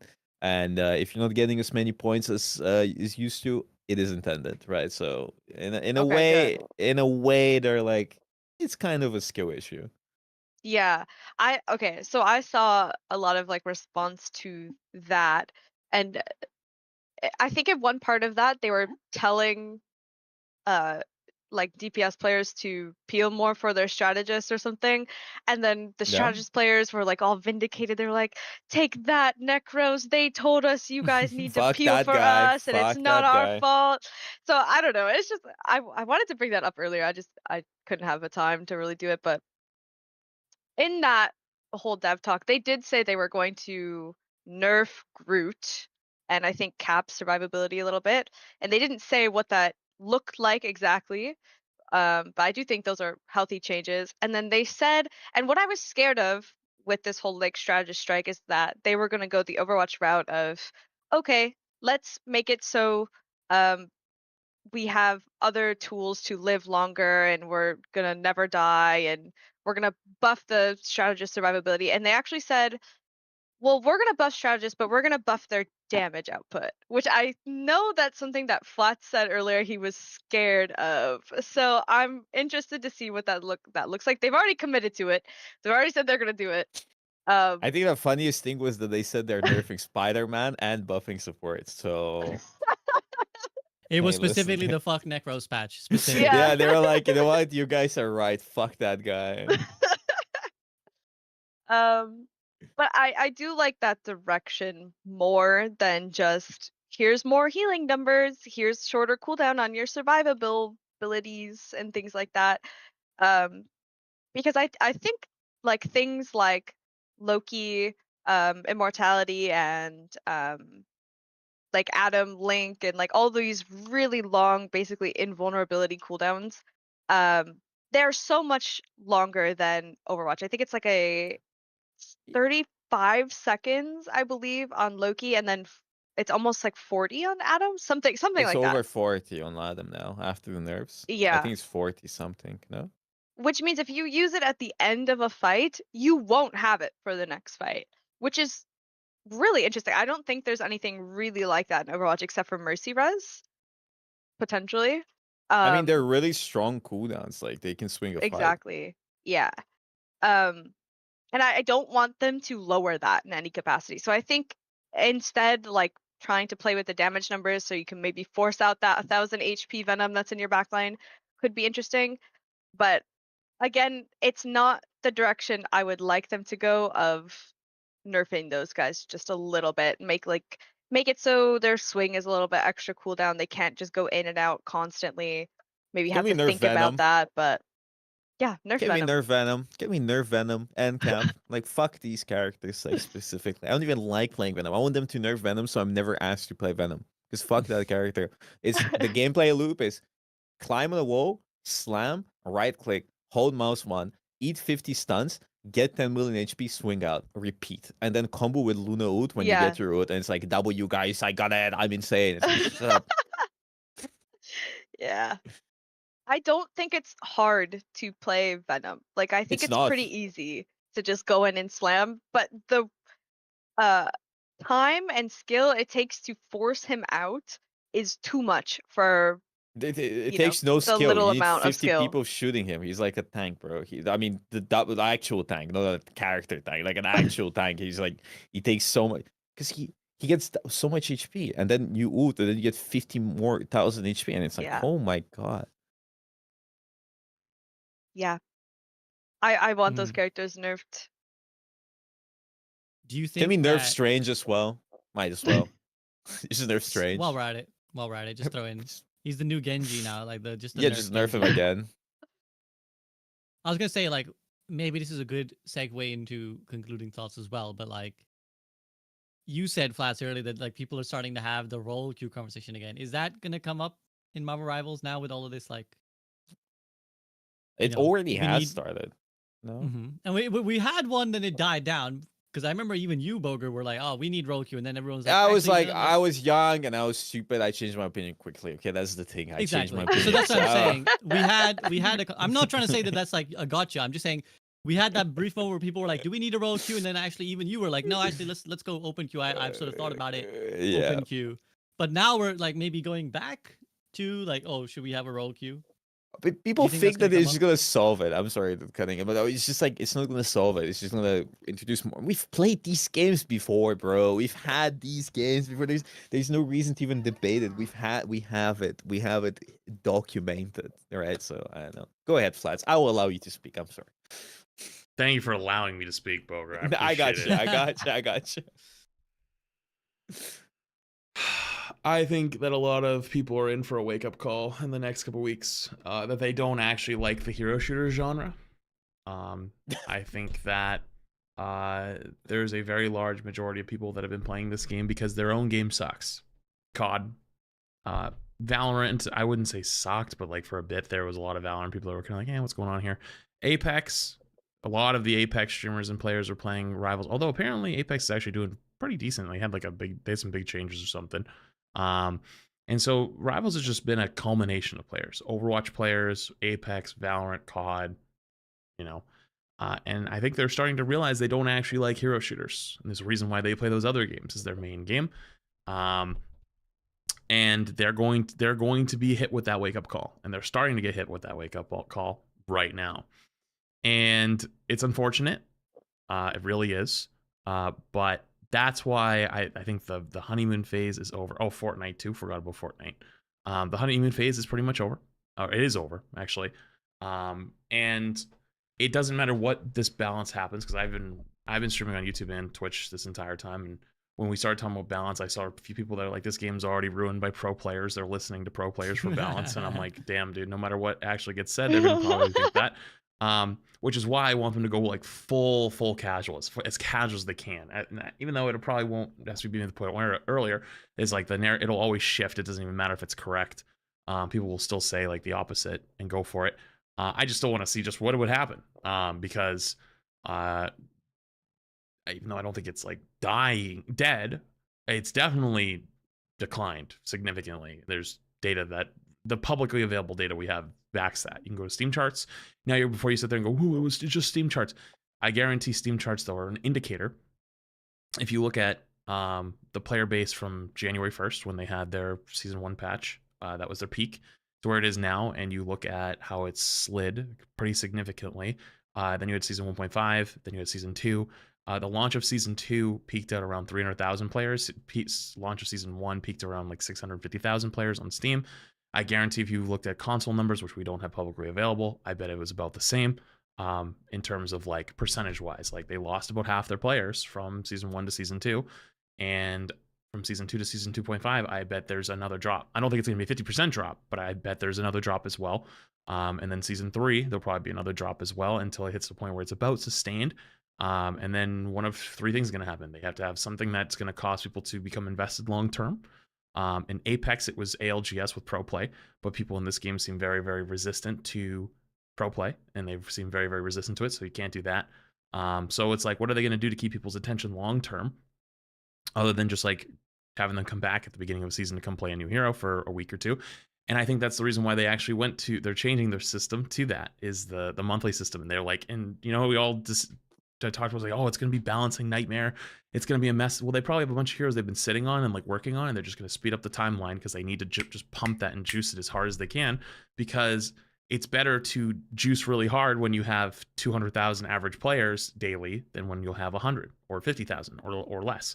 And they're going to try to maximize and make as much money as possible, which is why you see all the stuff that we see.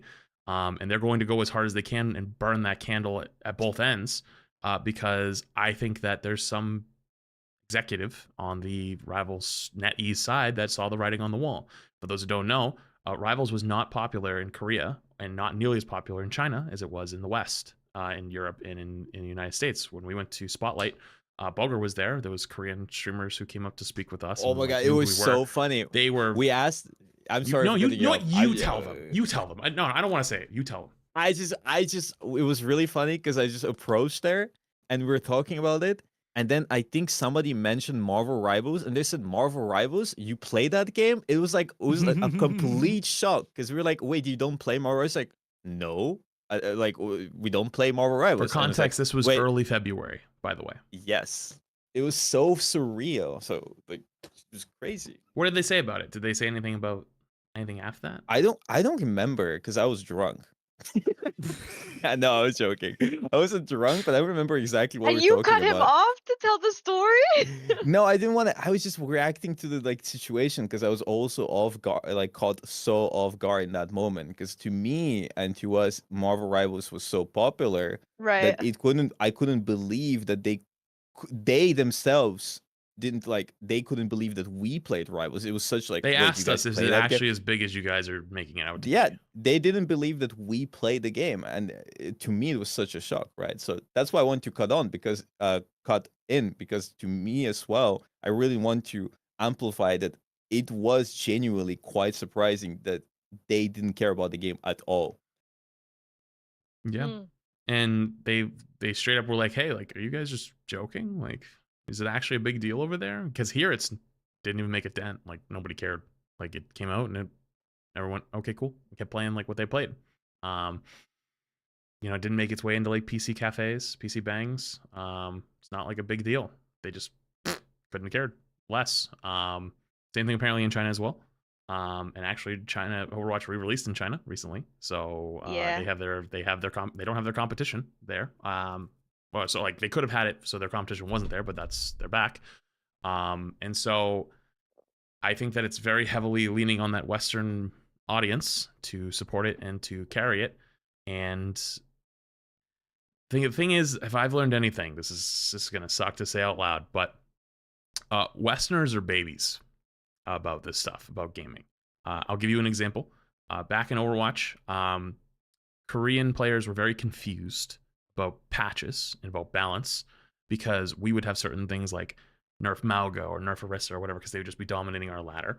And they would be like, why the fuck are you guys balanced? Like, why the fuck did Orisa get a nerf? Like, that character's not even good. Or like Mauga got a nerf. It's like, why the fuck are they balancing that? Like, there's nothing there. What are you guys talking about? And they actually sort of believed that you didn't even need those balance patches. Like, they'll figure it out. Like, it'd be fine. Like, if anything, they balance too often.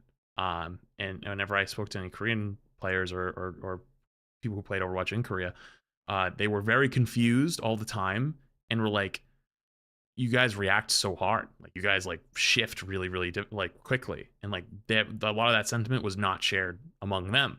And so if they're going to lean really hard on that Western audience, they're probably going to learn very quickly that the Western audiences also react very hard very quickly, and they will move on very quickly as well.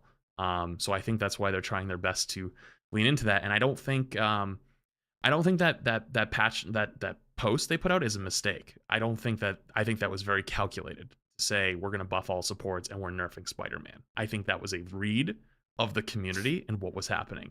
That might be cynical, but I don't think they're dumb. I think they're very smart. I think they keep an eye on the way things are going, and I think that was a cold, calculated move by them.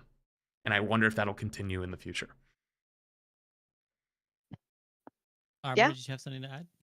Yeah, I mean, it's kind of surreal, but I was on TikTok after those patch notes hit, and it genuinely was like a wave of like, we won, we beat Necros, like, and it was like multiple TikToks of actual people like in their gaming rooms, like 100,000 likes, like, we beat Necros. Crazy to think I about, love right? the idea Like, that Necros is the major villain of the Marvel Cinematic Universe in the Rivals yeah, tier. and, Like, He's gonna be the Ogre villain in the next sometimes battle mentioned you. pass. He's the next battle pass villain. Go ahead, Armor. Finish your thought. I mean, that's pretty much it. I totally agree with Flats. It is bizarre though, and it does make me worry about the future of the game that like Korea and China are not on board, right? And I know there are teams in Korea and a team in China that have come from Overwatch, right? So we know them and you know they play and they compete, but it does make me like fear for at least like the pro scene, right? I don't know. I feel No, like you're right. Korea is a very important market to have, and not having it is kind of scary. No, you're right. I think the most successful, if you want to be successful as an esport, you need like a global audience because just having a Western audience is never enough. I just going off of other games. So you're very right in that it is particularly for the esport. Like maybe as a game you can still be very profitable because there's a lot of money in North America and Western Europe. But I think like from a purely the hype around like an esport, you kind of want a global audience. So yeah, and you have to remember that Marvel as a franchise is like so American centric, right? It's like that. There's like, have you ever seen that that little map of like where superheroes are from, and it's like New York is like this like one little section in New York where it's like 80 heroes all live in this little vicinity where there's just like there's Spider-Man here, like That's so Daredevil's over safe. here, this guy's over here. Like it's so many come from that area that it's like understandable why it doesn't have necessarily the same global pull. And like Overwatch by comparison obviously was never like, even though it's by a Western developer, it was never like set in America per se, right? It was never like centered around America. So like stuff happened around the world, so it's a bit more relatable in that way. And this is just like a random thought, but Diva was kind of like an icon in Korea when like for like women's rights and things like with the release of Overwatch. So maybe that helped. I'm not sure, but it's just kind of interesting that we just don't have any impact in that way at all. Yeah. Anyways. No, it's a very interesting thing. I'm sure the devs are thinking about it, and that's probably why, as Flat said, they're probably like, look, guys, we're not going to win over the Asian audience. Let's just hard lean into what Western Europe and North America want, which I think is a sound business strategy. Like that's probably true. Okay, any more thoughts on this front before we head to like concluding thoughts, gamers? Flats, Boger, anything else you want to add on this topic? Nah, bro. I agree with what Flat said, even if I cut him off. But I just completely forgot that interaction. It was completely deleted from my head. So the moment I heard it, it was like a button, like it just flooded in my brain. I was like, holy fuck, that actually happened. I forgot completely. But it's just so surreal. I wonder why it's not that popular. Maybe just because Marvel isn't that popular in Korea and China. I think it's popular in China. Either way, we can think about it. It is popular in China, I think. I don't know. It's an interesting thing because in the West it's so popular, but it's just not popular over there. I think where it is, again, I can't speak for Korea and China. I can give you a little bit of insight from India because obviously being Indian, I still keep in touch with like what's going on. The films are popular, but they're not a culture in the same way that they are like a cultural cornerstone in like the Western world, right? Where it's like, when Marvel started becoming big, you suddenly seeing like, like in the Big Bang Theory, like you're getting jokes about like Marvel heroes and you're getting like pop culture discussions around these things. And like people want to start identifying as like Marvel nerds, right? Like people are like, I'm a Marvel guy. And like you wear like a Marvel t-shirt. For example, in India, like, yeah, like they'll like the movies, they'll watch the movies, but then they will like respond to it in their own way. So like you have your own superheroes in India, right? Like they have their own superheroes. And then Bollywood will make their own spin-offs, right? So like Bollywood had a lot of really popular spin-off superhero films that were like essentially Marvel-esque, Marvel-inspired, but they were, their own things. So it doesn't necessarily sit as the same cultural cornerstone. So I think when Marvel Rivals came out, it's like a bunch of like fans of the franchise are like, oh, Marvel Rivals, I want to see what it's about. And the cultural conversation is a lot more prevalent. Whereas I don't think, awesome cat tax. Thank you for paying the cat tax. We approve. I don't think it has the same cultural impact. Again, I can't speak for like China and Korea, but that would be my guess. Boger? Maybe it's because the game runs like shit. That's also a possibility. Especially for a PC Bang audience. I mean, somebody in chat said, it's a long time viewer, they were like, it's purely because the game just doesn't run well on PC Bangs and stuff. Because like, it's just going to run like shit. You can't just put a run. Okay. Slight Overwatch glaze. That game is so optimized. It's insane. Yeah. Like just playing some Overwatch recently, 300, 400 FPS on max graphics, it's crazy, right? So in Rivals, impossible. I get 200. Sometimes it dips below 140 when something happens, right? So I just can't imagine that people are gonna invest into crazy PCs just to run Marvel Rivals. It's just crazy cost, and people aren't gonna even play the game. So I think also like India and like the Balkans and like maybe South America, we don't really have that much money, right? So like I've talked to Toniki, he said South America doesn't really fuck with Marvel Rivals, right? So his audience doesn't really transition that well. But with Overwatch, especially since it's free to play, the game runs on everything. It actually just runs so well and looks so well and everything. It just pulls people in. One of the few reasons why Overwatch didn't pop off in the beginning here was because it cost $60, and that's a lot of money. But now I've seen more and more people play it because free to play and runs and everything. So maybe there's like even if it's free to play, you need to pay to actually play in the terms of that you need an actual good PC or something decent to have decent FPS. So maybe in that sense, that is one of the reasons why the game isn't popping off in these regions. Yeah.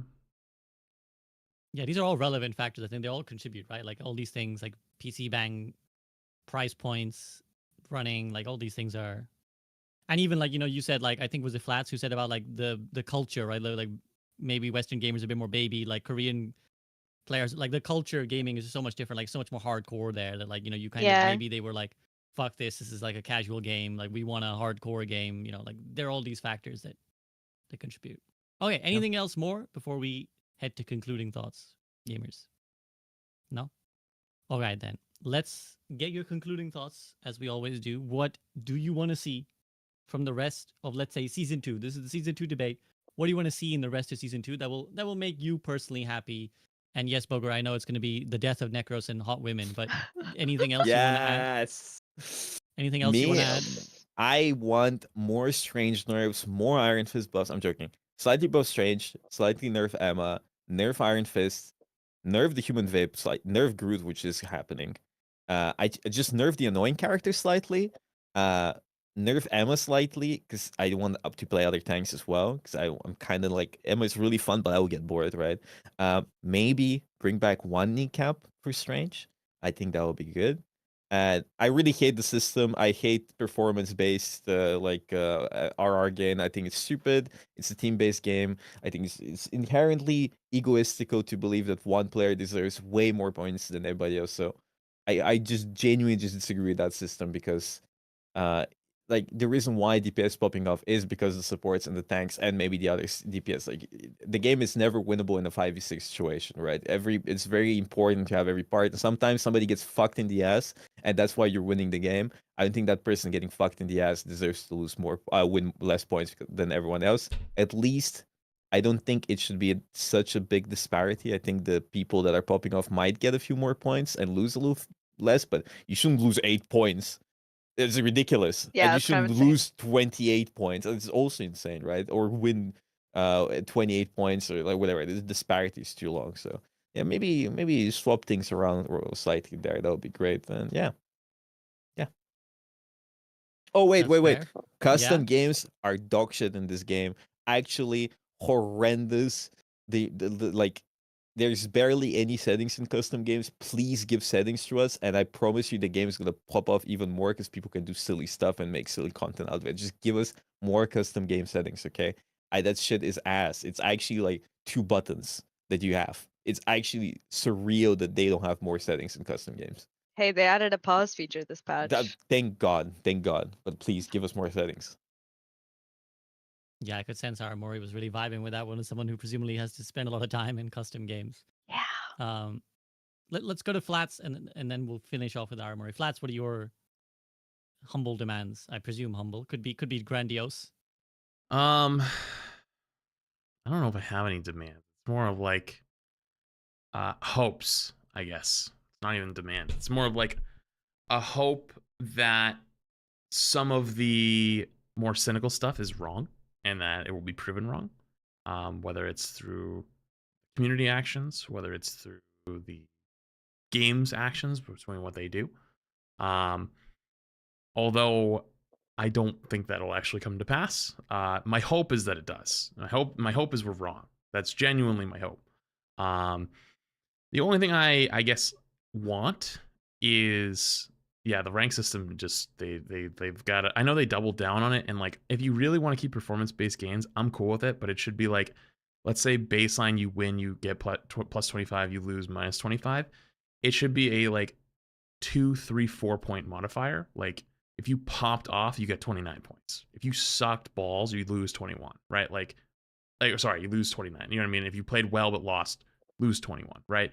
Like the difference, losing 28 points and or potentially losing 8 or gaining 8 or gaining 12 is so wildly just stupid. Like just wildly. It's like this doesn't even make sense because the hero shooter genre has never, ever been dictated by scoreboard stats. Like, you can be the biggest stat farmer on the planet, play Iron Man and sit 10 miles back and just poke damage at their tanks. I bet you'll finish that game with 45,000 damage, and guess what? You did fuck all. If anything, you helped your team lose because you fed support all charge. Like, congrats, idiot. It's like that doesn't matter, man. Like, that, what should be winning, matter to the stat is winning and losing. If you want to talk about popping off and someone did really fucking good, give them a few extra points. If they did really suck, make them lose a few more points. But I also don't know, because the amount of stupidity that I read every day of, like, I don't know if it's just rage bait or what, but it's like, it's simple. You just play well, you get more points. If you suck, you lose more. Skill issue. And it's like, no, you're an idiot. Like, you're legitimately fucking stupid. Like, you don't even know what you're even saying. Like, you genuinely have no idea what you're talking about. You're just yapping. And I see more of that every single day. And with a game like this, if we're going to be doing wild community reactions and stuff like that, like, how long until a wildly wrong opinion takes shape and gets to be the standard confined, like, oh, this is correct? And do we all get fucked from it? Who knows? Who knows at this point? I'm here for the ride. I'm here to watch. Flats in his conclusion, name dropping the title of my autobiography, which is the amount of stupid shit I read every day. So wait, actually, unfortunately, no. I was gonna say. I don't have an autobiography. Maybe someday. Who knows? If I even vaguely. I could totally see you writing a book. I've just thrown it out there. You totally could too. I'd read it. I'd read it. I appreciate that, guys. I appreciate that. Maybe someday. Maybe someday. Aramori, how about you? What are your desires? I'm fine with performance-based SR. Maybe that's bad. Maybe I'm being too optimistic You about are it. the problem, Arabori. Yeah, These maybe damn I pro am the players. problem. Usually when I lose, I don't lose that much. When I win a lot. So that's awesome. Great for me. Farming. Woohoo! I don't mind it. If they get rid of it, they get rid of it. If they keep it, they keep it. I'll play. I don't care either way. I don't think that much. Yeah, Emma could use some tuning. I think Boger's right. I think Boger has convinced me a little bit. She should probably be tuned a little bit, but I do think she is a really fun character. Yeah. Ever since she's been in the game, I haven't seen the thing, and that guy, I hate him. He punches me, and there's not too much I can really do except for run away. Yeah.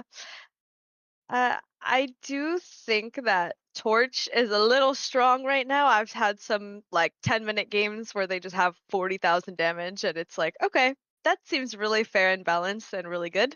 And he also has this combo. He can just fly down and one-shot your supports. It's also really, really cool. With a giant knockback. So if you're in a Sue ult, And he gets shields. toss you. Don't Yeah, he forget, could just toss you out of your ult. Awesome. That's great. He should probably be tuned a little bit. But really, concluding thoughts. I'm chilling with the season. I don't have major complaints. Necros was right. Hashtag Necros was right. Oh, I'm taking the stance. drama. I wasn't here. The CEO of support. No, I think the devs will probably end up doing, I don't know, they'll do a change or either rebat or good, and I'll keep playing either way. And then go ahead. I was gonna say, I think I don't know. I still have fun playing, like, tryharding and ranked, and I think it's still getting Yeah. competitive at the peak. Like, I think it's really competitive, and I think it's fun. I think everything below is a shit show. I'll be honest with you. It's an absolute fucking mess over there. So yeah, but I'm chilling. I like grinding. I think our Mori can also agree. The grind is fun. I think the game does a level of skill expression. I think that's fun. Yeah, and we said this I think last time we were Yeah. on the podcast, but high level rivals play feels a lot like GOATs did, where like every cooldown there's like a nuance to it and it matters a lot. I mean, obviously this meta is a bit different. It just feels like dive, right? But the feeling of like outplay ability is there a lot and is very interesting and fun. But yeah, to kind of summarize, Booba's good. Let's make sexy skins for everybody. And I'll be happy. Crotch skins, let's go right now. Balls out. Name more balls out. Balls out. Yeah. Balls Aramori. out is Balls out insane. for Aramori. Balls for out. Aramori. Balls out. Aramori. Wait, no. Balls out for That- Aramori. that and might be flats, insane. Flats, goon harder. This is the nothing else you should take away from this podcast. It's balls out for Aramori and goon harder with a picture of flats. There you go. Boger, do you want a catchphrase? Do you want a slogan? If you guys choose one, yeah. I'm sure he says, "I love grinding." That's Boger's. I love Boger's- grinding. I I love love grinding. grinding. Keep Boger's catchphrase. grinding. Grind harder. Goon harder and grind harder. You two can duo. Can we have like this pose where I'm like this and then like, You're, you're really serious. Like you're really like this. The sunglasses and flats is like really silly. He's like, "Goon harder, I mean, guys." I don't think they can take both of us in the same picture because Flats just towers over me. So I it's gonna be a really. It's like funny they need like picture. 2 Bogers stacked in a trench coat. Yeah, I to, think like, two sit on bogers the side. is like maybe 2 bogers can maybe reach Flats height. Maybe. Okay, well there you go. That's something for you guys to do. If you ever have like another creator spotlight, make sure you find another person to put underneath Boger, put Boger on top of the trench coat, and see what that looks like. Okay, gamers, anything else you want to say before I let you get going? No, I'm chilling. No? Okay, well thank you very much to Boger, Flats, and Aramori as always for their time Thank and you, company. Appreciate you SVB. guys very much. Much love. Always a pleasure Bye. talking to you, and can always reach out to me whenever you need. So thanks guys. Have a great rest of your day. Peace out. Bye. Thank you. Bye. Bye.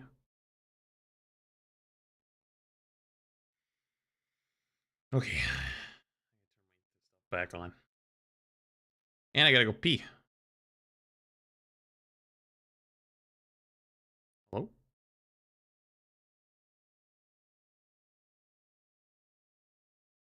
What?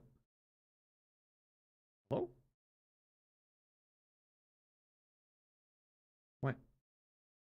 Why no work?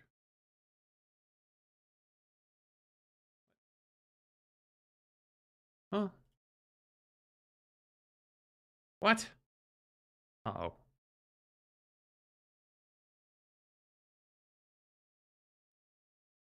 Um.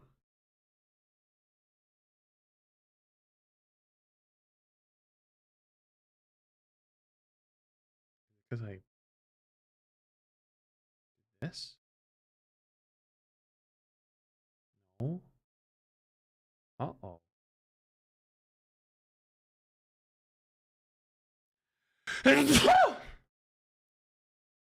Oh no.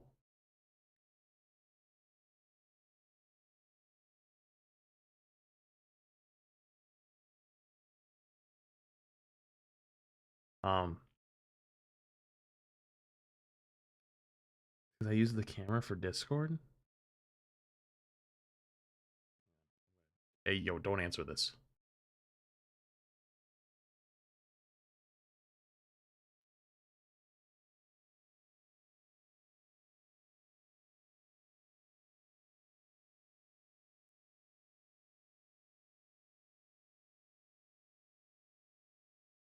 Aha! Aha! I made it. I am alive. All right. I gotta pee. But that was pretty good. I'd say. Went kind of long. Didn't expect it to go that long. Honestly, went a little longer than I wanted. But that's okay. Sometimes the long conversations are worth. Sometimes. Oh. I'm loading up the game again. Let me unmute alerts as well. Alright, when I load up the game and unmute alerts, I'm gonna go to the bathroom. I'll be right back. BRB.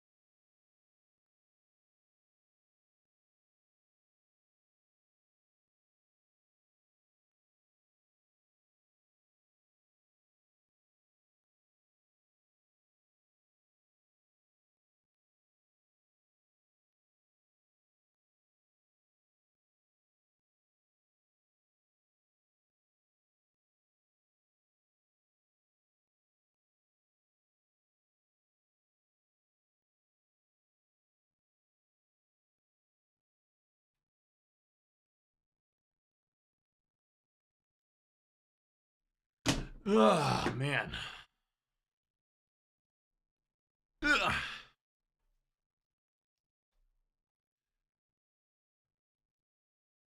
Why is the game sound? Oh, I forgot that I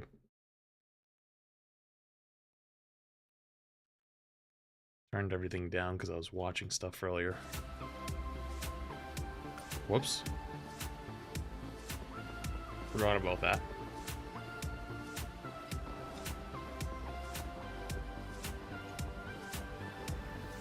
Dude, when you tab out of rivals, this game does not like when you do that. The whole thing breaks.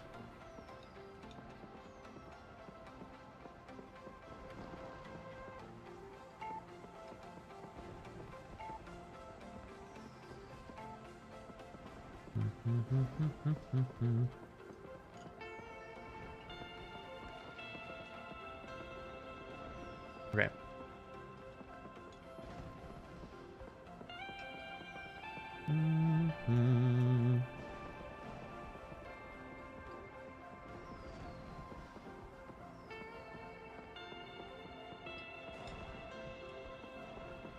Thing.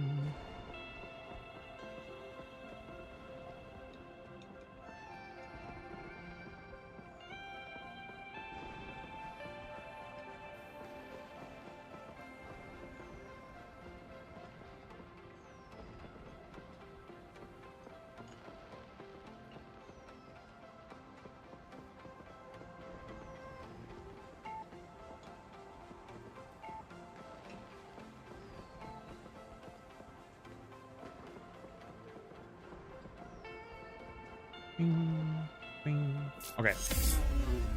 One sec. I see the Hey, stadium Flax, patch notes did released you on see Friday. the stadium No. patch notes released on Friday as well as the new dev blog today and Friday?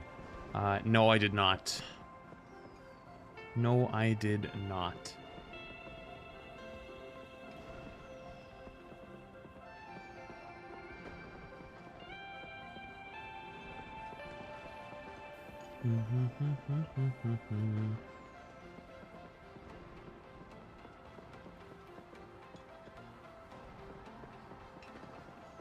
Sorry, one sec.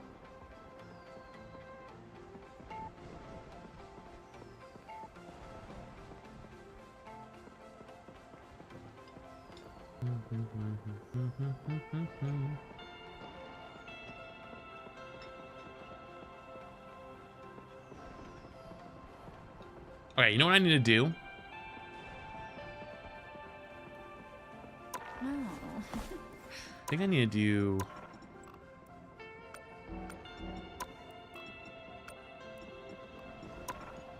I need this event thing.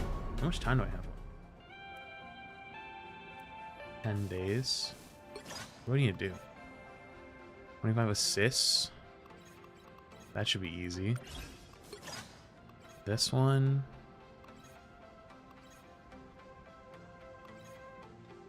Heal 30,000 health.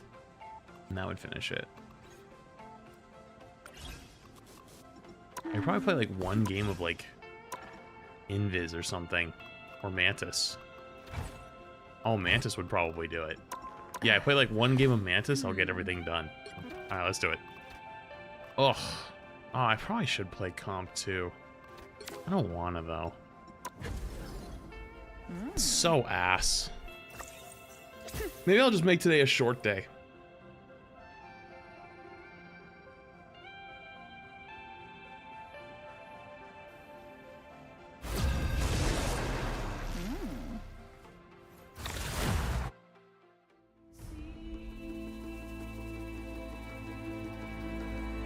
The right heroes could make all the difference.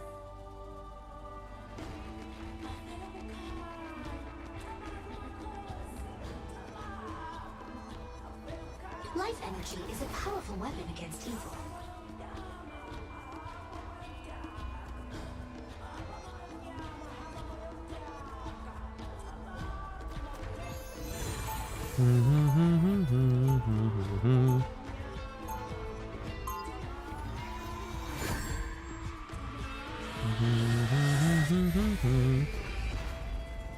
Dude, I opened my phone, I saw 20 plus notifications from Twitter, and I went, uh-oh, what did I do? And I realized I forgot I responded to the fucking Calvary tweet about Overwatch quote-unquote 3, aka the mobile game. And I was like, oh, okay. Forgot about that. We will get you back home. When are you going to go back to Oblivion? Oh, good question. Probably not today. Viewer from your Marvel Rivals content on. Had a question. I always see Mag placed highly on tier lists, and anecdotally I do very well on him. However, on most stat tracking sites his WR is bad, consistently worse than other talents. Why? If you're talking about Rivals Tracker, I don't trust that website for that. Their data on what's it called? That guy's named Loki Synth? Yep, Loki Synth plays Loki.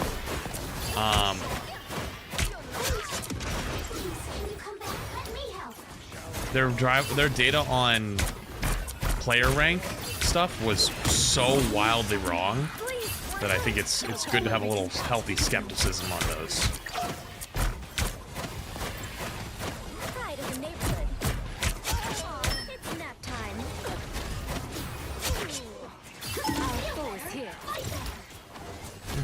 Says something to the gift. Appreciate it. Thank you. Average Spidey. Ran it down. Got absolutely obliterated. I'll take it.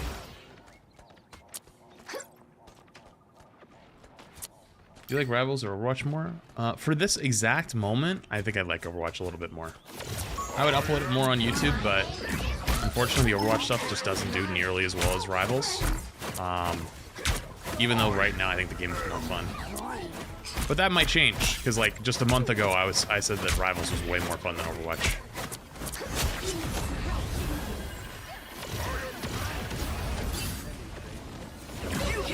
Is the VTuber thing done? Yeah, it's done. Yeah, it's done. Am I not feeling yet? I need to do a little bit more. I haven't been doing enough. But then again, a fight like literally hasn't started. I need like 1,000 healing. It's like not much. Stop stealing my healing. Here's how you shoot.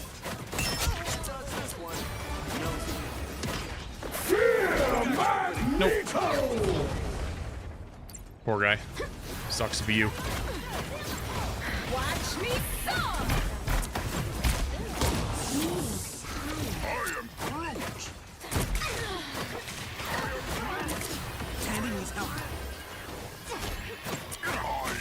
It's hell of a QP game of all time. Oh. Our Cloak and Dagger's pretty smart. This is real firepower. Chaos! We better test this out. Undefeatable!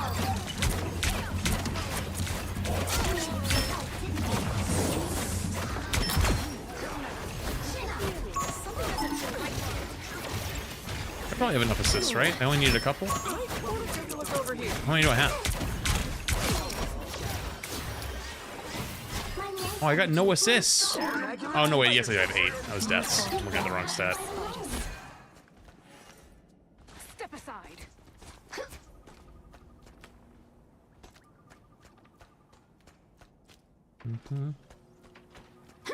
Based on rank, thereafter stats, I believe. Okay. What do you mean?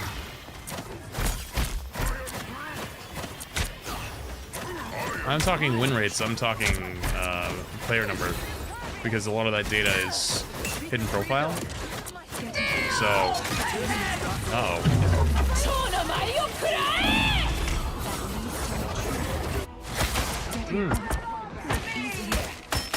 Mission? Oh, I can't. Can I see his nothing here? 60 seconds left. Double KO. Okay, I did get enough healing. Where's the assist one? You need to stop that vehicle in its tracks. Okay, I do have it.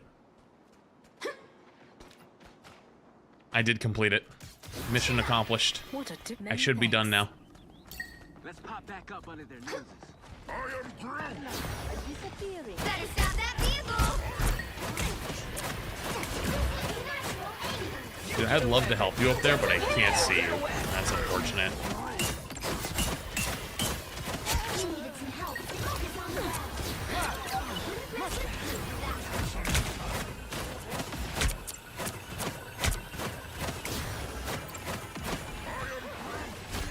My life energy goes down. Grifters have wings. Stop them. Magneto! Better stop that vehicle. We better test this out. Here they come now.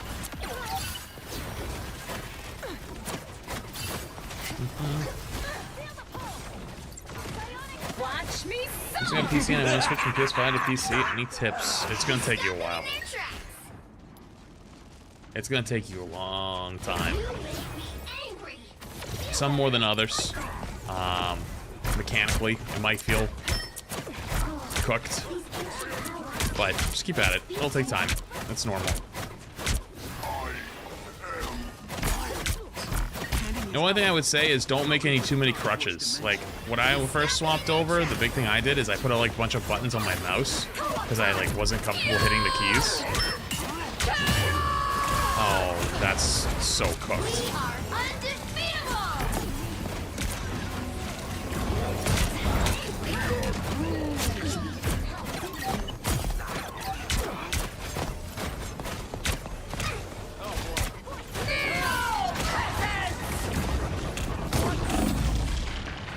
No. I would say I probably did that too much. I put reload on my mouse, I put melee on my mouse. At some point I think I tried to put an ability on my mouse. I used I used all four side buttons at the time. I was like, man, that long term creates problems. You gotta be a little careful doing that.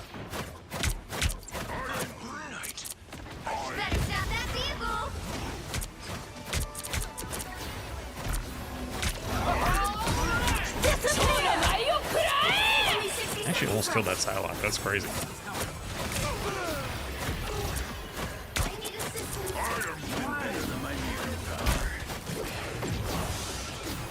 I think that guy's dead. Nope. You know what? I'm just gonna keep shooting. Not my problem. Someone else's problem. Should have dodged it. They hit a checkpoint. Now might be a good time to stop them.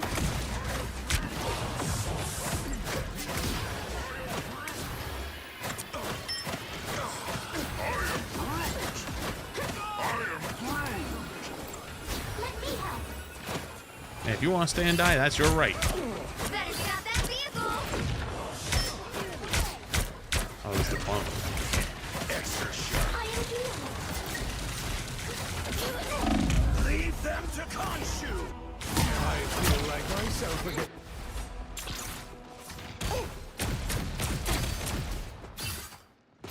I live to fight another day.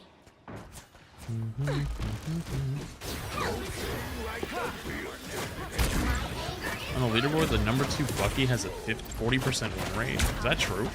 We are undefeatable! Stop them! That's tough.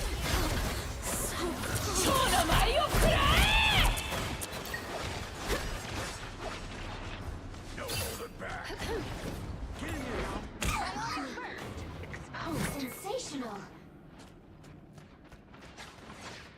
What group of heroes would not be strengthened by Once I am free from this darkness.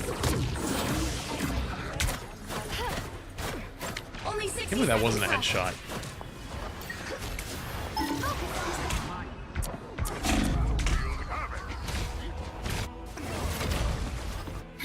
That's the stuff. Just embrace the light. Always. I'm trying to do the combo. They keep fucking it up. They keep fucking it up. Give them another inch. Or else. Goodbye. Down to 30 seconds. Us against the world.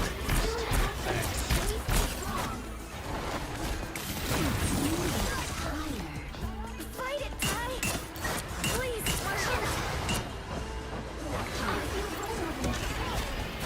The final 10 seconds. My favorite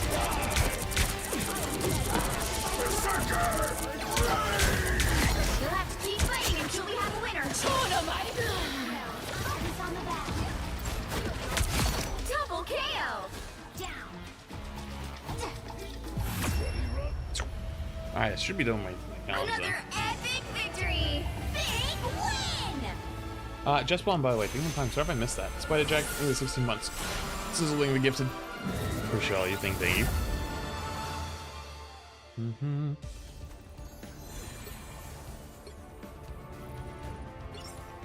I think I got it done. I needed what, like 3,000 damage and like 5 assists or some shit. Let me see if I got it done.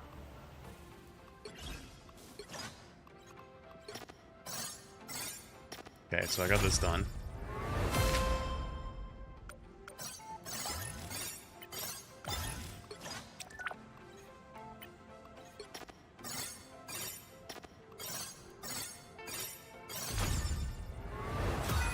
Okay, yeah, so you only needed 3. You don't need to do all of them. And then... boink.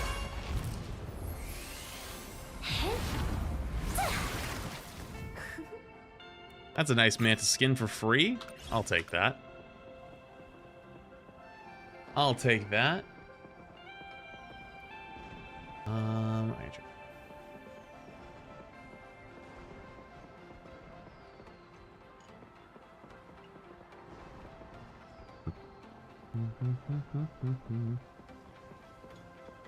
Actually true. I'm gonna go look. Rivals.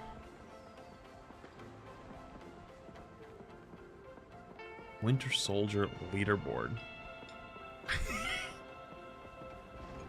The number 2 Bucky has a 40% win rate. That is actually insane.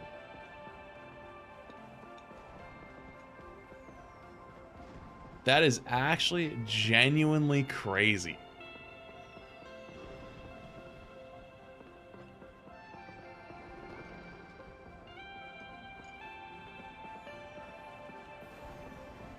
I wonder why. Is there a threshold of how many games you need to have to be on the leaderboard? It's probably 25, because the lowest I've seen is 25. I think as long as you have 25 games played, you can be on it for being ranked. And then after that, it takes the highest ranked player.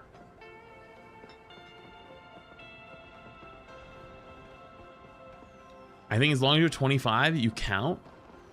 And then it's whatever rank they're at. So like this person probably doesn't really play a whole lot of them. Yeah, they have 139 matches on Emma Frost and have a 60% win rate. But then whenever they play Bucky, they lose. Yeah, 66% win rate on Tank. 75 on Strange. Yeah, so this is 100% on Magneto. So this is just a full tank player that just sometimes plays Bucky and loses like every game on Bucky. But like they have enough games played. That's funny. Okay. God, I don't really want to play any ranked, but I might play like one game. I'll play one game of ranked and see what it looks like. I'll play one game and then I might hop off.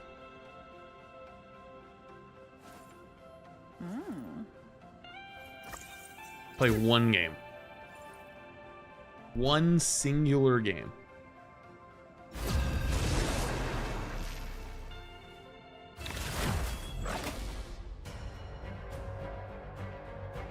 Which hero do you think you want to be today?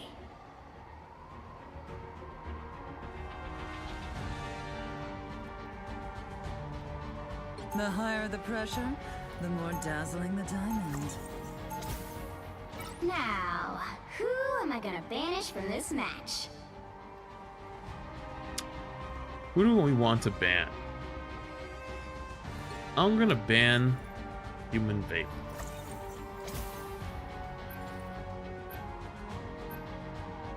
I'm gonna hope they ban Groot. They don't ban Groot. Dude, here's the thing. Dude, if I'm not gonna get to play Emma, this guy's gonna insta-lock. So that puts me in mag jail.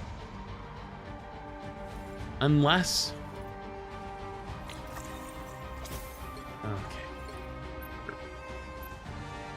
Play Hulk. Hulk gets absolutely shit on by Emma.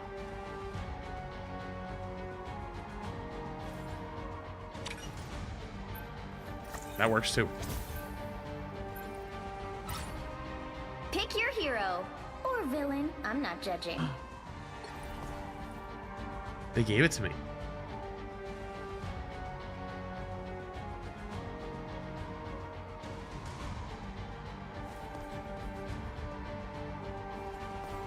They actually gave it to me. Holy shit.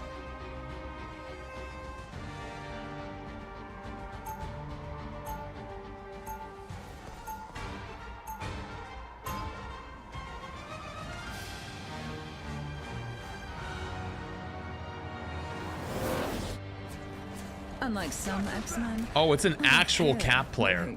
Only the actual Cap players have this skin. 30 seconds before you attack. Get ready.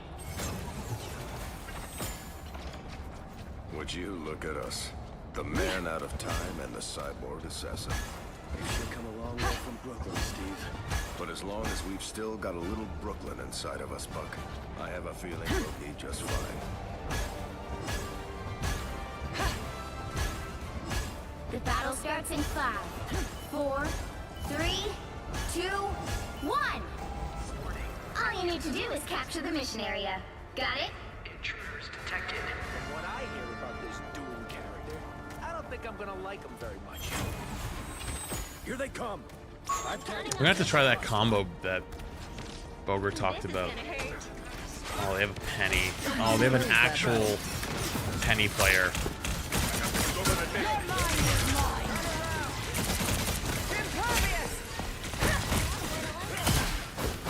Looks like the mission area is yours to capture now. Your mind is mine.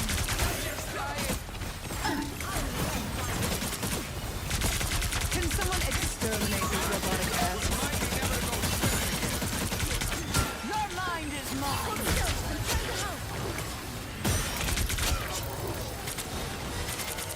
The mission area is yours. I don't know why I wouldn't break.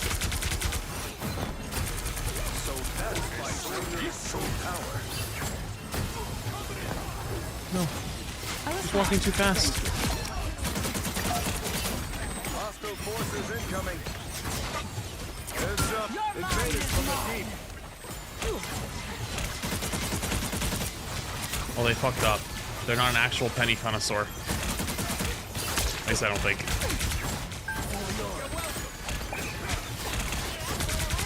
I've spotted them.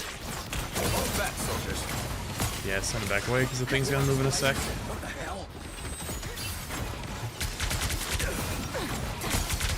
Mental domination. Hey, T! Enjoy the amplifier! Oh, we're gonna fight out here and the map's gonna move? Uh-oh. This is real firepower! Captured more than half of the mission area. Keep going. Damn. Control lost. I'm back. And now there's hellfire to pay. think we probably should have More bad guys. just backed away and waited, but it's all good. You're welcome. I suppose that helped.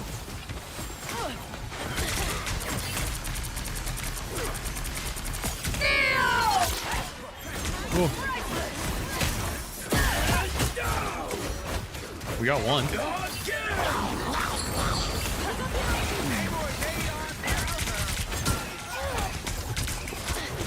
Some rejuvenation would be nice.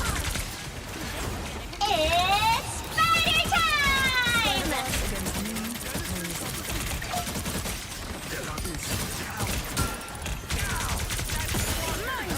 Why is this game so quiet? I just realized.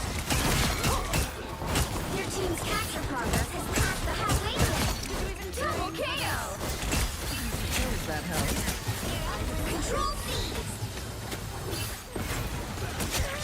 Hostile forces incoming. One down! This is probably one of the quietest games I've ever been in. Grace us with victory. Mind crush. Probably explains why we're winning. Fall back. Fall back and regroup. Armor patch here. The area's almost yours! Hey, team. Enjoy the air.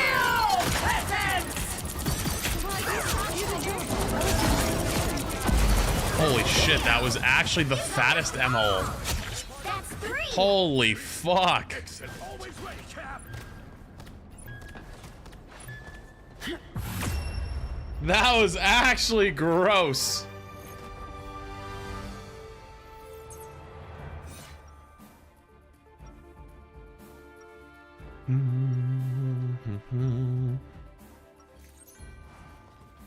I'm as flawless as they come, darling.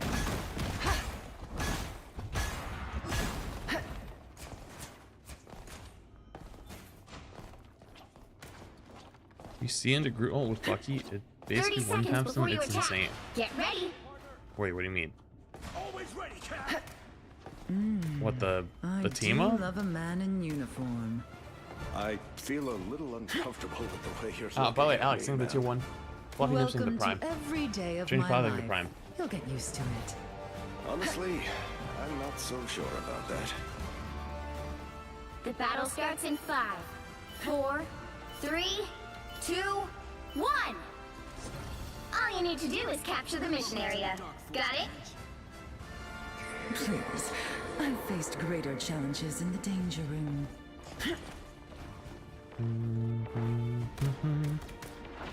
There's a danger room? What the fuck's the danger room? Is that the same thing as the red room? Robot infestation. I suppose that helps. So cool. The mission area is yours to capture now.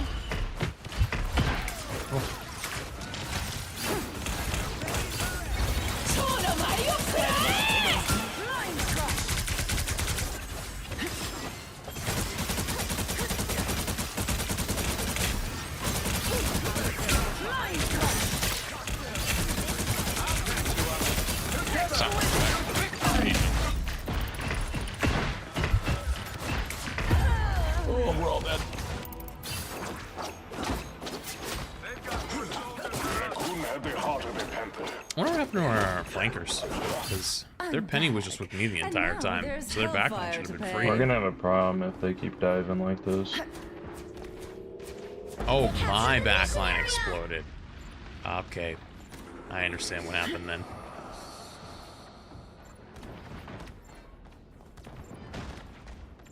Okay, I understand what happened.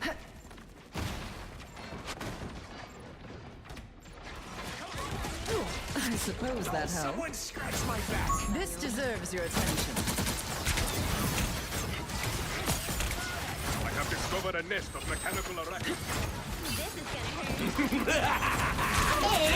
It's rocket time!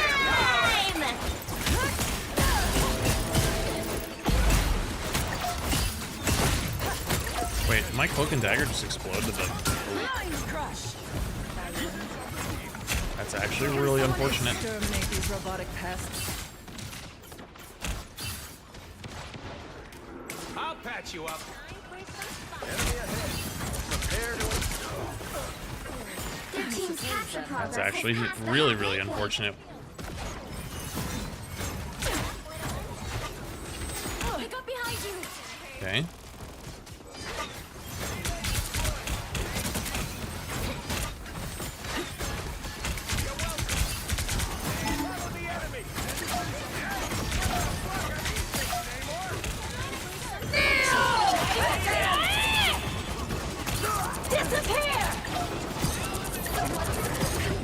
Oh, my backline just exploded again. Uh-oh.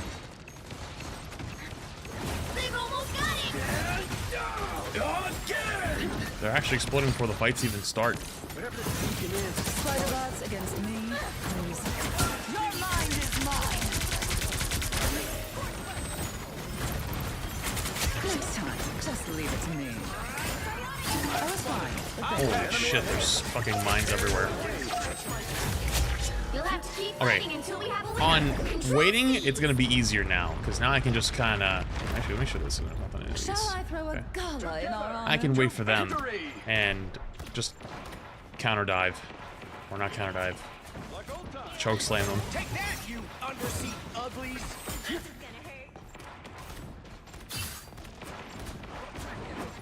Follow the enemy. You might want to look over here. You're welcome.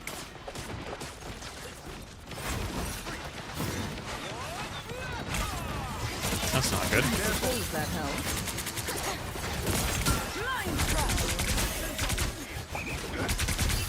Don't mess with the amazing Spider-Man. This is real firepower.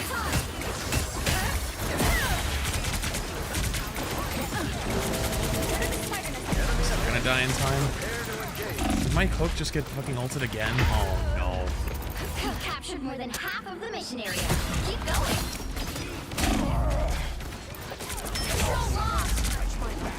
You'll have to keep fighting until we have a winner. Oh, our cloak is just dead on cooldown. Oh no. How are they dying so fast?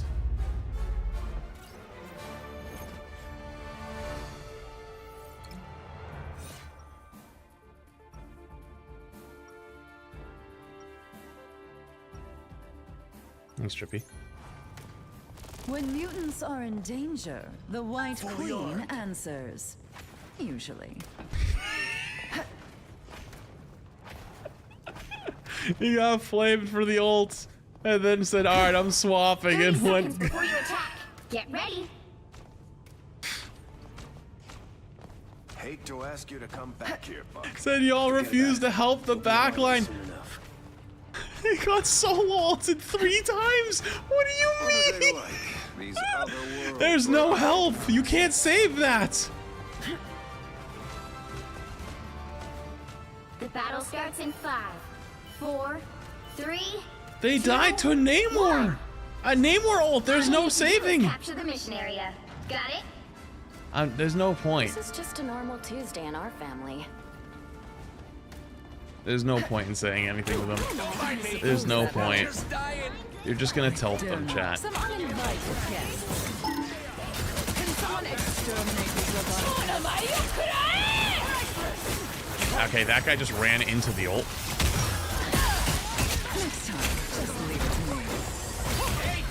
Looks like the mission area is yours to It's quite easy to look to pull people off.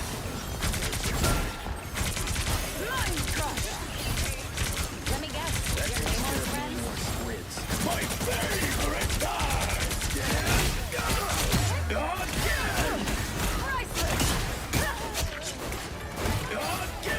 I was fine. The mission area is yours.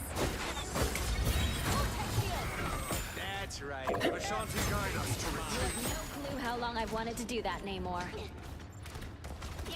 I got a wolf now.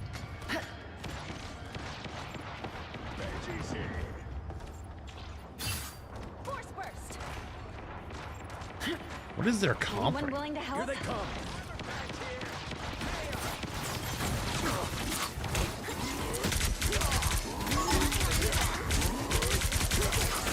Mental domination.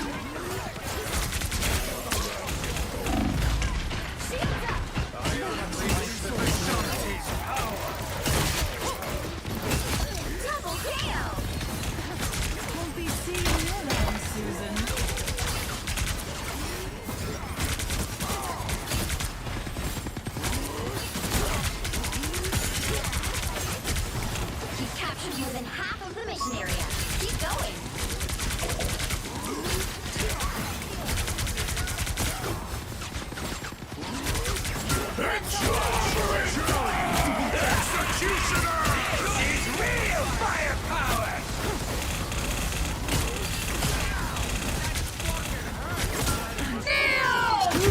way, that pushed me so far! From the choke? Control lost. I will have my revenge for that. That's crazy.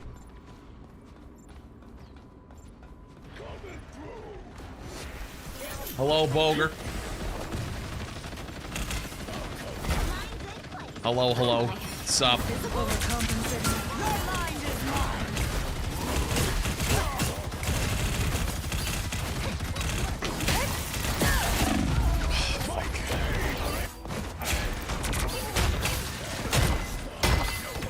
Hello, hello. Hello, Boger Nation. This one? Oh, no, he lived. Oh, he lived. Again!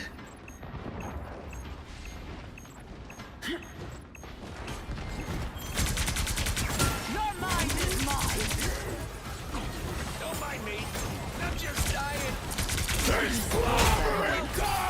Okay, interesting. Capture progress has passed the halfway point. Won't be seen. Mind struck.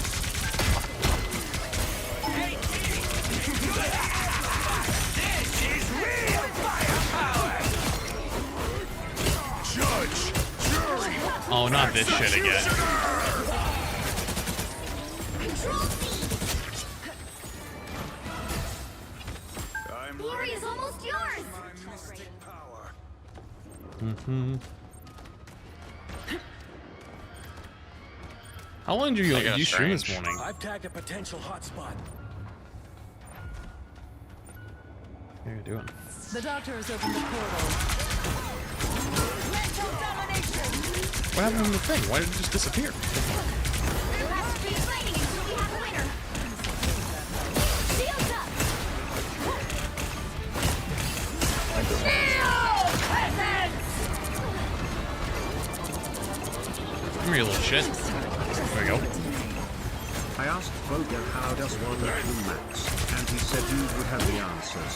Why would I have the answers? What is that even supposed to mean? Unleash the Vishanti's power!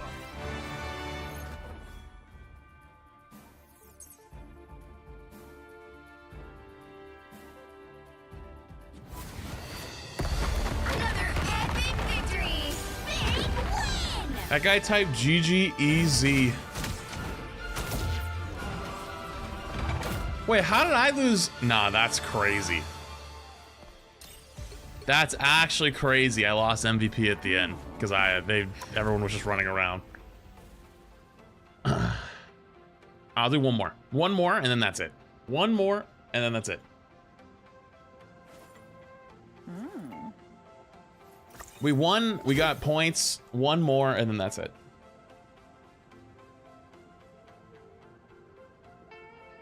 Play Oblivion? I'm just not gonna stream a long time One today. game, he said, queuing up again he is. Well, we won. You gotta go one more after a win.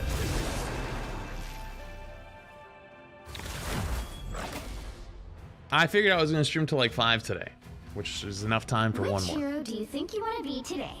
The higher the pressure, the more dazzling the diamond. Plus, you got rated. True, true. I can't not keep going after a big vulgar raid. Come on now. Who am I gonna banish from this match? Can I ban Emma? Do you know how to ban someone else? Yeah, I'm banning Twitch first. Alright. Of course, the Venom ban player my wants guy. to ban Emma. Source. They ban group chat. How do you know, bro? You just gotta roll the dice. Yes, I just know. I know. I'm in their heads. Whoa! Okay. Don't go to a casino, bro. Don't go to the casino. It's crazy. Yes. Yeah. Or Psylocke. Nah. Why Psylocke?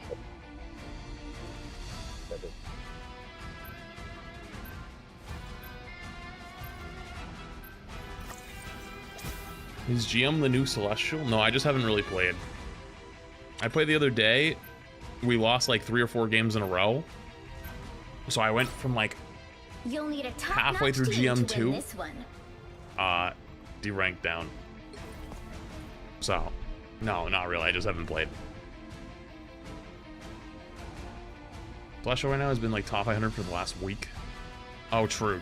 But it's like Celestial 1 is like the top now. There was Celestial there was like 3 Celestial 3 players last time I played.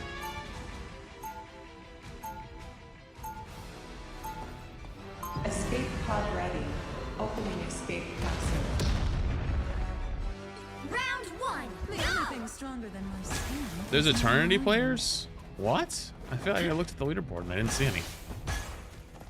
Battle Happy only 2 15 months months. flat. Enjoying the content as always. Breezy with Boger was ranked 7 and Celestial 1. Oh.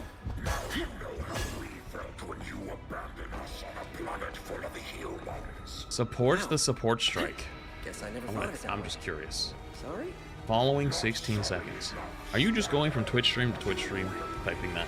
Be honest with me. The battle starts in 5, 4, 3, 2. All you need to do is capture the mission area. Got it? You're welcome. I've stepped on something dreadful. And this time Same with Penny. Bucky and the more, they just knew.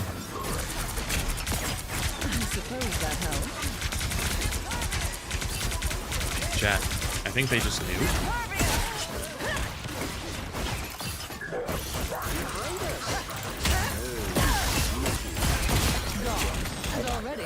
More on the left. Yeah. Been spending all day today teaching my friends Arya by playing Genji as a main tank in Stadia. In 4 games, he's gone from being unable to bubble a mercy resing in front of him to perfectly bubbling me 3 Dude, the times no hold in for a more row is so without me pain. saying The guy's anything. just struggling. 20 months. Hina thing 5, by the way. Help get that vehicle to its Oh, destination. that's kind of awesome. Oh yeah. I'm breaking her shield.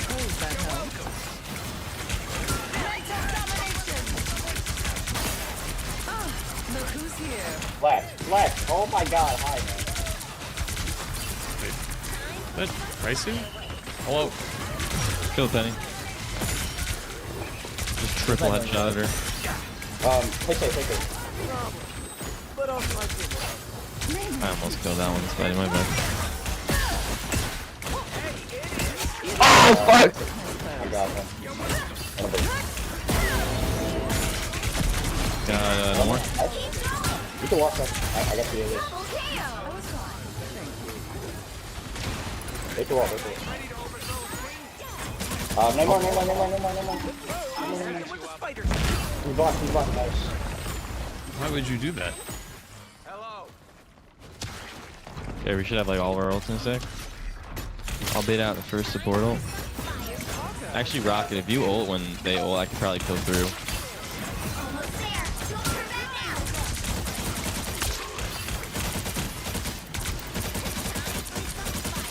Just Scarlet on the right alone. I can copy it.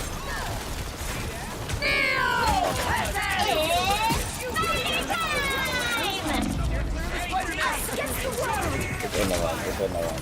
I get that. Armed and desperate again! That was a good place. We're fine. We're all dead. Oh, we're all dead. Wait, I'm rezzed. Penny. Annabelle. Come up to hide if you want.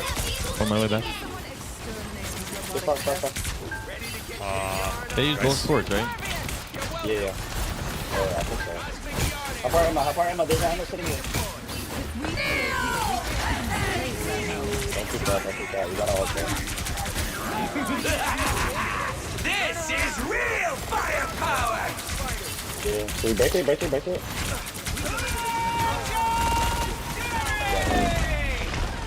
We're dead. We're fine. We have 3 minutes. Yeah, we're good. We didn't ban Iron Fist. You can't be rid of me so easily, I'm afraid. I'm gonna try and kill the cloak out of her ult. At least I did. That was in my ult last time. It was bad timing.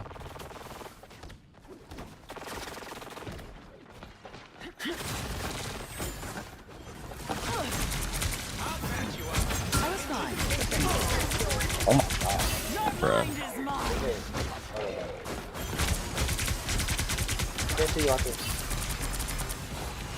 Dope guy gets fired on? They just pushed too far out. They just started behind us. Okay, again.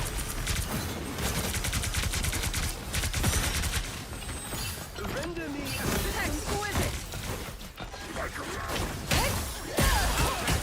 Nice. Armed and dangerous! I got one.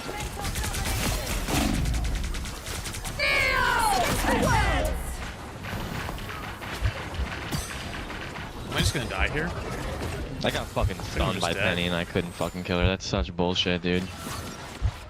We go. That's 2 minutes. I can't hear you. Okay. Someone scratch my back. Hmm. No, hello.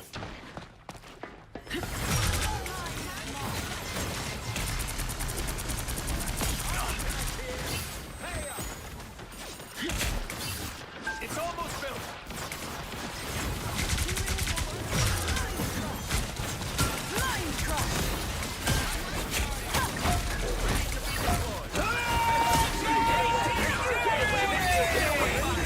Hey, you guys aren't in Oh no, it's so far back.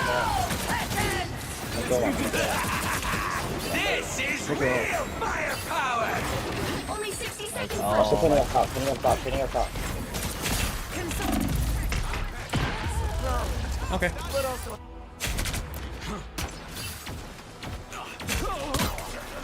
Healing for my friends. Needed that list. This This queen's is tough. reign isn't over. Get that vehicle moving again. You're welcome. We must deliver this dark essence beneath the surface. What's up, Ogre? Down to 30 seconds. I'm out.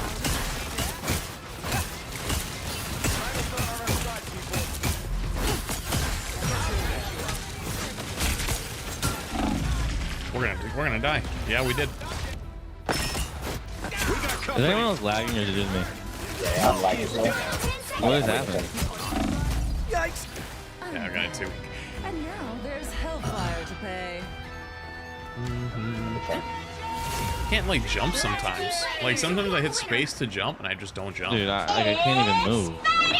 Why is it lagging so much? On the chaos. The current score is 1, 2, Wait, what'd you say, Boga? 0.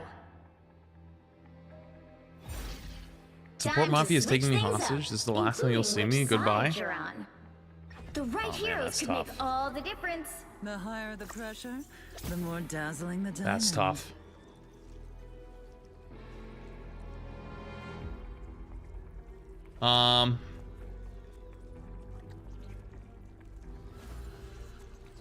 Yeah, I think it's a server thing. It happened yesterday too.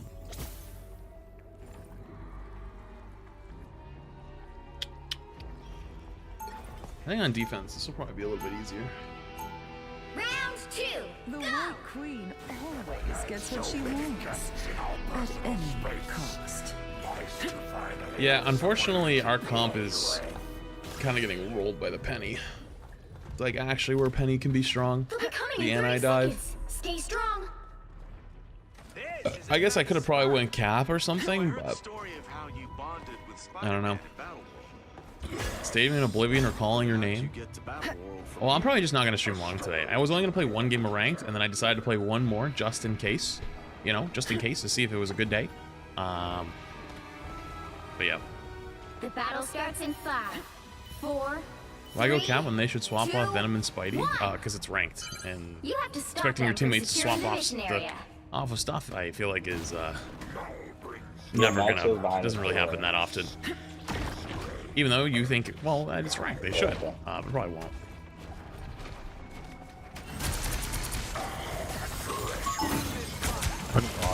I suppose that helps. Why is their beam feel longer than There's mine? a penny behind. No. He's still behind.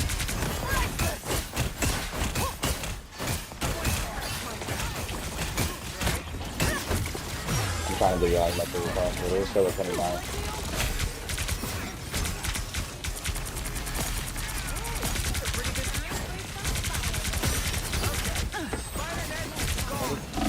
just all inning me. I don't know what to do here. I'm trying.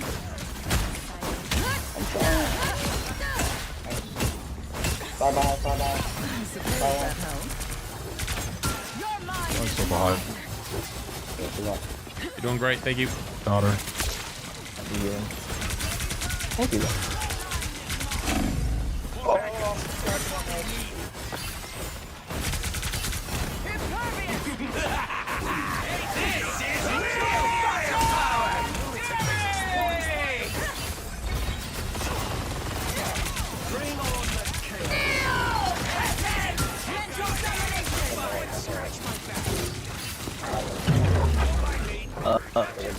Put it down. Put it down.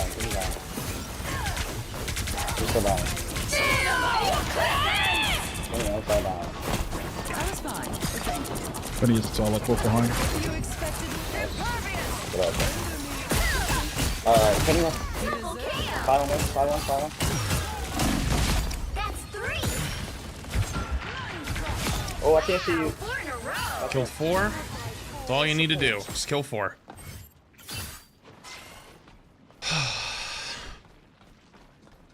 Do they have a support ult? They have cloak, right? Yeah, cloak.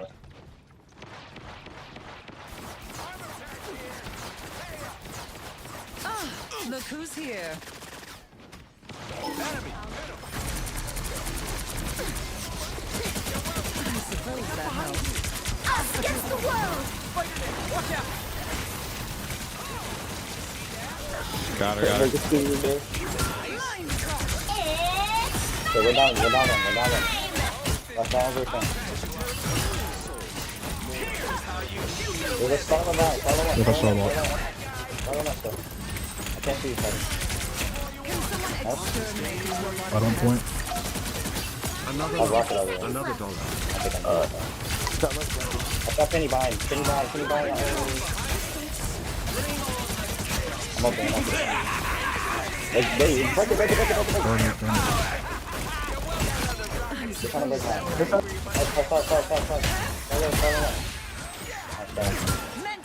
Rock it. Double kill. That's 3. Oh shit, good shit, bro. Down to 30 seconds. Do not let them win. Trying to bait me. You're welcome.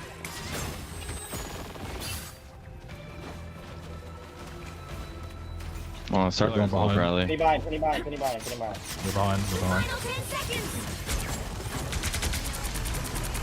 On the high ground.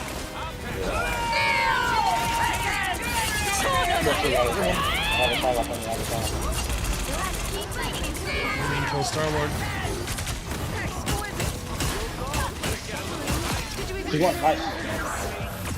Nice, GG. Nice job, GG's. Final score 1-2-0. Holy shit, we went fucking crazy on the defense. I actually went crazy on the defense. Another epic victory.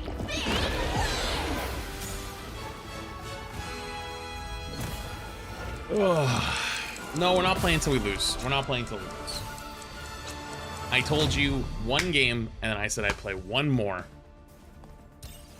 I got 24. I'll take it. I'm cool with that. Okay? Chat, I know. I don't want to. It's just not that. What was that? Oh, I was making...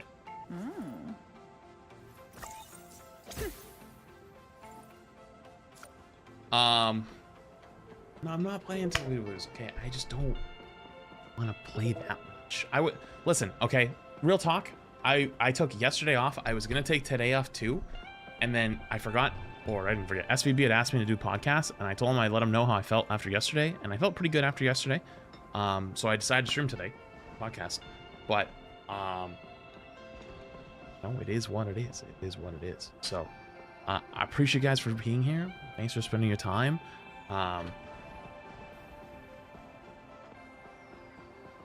We'll play more tomorrow. And then maybe we'll do like some Oblivion or something tomorrow. Okay? You're saying, what you're saying is you hate us? Yep, I hate you guys, apparently. Alright, though. Here's how it's gonna go. YouTube, you're gonna go down first. Appreciate you guys for being here. Love you guys. I'll see you tomorrow. Have a good night. Bye-bye.